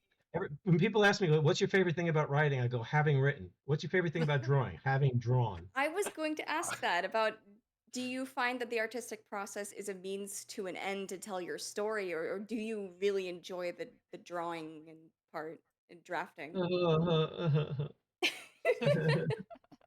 But anyway, real quick, let me finish the thought on the other thing. Is that I started listening to them, and it turns out I picked a really good. I threw a dart well. I hit a bullseye on just a atypical podcast by 3 really smart guys who play the games, have professionally worked on the games, have broader interests, really like to get into how they do things. Oh. What they do is they talk about subject and how it pertains to Call of Cthulhu and horror role-playing gaming in general. So they will talk about Heredity, the movie, or they will go through all of Lovecraft's stories. They will go through related stories like it's hard pulling stuff. They're at like 200 and something episodes right now. But the thing is, they argue. They argue with one another. They don't all have the same lockstep because they'll go, I didn't like this movie. But then they'll kick out ideas. They'll kick out plot stuff. They'll kick out how characters can change these ideas. But they'll talk about, like, look, 1920s New York, Wehrmacht, Germany. How do you work this new module in? What can we learn from shitty 80s movies that might be useful? It's very, very. I just found it In depth. really perfect for what I was looking for, and it sucked me right back into role-playing games again because I hadn't played anything since the 80s. And I've only played Call of Cthulhu a few times now with Scott, one of the 3 guys, online, and I enjoyed it immensely. I keep getting killed and being driven nuts, and Call I love of it. Cthulhu is a wonderful game. It really. I is. love it. I absolutely love it, and I've done some art for their for the fanzine that they do now twice a year, which is for their backers. I've done a couple of covers, and I let them use my horror drawings from my Patreon, which because I have a thing called the experiment on my Patreon, which dovetails into the question about the process of drawing because I have really hated drawing for a long time now. Unfortunately, I also hate writing, but it's more because of my problems with it. Because when it's going well, drawing is so much fun, and when you really see, I love sometimes laying those lines down. But I find the difficult financial situation of the last 10, 15 years, and my emotional issues, which have which have been in a kind of Mobius strip. The one, they're in a loop. One creates Of course. money gets bad. I get more. I have emotional issues, which makes work tougher, which creates bad money. It just never ends. I'm still pretty much in that to some degree, although that my emotional reaction is better now. I don't have panic attacks. Blah blah blah. I realize I can do what do I need to do to take care of this? And the days that I have depression that is so crippling, or the pain in my arm is so bad that I can't do any piecework, I just go, well, do something else tomorrow, see how it goes. Yeah. I don't beat myself up and call myself stupid. And that really, it sounds simple, but it took a It means a long lot. time It's to hard. get there. It's a hard No, thought it's process to come really to. important. It's really Yeah, difficult. one day I hope to even like myself and my work. That's the goal. I believe That you is But will. the thing You're well about on that way. this thing I do, thank you. This thing I do called the experiment.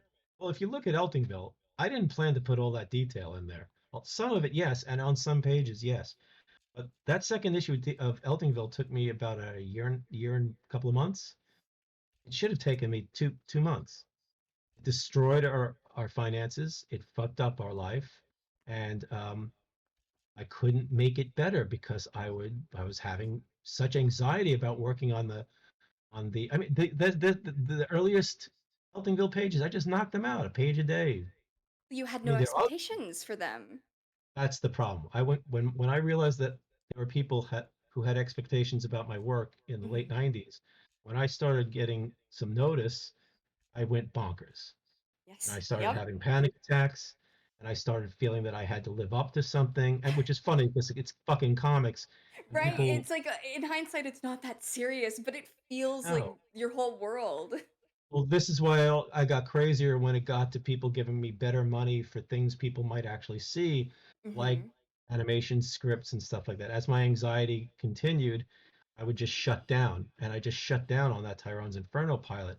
Our lives could be very, very different. I mean, that doesn't mean it would have been a success or even gotten picked up, but things were really running smoothly on that. I liked, I mean, nothing against Eltingville, but I really was happier working on the elements for Tyrone's Inferno. It was tighter, fewer characters to concentrate on, and it was as a horror comedy with pop culture stuff. You know what I mean? It had more flights of fantasy and crazier stuff that I could do. I really liked that first script a lot, but then I just got so scared because I got scared because I'd actually thought that it was going to happen. I really thought that we were Yes. this was Self-sabotage. getting pushed through. And Eltingville, I don't know why I was able to do Eltingville. It was hard, but I did it. But yeah, it's tough. So I started doing these drawings. I've been drawing on index cards a lot the last few years Oh, as a means to just Let go. draw. Like let loose. yeah, that it's nothing. Index card can easily Yeah. be thrown out. It doesn't. You're not. No one's expecting a genius drawing on an index card. So I started doing these loose, no penciled horror drawings, and I started putting them up on my Patreon. And I'm like, the goal is that I might get an idea out of these kind of.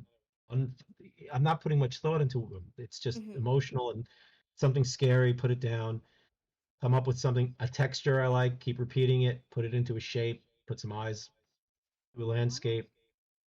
And I got about 100 something of those now, and a story has started to gel around them. And the thing is, that's the stuff that I use they use for the fanzine, but it's like it's also something that is different from what I've done before. Of course, the drawings are starting to get more complicated, and I'm less happy with them because I need underdrawing to do some of them now, and that defeats the purpose. Mm-mm. But I don't keep sketchbooks really. I mean, I've never done that. I've never really, and I don't practice. I mean, it's my own Right. fault that I have issues with my drawing because I hate failing so much that I hate the steps you need to take to get somewhere in That drawing. foundational work. It's funny the way you feel. I'm so afraid of that I'm the opposite. Like I don't want to try. I'm like, I'll have a high stakes thing, and I'm like, I don't care. It probably won't work out. And so I don't have any anxiety, but I have a tough time trying, like making my Yeah. artwork better. Yeah, well, I do too. I mean, that's one thing. Doing commissions of a talking box and a talking cheese, you're not going to really learn much. You're going to get maybe learn to draw your characters better. But if you're drawing, they don't do anything and they don't wear clothes, so it's really hard to add to the. That's why sometimes the odd commissions are good in a way that Forces you to learn something. you are forced to look at something and learn something, or at least be forced to remember that you are avoiding, that maybe you should, spend some time on drawing feet. I don't know. Yeah. Working for the best Don't worry, job they pay us for that. oh, I hear you. Okay. Uh, yeah, I know. I'm friends with Coop, the artist, and he's a foot guy. He doesn't do commissions though, but he does a lot of photography prints, and There you go. people sure love the feet. They sure I have the money for it. I just use my feet to walk, and I That's bless pretty them. standard. Are there any Eltingville feet things out there? I That would be don't. funny. I'm Don't almost want to certain that there answer are. you. They have the worst feet of probably any character I I can don't want think to of. answer that question. I think Jerry would have very nice elfin, Lord of the Rings elfin feet. Yeah. No, not the feet. Cannon. Head cannons, no. Feet Oh, head no, cannons, yes. It's not head cannon. It's literal cannon. Because god. It's a real. He's making real Anyways, no, Eltingville we gotta Oh, move no. on. feet cannon right Jerry, now. Jerry was always supposed to look a little, his hair, and that there was a wispy quality to him, and I don't mean that. Yeah, it matched his fantasy interests. He's got a different body type than the rest of them. He's he could you feel like Jerry. I always knew Jerry could clean up okay if he ever cared to take care of himself. But he always has the because the characters were slightly designed to reflect their interest, and he was always into Magic the Gathering, Like pretty RPGs, things. Lord of the Rings, things like that. So he's willowy is the word I was looking Yes. for, really. And he's got he would have I'm trying to think of the word now. I can't gentle bones or whatever He's a soft boy. yeah, he's an elf. He's a Lord of the Rings elf, Mm-hmm. and pizza horror dwarf, and Bill's a shit. And Josh, you see, Josh, Pete, and Bill are based on people I know. Mm-hmm. Bill is based on myself and someone else. Josh is based on some retailer and somebody I knew, and Pete is based on lots of Staten Islanders and a friend of mine. Didn't act that way. I gotta say, did not act that way at all. But I drew those characters in like 10 seconds. It was just Because you already knew what they It's looked like. natural. Yeah, absolutely. it was a response comic. And I just had to get it done. It gave me. I needed 5 pages filled, and I said, I'm mad at these guys. I'll do something about fans and these guys who send the. You could see it's much more. I put a lot of text into the Eltingville strips. I know there are people who will not read it because of that. And I've seen younger people Too really many words. really rake it over the. If I wanted to read a book, and I'm not reading that, and they laugh Grow about up. it. And I'm Well, if they too- haven't read mine- a book, then they won't get most of the references anyways. Look, I understand that there's some people who don't like wordy comics, and that's fine. But Sure. the There's fact all is, types. Then acting don't. like It's not, Sorry, go ahead. Acting- I get pissed they about act- this too. well, they act like nobody's gonna read it, and I'm like, Right. I mean, it's it got over the hump. It's being read. Maybe you don't like it, but it's got a fan base. So I don't It's get still that. not a fan No, base. only the things that I like exist. Anything I Well, you don't know- like does not exist. It was a very young snotty thing, and I was like, okay, that's fine, whatever. I mean, I know it's wordy. I know this is not the way I would make that's not how I write my Marvel comics. But whatever. But then they'll buy a comic that's got a ton of prose in it, I'm sure. But they were like, oh yeah, I should learn about lettering and shit like that. I was like, okay, fine, that's fine. But they were saying it about something that wasn't new and untried. That's what I thought was funny. Right. But it's old, and they're young and full of spit and vinegar, and they should make their own Eltingville about how guys like me are old and out of touch. Fine, go right ahead. But yeah, I thought that was pretty. But yeah, because it's The really old weird to now. I Eltingville. got to think of now. I'm thinking of Jerry's willowy bob. I got to think of Jerry with his clothes off. No, you don't. No, sorry. No, His the fan his artists have done his enough of that. his alabaster what you call it. He definitely played Magic Vampire the Masquerade, Mm. and then but he wouldn't get his friends to do it, and they'd laugh at him. Definitely an Anne Rice fan.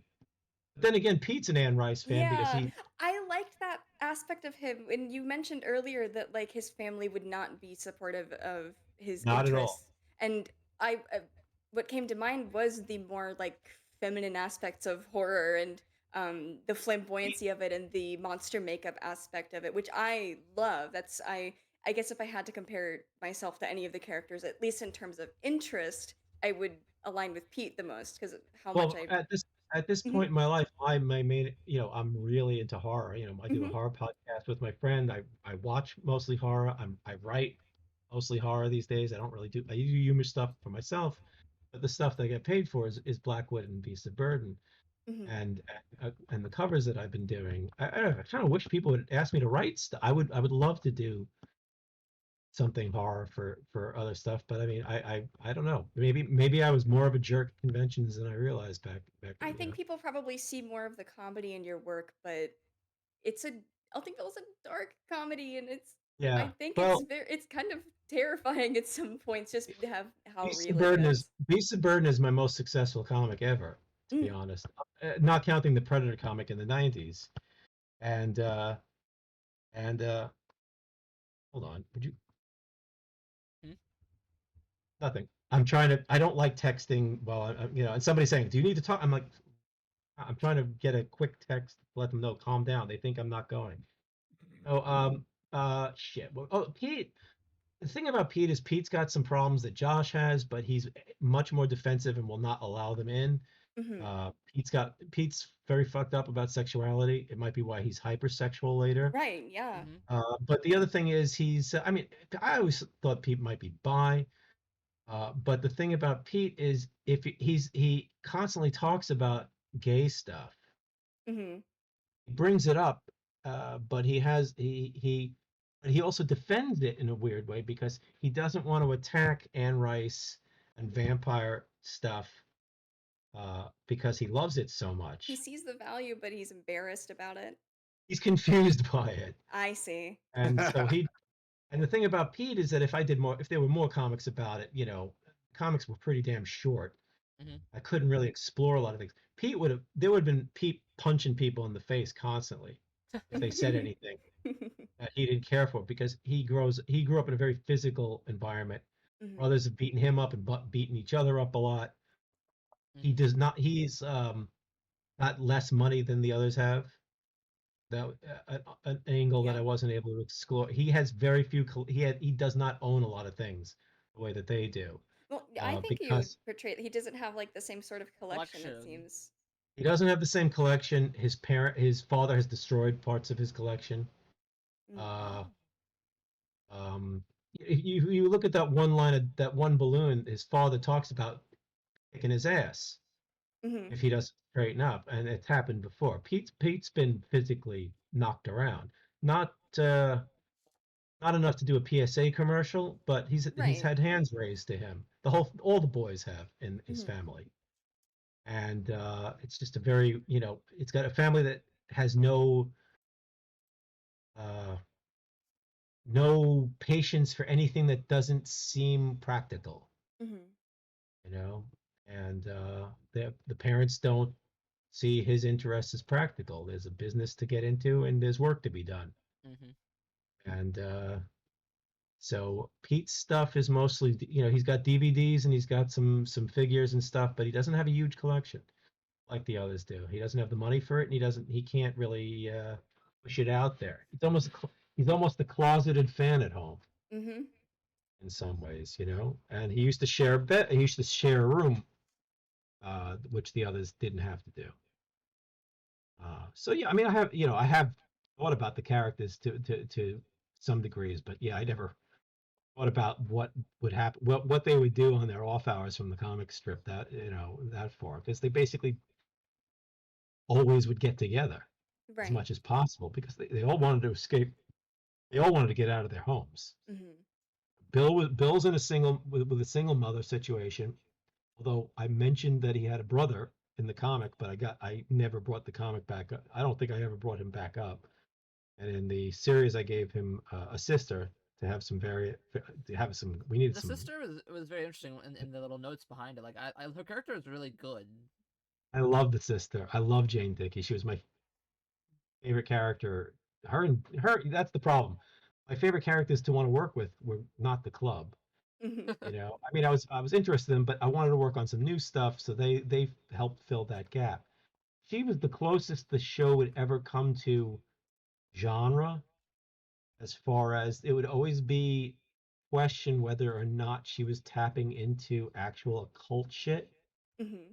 And we there's a inference of that in the pilot when she throws the voodoo doll of her brother, as she I love can't that. she's stabbing it with a needle to try to kill him, Yes. It's very and gas membrane. when it doesn't work she throws it, and that's when he trips while he's running. I And love it. we'd never Such a have good like detail. monsters. Yeah, that angle is what drove the Ward Willoughby pilot, which became the Tyrone's Inferno pilot, uh, to get more into horror and straight out genre and crazy shit, and to just generally do more satire of pop culture uh, for the stories Hmm. rather than just the it would the references wouldn't be as hot and heavy as the characters. And Joe could not be in it. Iron Joe was going to be in it, and the guy with the eye patch, who you see briefly in the comic shop a few times, who was named Sikowski, whose accent he he would talk Irish and then he would talk Russian, depending on, they don't know. He does it in the pilot. He has a floating ethnic. That was because the actor couldn't get the. The voice. I think we were looking for a Scottish accent and we couldn't get it right. And I was just like, you know what? He's got two fucking accents. We're gonna go with it. Great. And then I codified that in the Bible for the pilot as one of his weird, since we could go weirder because we were dealing with real life, as it wasn't like a Simpsons thing where it's mostly real life, but then aliens land. Hmm. We weren't going to have anything happen unless it was a nightmare sequence or something like that, or it was cosplay, and it would be a little weird. But there was no aliens or ghosts or anything like that in the show. But that's what all of since Tyrone was a little monster, we were just going to go with black metal, heavy metal, horror movies, Hmm. all the stuff that influenced Eltingville, but straight towards horror Ah. and science fiction and shit like that. Right. And we were going to mention that her brother Bill. We were going to say, so what happened to your brother? And she goes, oh, I killed him. I killed him and his stupid friend. I killed him and his stupid friends. And she would go to the graveyard every once in a while and hang out there to do her rites. But in the Welcome to Eltingville pilot, she was an alchemist and into the occult. But there was never any proof that anything worked that she tried. Mm. She was always going to be experimenting on Ward and using him to do. He was always like going to be wired to batteries, and Mhm. he'd Guinea be pig. flipped up the stuff, which I guess would have been, people would have probably really enjoyed that Oh, because no. he was constantly going to be bound and have clips on him, and he was going to be cut a bunch and things like that to because they'd Oh, be it doesn't blood. work unless they deserve it. Bill deserves Well, it. I don't know. It'll work for somebody. Everything works for Oh, somebody. surely, yes. Truly, yes. So, but yeah, that was going to be the plot, and it was only going to be worse because she was going to like half kill Ward Mhm. in the other in the sequel pilot. He was going to get fucked up quite a bit.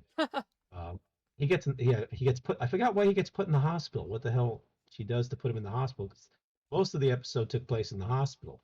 Of course, I do a zombie thing before Walking Dead and zombie. I mean, everybody Mm. was, but I was doing a pilot and we put it out and it had zombies in it. It's possible people would have really liked that aspect of it. It was just the pilot, but it was so I thought it was so good. We had so much weird shit in it, and I really, really wanted to do that, and I fucked up. My brain wouldn't let me do it.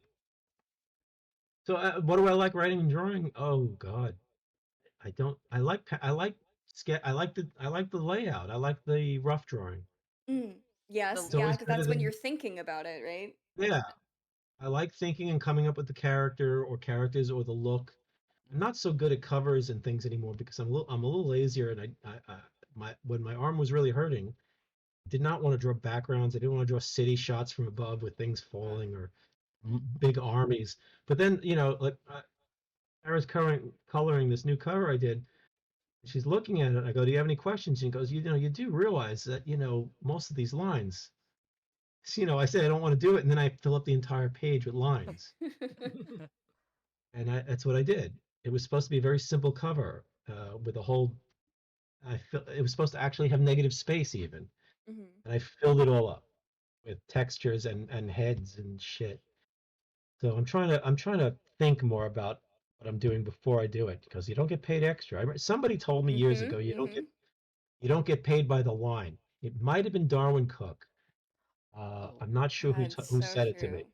he's And I was like, I know, but yeah, but I mean, knowing something is just it might be half half the the battle, battle. but the other half is OCD. I enjoy making all these little lines. That's the thing. I do enjoy that part. I love cross hatching, and it's probably because it's therapy for me. I just sit there like Oh yeah. It's like I'm it's stimming. It's very stimulating. It's I totally get it. what's stimming. Um how to explain? Uh I can look it up later if it's okay, weird. no worries. All It's right, not weird. It's just here, I'm putting it No, on my no, no, list. definitely not weird. It's just like a Okay. psychological thing. It's like a nervous tick, like when people bounce their leg when they're nervous all the time without Oh, oh, thinking oh, like or when I used to like pick at myself. Yeah, oh, absolutely. Yeah, yeah, yeah. yeah. Actually, I'm probably doing it right now because I have a habit of I pick at I pick at a finger with my thumbnail or vice versa, hmm and I do that a Just lot It's just when it's I'm a physical response to ease anxiety whether you realize you're doing it or not. oh well I hair twirling shit like that. Yes, uh-huh. I don't have that one. have I you have yeah, I got it. are you, are you familiar with Sergio I have Topi? uh TOPPI. That sounds familiar. Yeah, Sergio Who is Topi. He does a lot of he did Arabian Nights or something. But he does a lot of line work, but he specifically there's a lot of white space, but it's like really well balanced and it made me I feel think like okay, if I saw his work, I know I've seen the name. It sounds yeah. like But um I really admire his white space and it goes, okay, I can do less if I plan it, you know? oh, I mean, I get it. I just can't Yeah. do it. I'm just yeah. saying I work on that for me. It's like because I Yeah, struggle with that. no, I wanna it do a makes lot of perfect. lines, but I'm like, I have to make spaces where like, nope, you're not gonna do lines here. You're gonna leave it alone. You know? Here's the other thing because I mean this is a constant thing for a lot of people. The art that I like best is not the art that I do in a lot Mhm. of ways. Oh, I Mhm. mean, like my cooking, it's the same thing. I'd rather eat someone else's cooking than make my own. Well, Eat my what I own. mean, what I mean is that I don't. My favorite artists are cleaner artists than my work is, and I don't. Mm. I like that style, and I like when I do that style. I like looking at these design job pictures that I did 20 years ago of these characters. I mean, if I did them now, I'd want them to be a little more lively. I would feel more confident. But this is the first time I ever really designed animation stuff, and you know, to be animated, it has to be broken down a little bit. So these are even two more detailed than. But when I was working with when they were getting cleaned up, and so I started drawing cleaner because I'm very very easily influenced by what I'm working around. When I Mhm. was working on the stuff that was going to be needed for flash art on Yo Gabba Gabba, I was drawing really clean, super clean, and I love looking at that stuff. the Super Martian Robot Girl stuff, the Yeti episode, the what the other thing was, the Bake Off one. I did some of my nicest art for that. I was just drawing. I had to draw monsters, do all the mouth flaps, do all the elements that they needed for this that the script required that we wrote, and then I was just drawing weird ovens and bakery What? sets and Mhm. bags of flour. It was one of the best art jobs I think I've ever done, and for Mad also because it forced you to go out, step outside my comfort zone. But to work in that clean style, the problem is though I had to really pencil. I had to really be anxious when I penciled. Mm. You know, it's like Mike Mignola said. Mike Mignola pencils slow so he can ink fast. My problem is I pencil slow so I can ink slow. Oh, I redraw everything over. I don't work digitally, so I mean I draw the whole thing in a layout, then I draw almost an entire thing in pencils again, and I tighten it, and then I ink. A I lot of that's not wasted work, but it's work that I'm not being paid for, Mhm. and I need to get paid because this is what I do, and I'm not a I do kid. work digitally, and I end up doing that with layers on layers on layers of layout, then sketch, then tighten the sketch, then line art, rough line art, then better line art. I want to learn how to work digitally, but I'm just learning how to how to change the dimensions of an image that I drew so I can post it on Instagram. That took me, that's a big deal for like There's a learning curve, but you pick it up. You pick it up. I am, but I'm still learning how to draw and write on paper. I am very Mhm. bad at computers. Every My wife did all the digital work, coloring, this and that. Then I've had to learn how to do what I can since she's cancer free now, but she oh, good. was diagnosed with Hey, cancer, and it Mazel was tov. yeah, there's still some issues, but it was a very bad situation for Mhm. a couple of years, and it was just very invasive, and the surgery was crazy. So there's I have she's coloring some stuff still, but we're not putting together pages. I have to draw the page the way that I don't know how to do page layout. I can't just take a couple of my drawings and make a zine Mhm. out of them, which is one of the things I want to do for my Patreon because I've done a lot of drawings nobody's seen, and I'd like to make I'm still doing comics on the Patreon. I'm still doing dork fun strips, and I'm still doing one-page gag strips and things like that. And Hmm. I put up some of my autobio stuff that I did a few years ago, and I'd like to assemble this into a Dork 12 because I can't do it as a comic. There's Mhm. no reason to publish a stapled comic right now in the direct market, but to make something that I could just sell a couple of hundred copies of and give to some of my. But I can't like I don't even know how to clone something and move it off anyway, I suck at computers. But I let me understand. ask you guys, if you have any questions, hit them with me because I'm probably going to have to go in about 15 minutes. Oh no, I Oh, no apologize. worries. yeah, glad to have you. But I'm getting together with Fox later than I thought, so Is there so it was anywhere fun. that we And can go to listen in on the radio if we're not, yeah, yeah. Well, it's 3 in the morning, but it's also going to be archived. FMU archives everything. But it's going to be WFMU is WFMU.org, and they'll have a listen live button, and they will have there's a comments playlist that listeners can talk and ask questions. It runs Awesome. live on the side, and Awesome. if you want to throw them $5, it's their October Hellraiser. It's a silent Hmm. fundraiser for WFMU, best radio station on earth. And if we want to And throw you $5, uh, what is my Patreon? It's just Evan Dorkin, I guess. uh, I'm sure Ink Uh, has it to hand somewhere. Yeah, no, you can tell WFMU is good because I've heard of it and I've never even set foot in America. right. Well, FMU is a amazing. It's basically like the Fantagraphics, I guess. Old. It's independent comics, but it's like the real, you know, serious, unserious, fucked up, trying to stay above water. That they were a college station. The college was closing. They did a fundraiser to buy their license, so they are whoa. fully. But there is always a disaster. Mhm. because they pay for the upkeep of the building and then they bought a building, Mhm. so they've got to deal with that. And COVID hurt them very because they were making money off they had bands playing live, but they actually made a commercial space that they could have shows, concerts in, and events. And COVID killed that, and it killed the record fair, which they do, which takes in a lot of their money. They're fully nonprofit. They don't take no ads and no, like PBS overriding, no overriding. They are violently independent.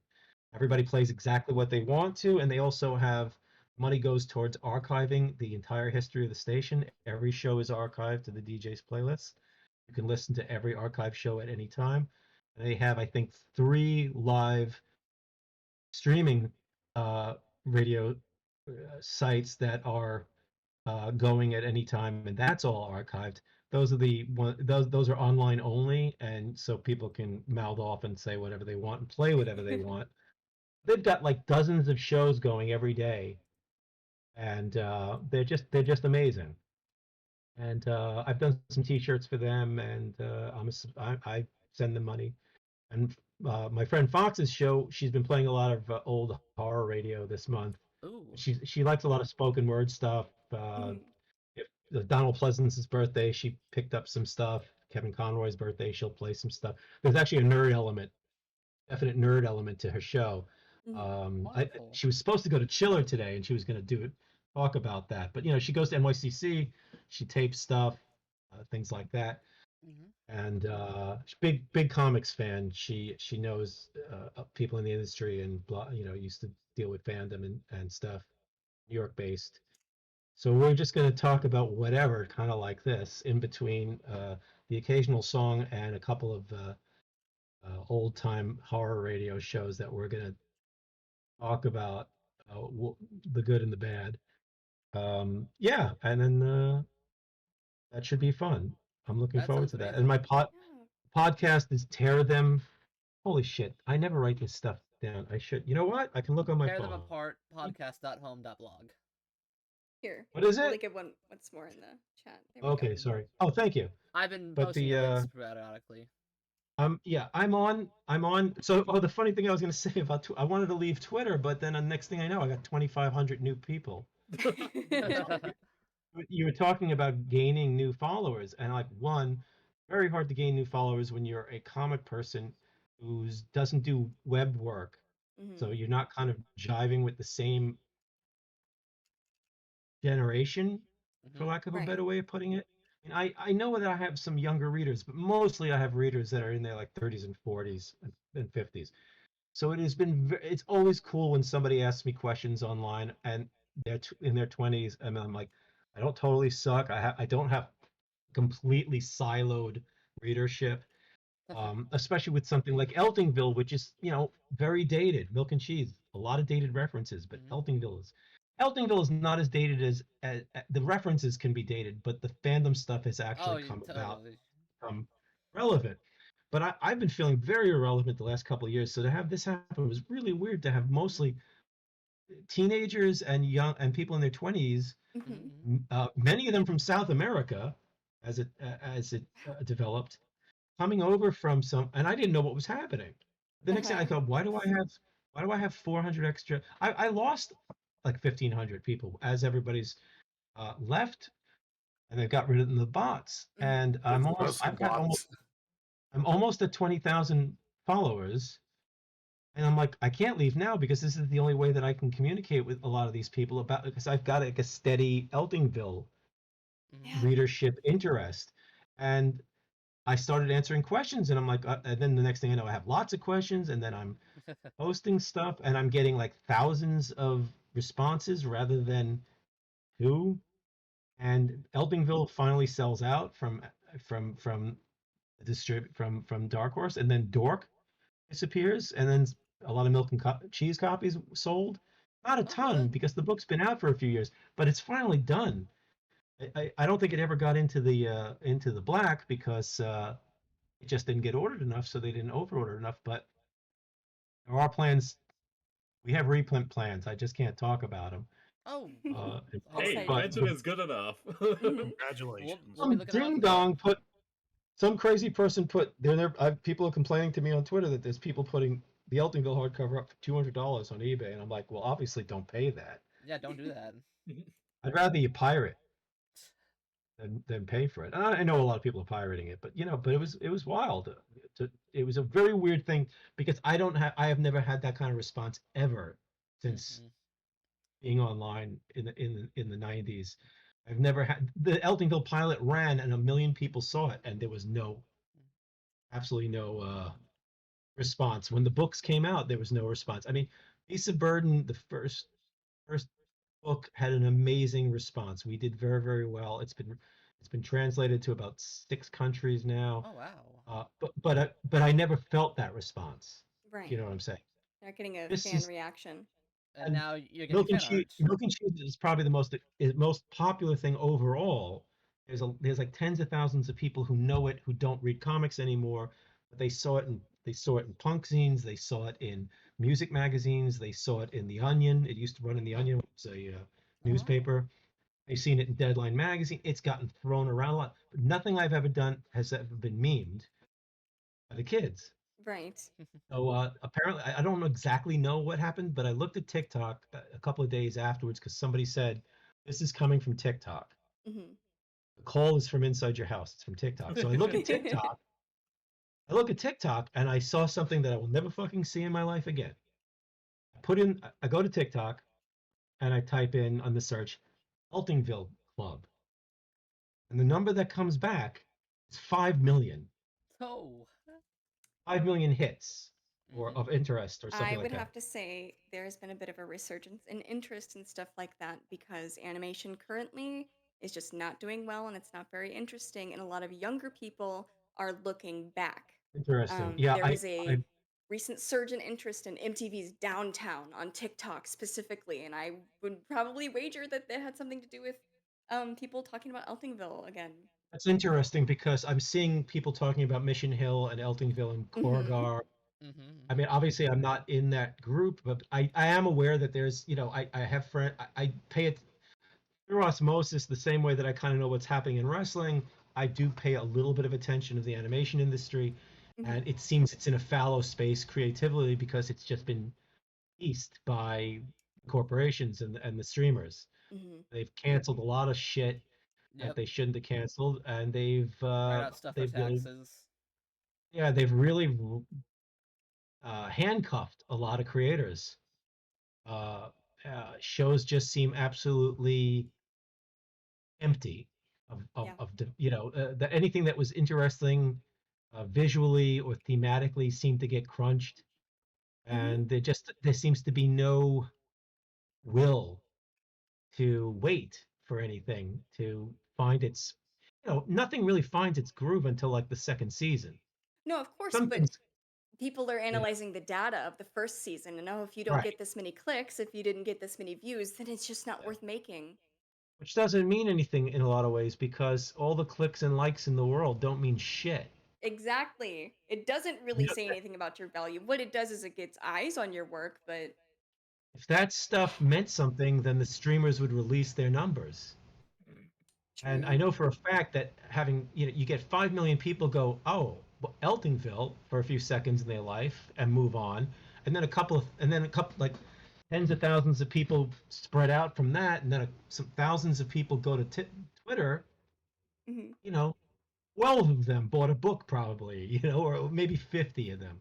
Yeah. But, it was interesting but what's really funny is that it hasn't ended. It's died down. It's almost, if it was a fire, it would be almost out. But there are still people talking about it, and Mhm. I'm seeing people. I look in because I'm curious to what people are doing, and just on Twitter, I don't I don't do the rounds, but I still see memes coming up and people making new drawings with the characters and talking about stuff, and I'm still getting questions, and it's interesting. And there are people talking amongst themselves Yeah, I a about lot of this my stuff. friends talk about the comics usually under locked accounts just because it's I understand. Girl fandom space is like, we just want to talk about it alone. We don't want I anybody understand. else to get involved. Let me tell you something. Comics professionals' stance is we like talking to the fans, but you know what I mean. But Mhm. some of it depends on the fans. It doesn't take much to poison the water Mhm. and make everything shitty. Every message board went to hell. Every bulletin board went to hell. Every Forums website died went for to hell. Twitter. Anything that allowed people to have their say turns into a fist fight. Mhm. Even if 99%, and if 99% of the people are fine, it only takes the assholes who keep fighting to shut down a club. Mhm. You know, I mean, Literally Eltingville Club.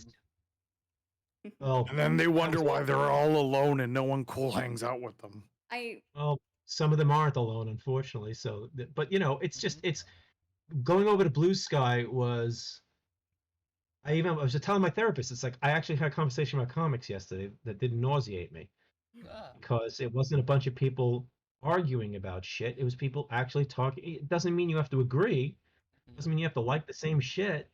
I mean, but if somebody starts talking about Steranko, I fucking hate him. But I'm not going to add the negativity.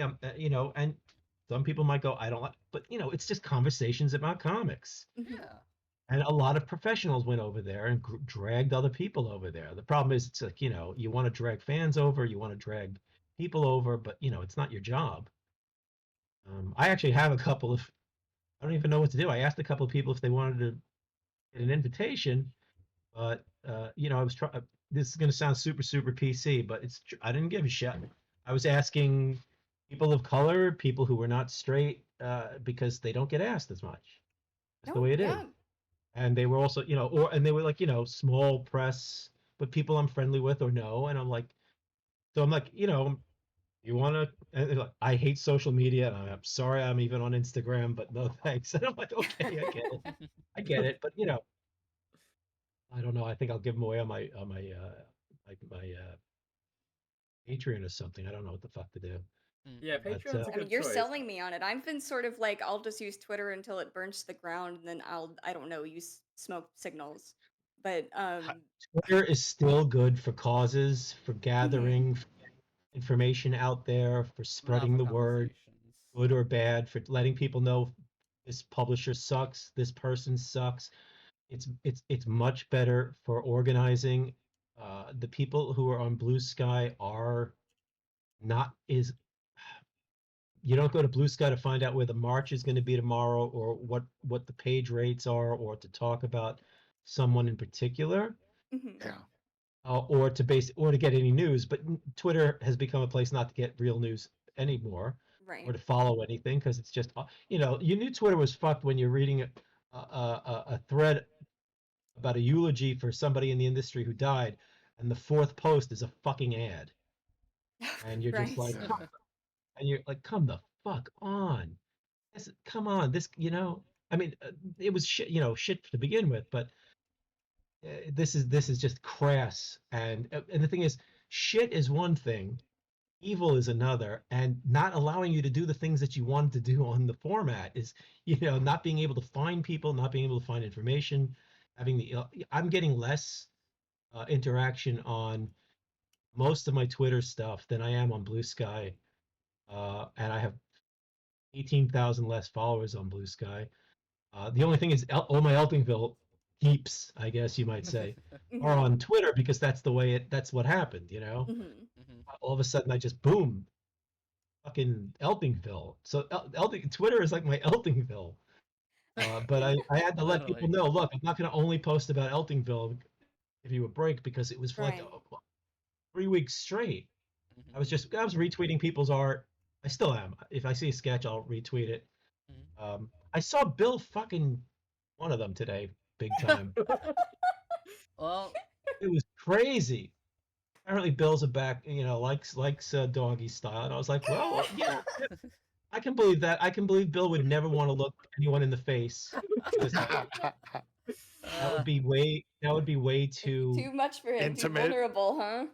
It would open up a flood of something. Yeah. self-insert art.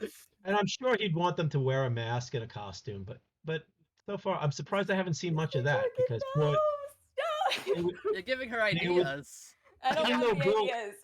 even though Bill does not believe that they have ever cosplayed. Of course. You remember from issue the It wasn't real cosplay. It was them being fans. I forget what they said. We were Different. expressing.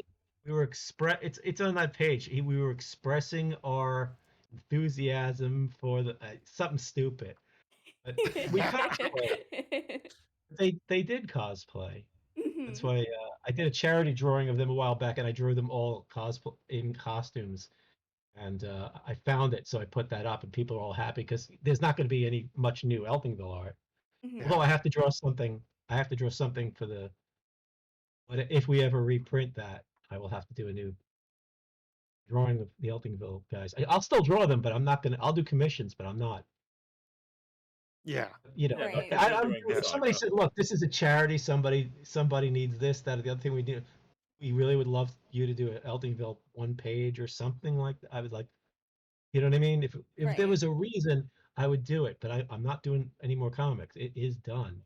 That's one of the things. So that we I am just having gotta a get some problem with. charities to work with you if we want more Eltingville. I like that it's I like that the Eltingville for story charity. is done. It's nice You're to gonna think just- about the in between, but it's I Yeah. like a finished story. I hate And when anime goes on for 5,000 Yes. episodes. I'm like, you need to Oh, finish the story, wrap it up.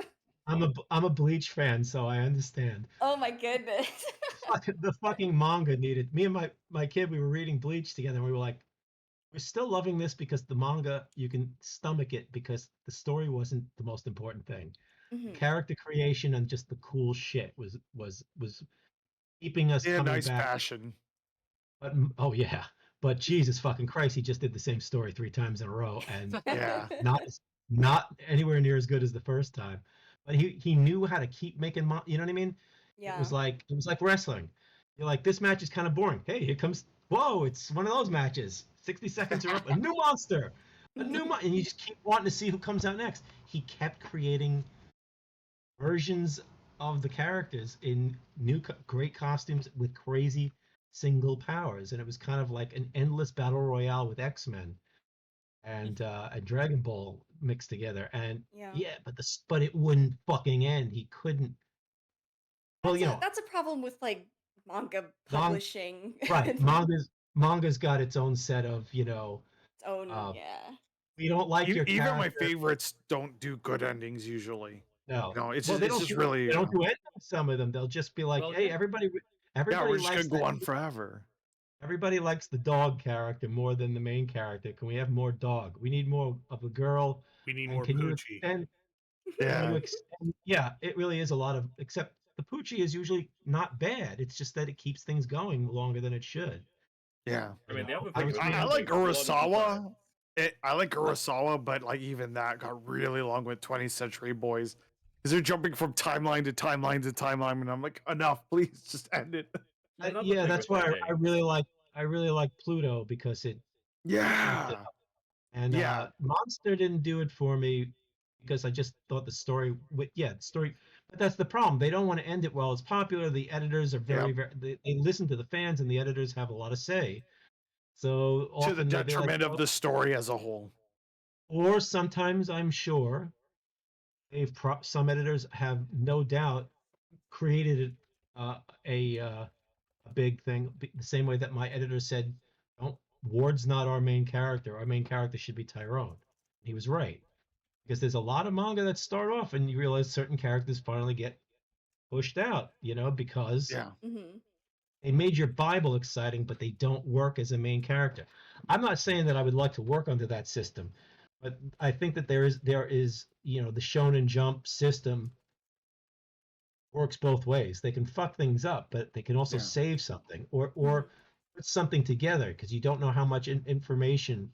You ever read not great, but it's interesting. It's got some okay stuff in it, but the guy writes shitty women characters, and Oh, most things in Shonen Jump, Common yeah. shonen problem. I know. I know. The Well, guys who did Death Note, Oh, the story, the manga Bakuman? artist. Are you talking about Yeah. Bakuman? Bakuman? Something. Yeah, I read all of that. Yeah. I mean, a lot of that's a very Eltingville strip. A lot of that is some real shit, and keeping there's some bad shit like keeping the artist working, making Yeah. them poor and buying stuff. That's happened. But there's also, figuring out what's really working on somebody's strip and making them. It's not maybe the most organic way to make a strip. We always think of something as one person doing everything, but you think about Yeah. how Yeah. how so many of the famous novels and classic novels and popular novels are shaped by editors. Yeah. Their Uh, editors do a lot of pushing and pulling with that.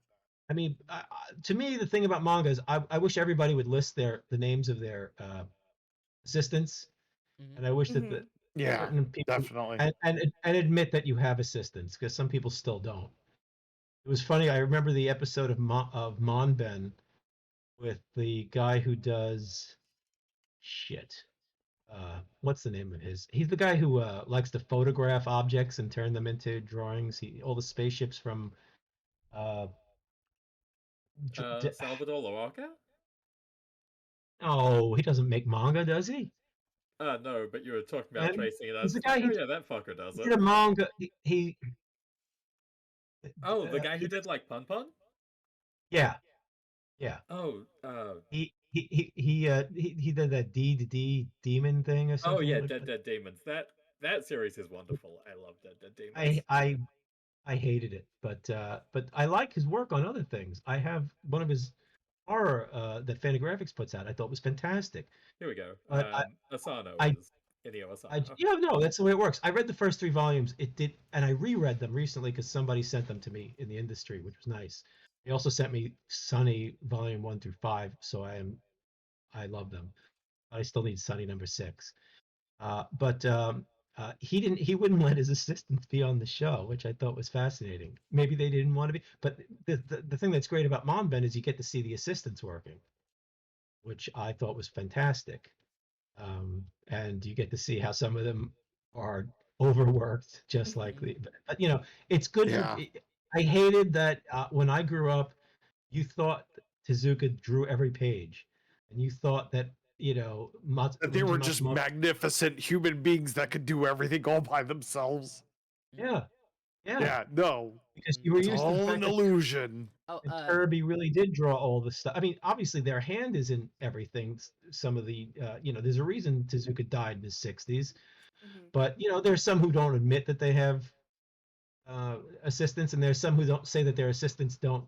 The guy who does Ogo 13 is hilarious because he keeps talking about how he still does the book with his assistants, and he just draws like part of a cover and then he goes to sleep. Oh. And he points out that the thing is, he's got a whole building of people working for him because it's a production company thing and everything.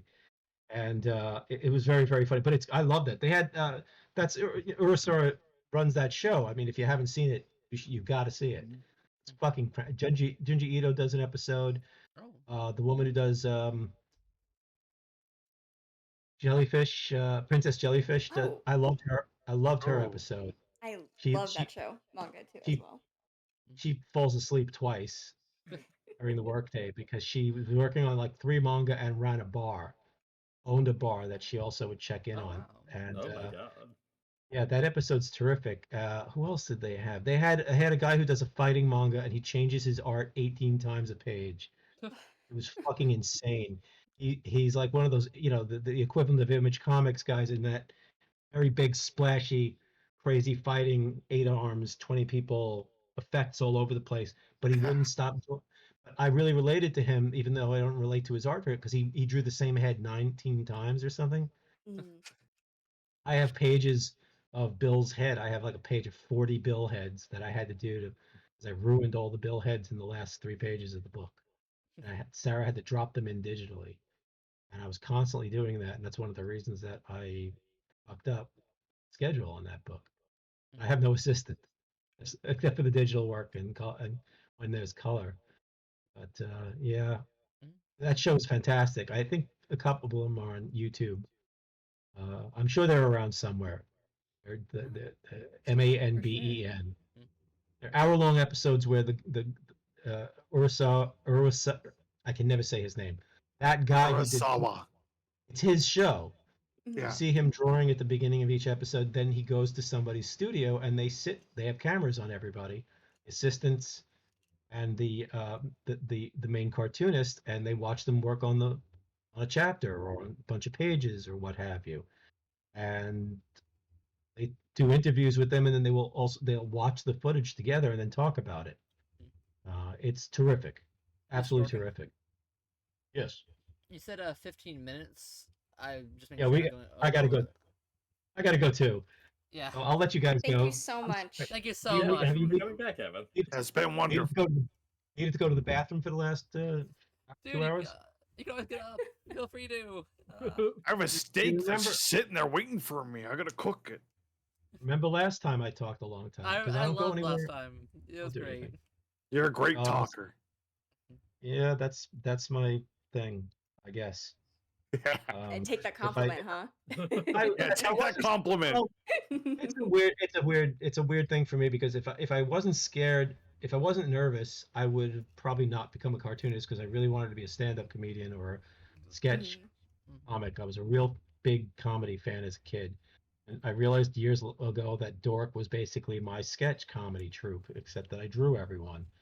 And I was able to stay behind it because I'm nervous.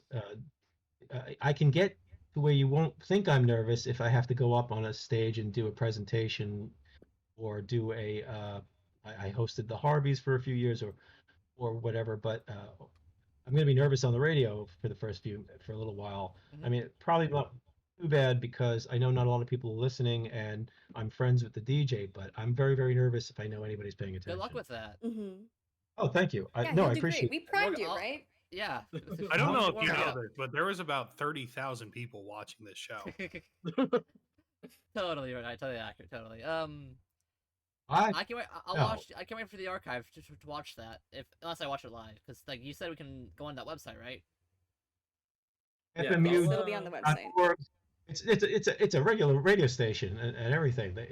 They air locally in Jersey and New York. Ah, gotcha. So they still have to do the FCC stuff Mm-mm. 24 hours a day. Awesome. But the streams, the 3 ongoing streams are, whatever they want to do on their shows. But the FMU's programs are archived the next day. Great. And you can go to the DJ's webpage, just click through, and you can see all their stuff. All right. And you can check out his shows running the last 20 years.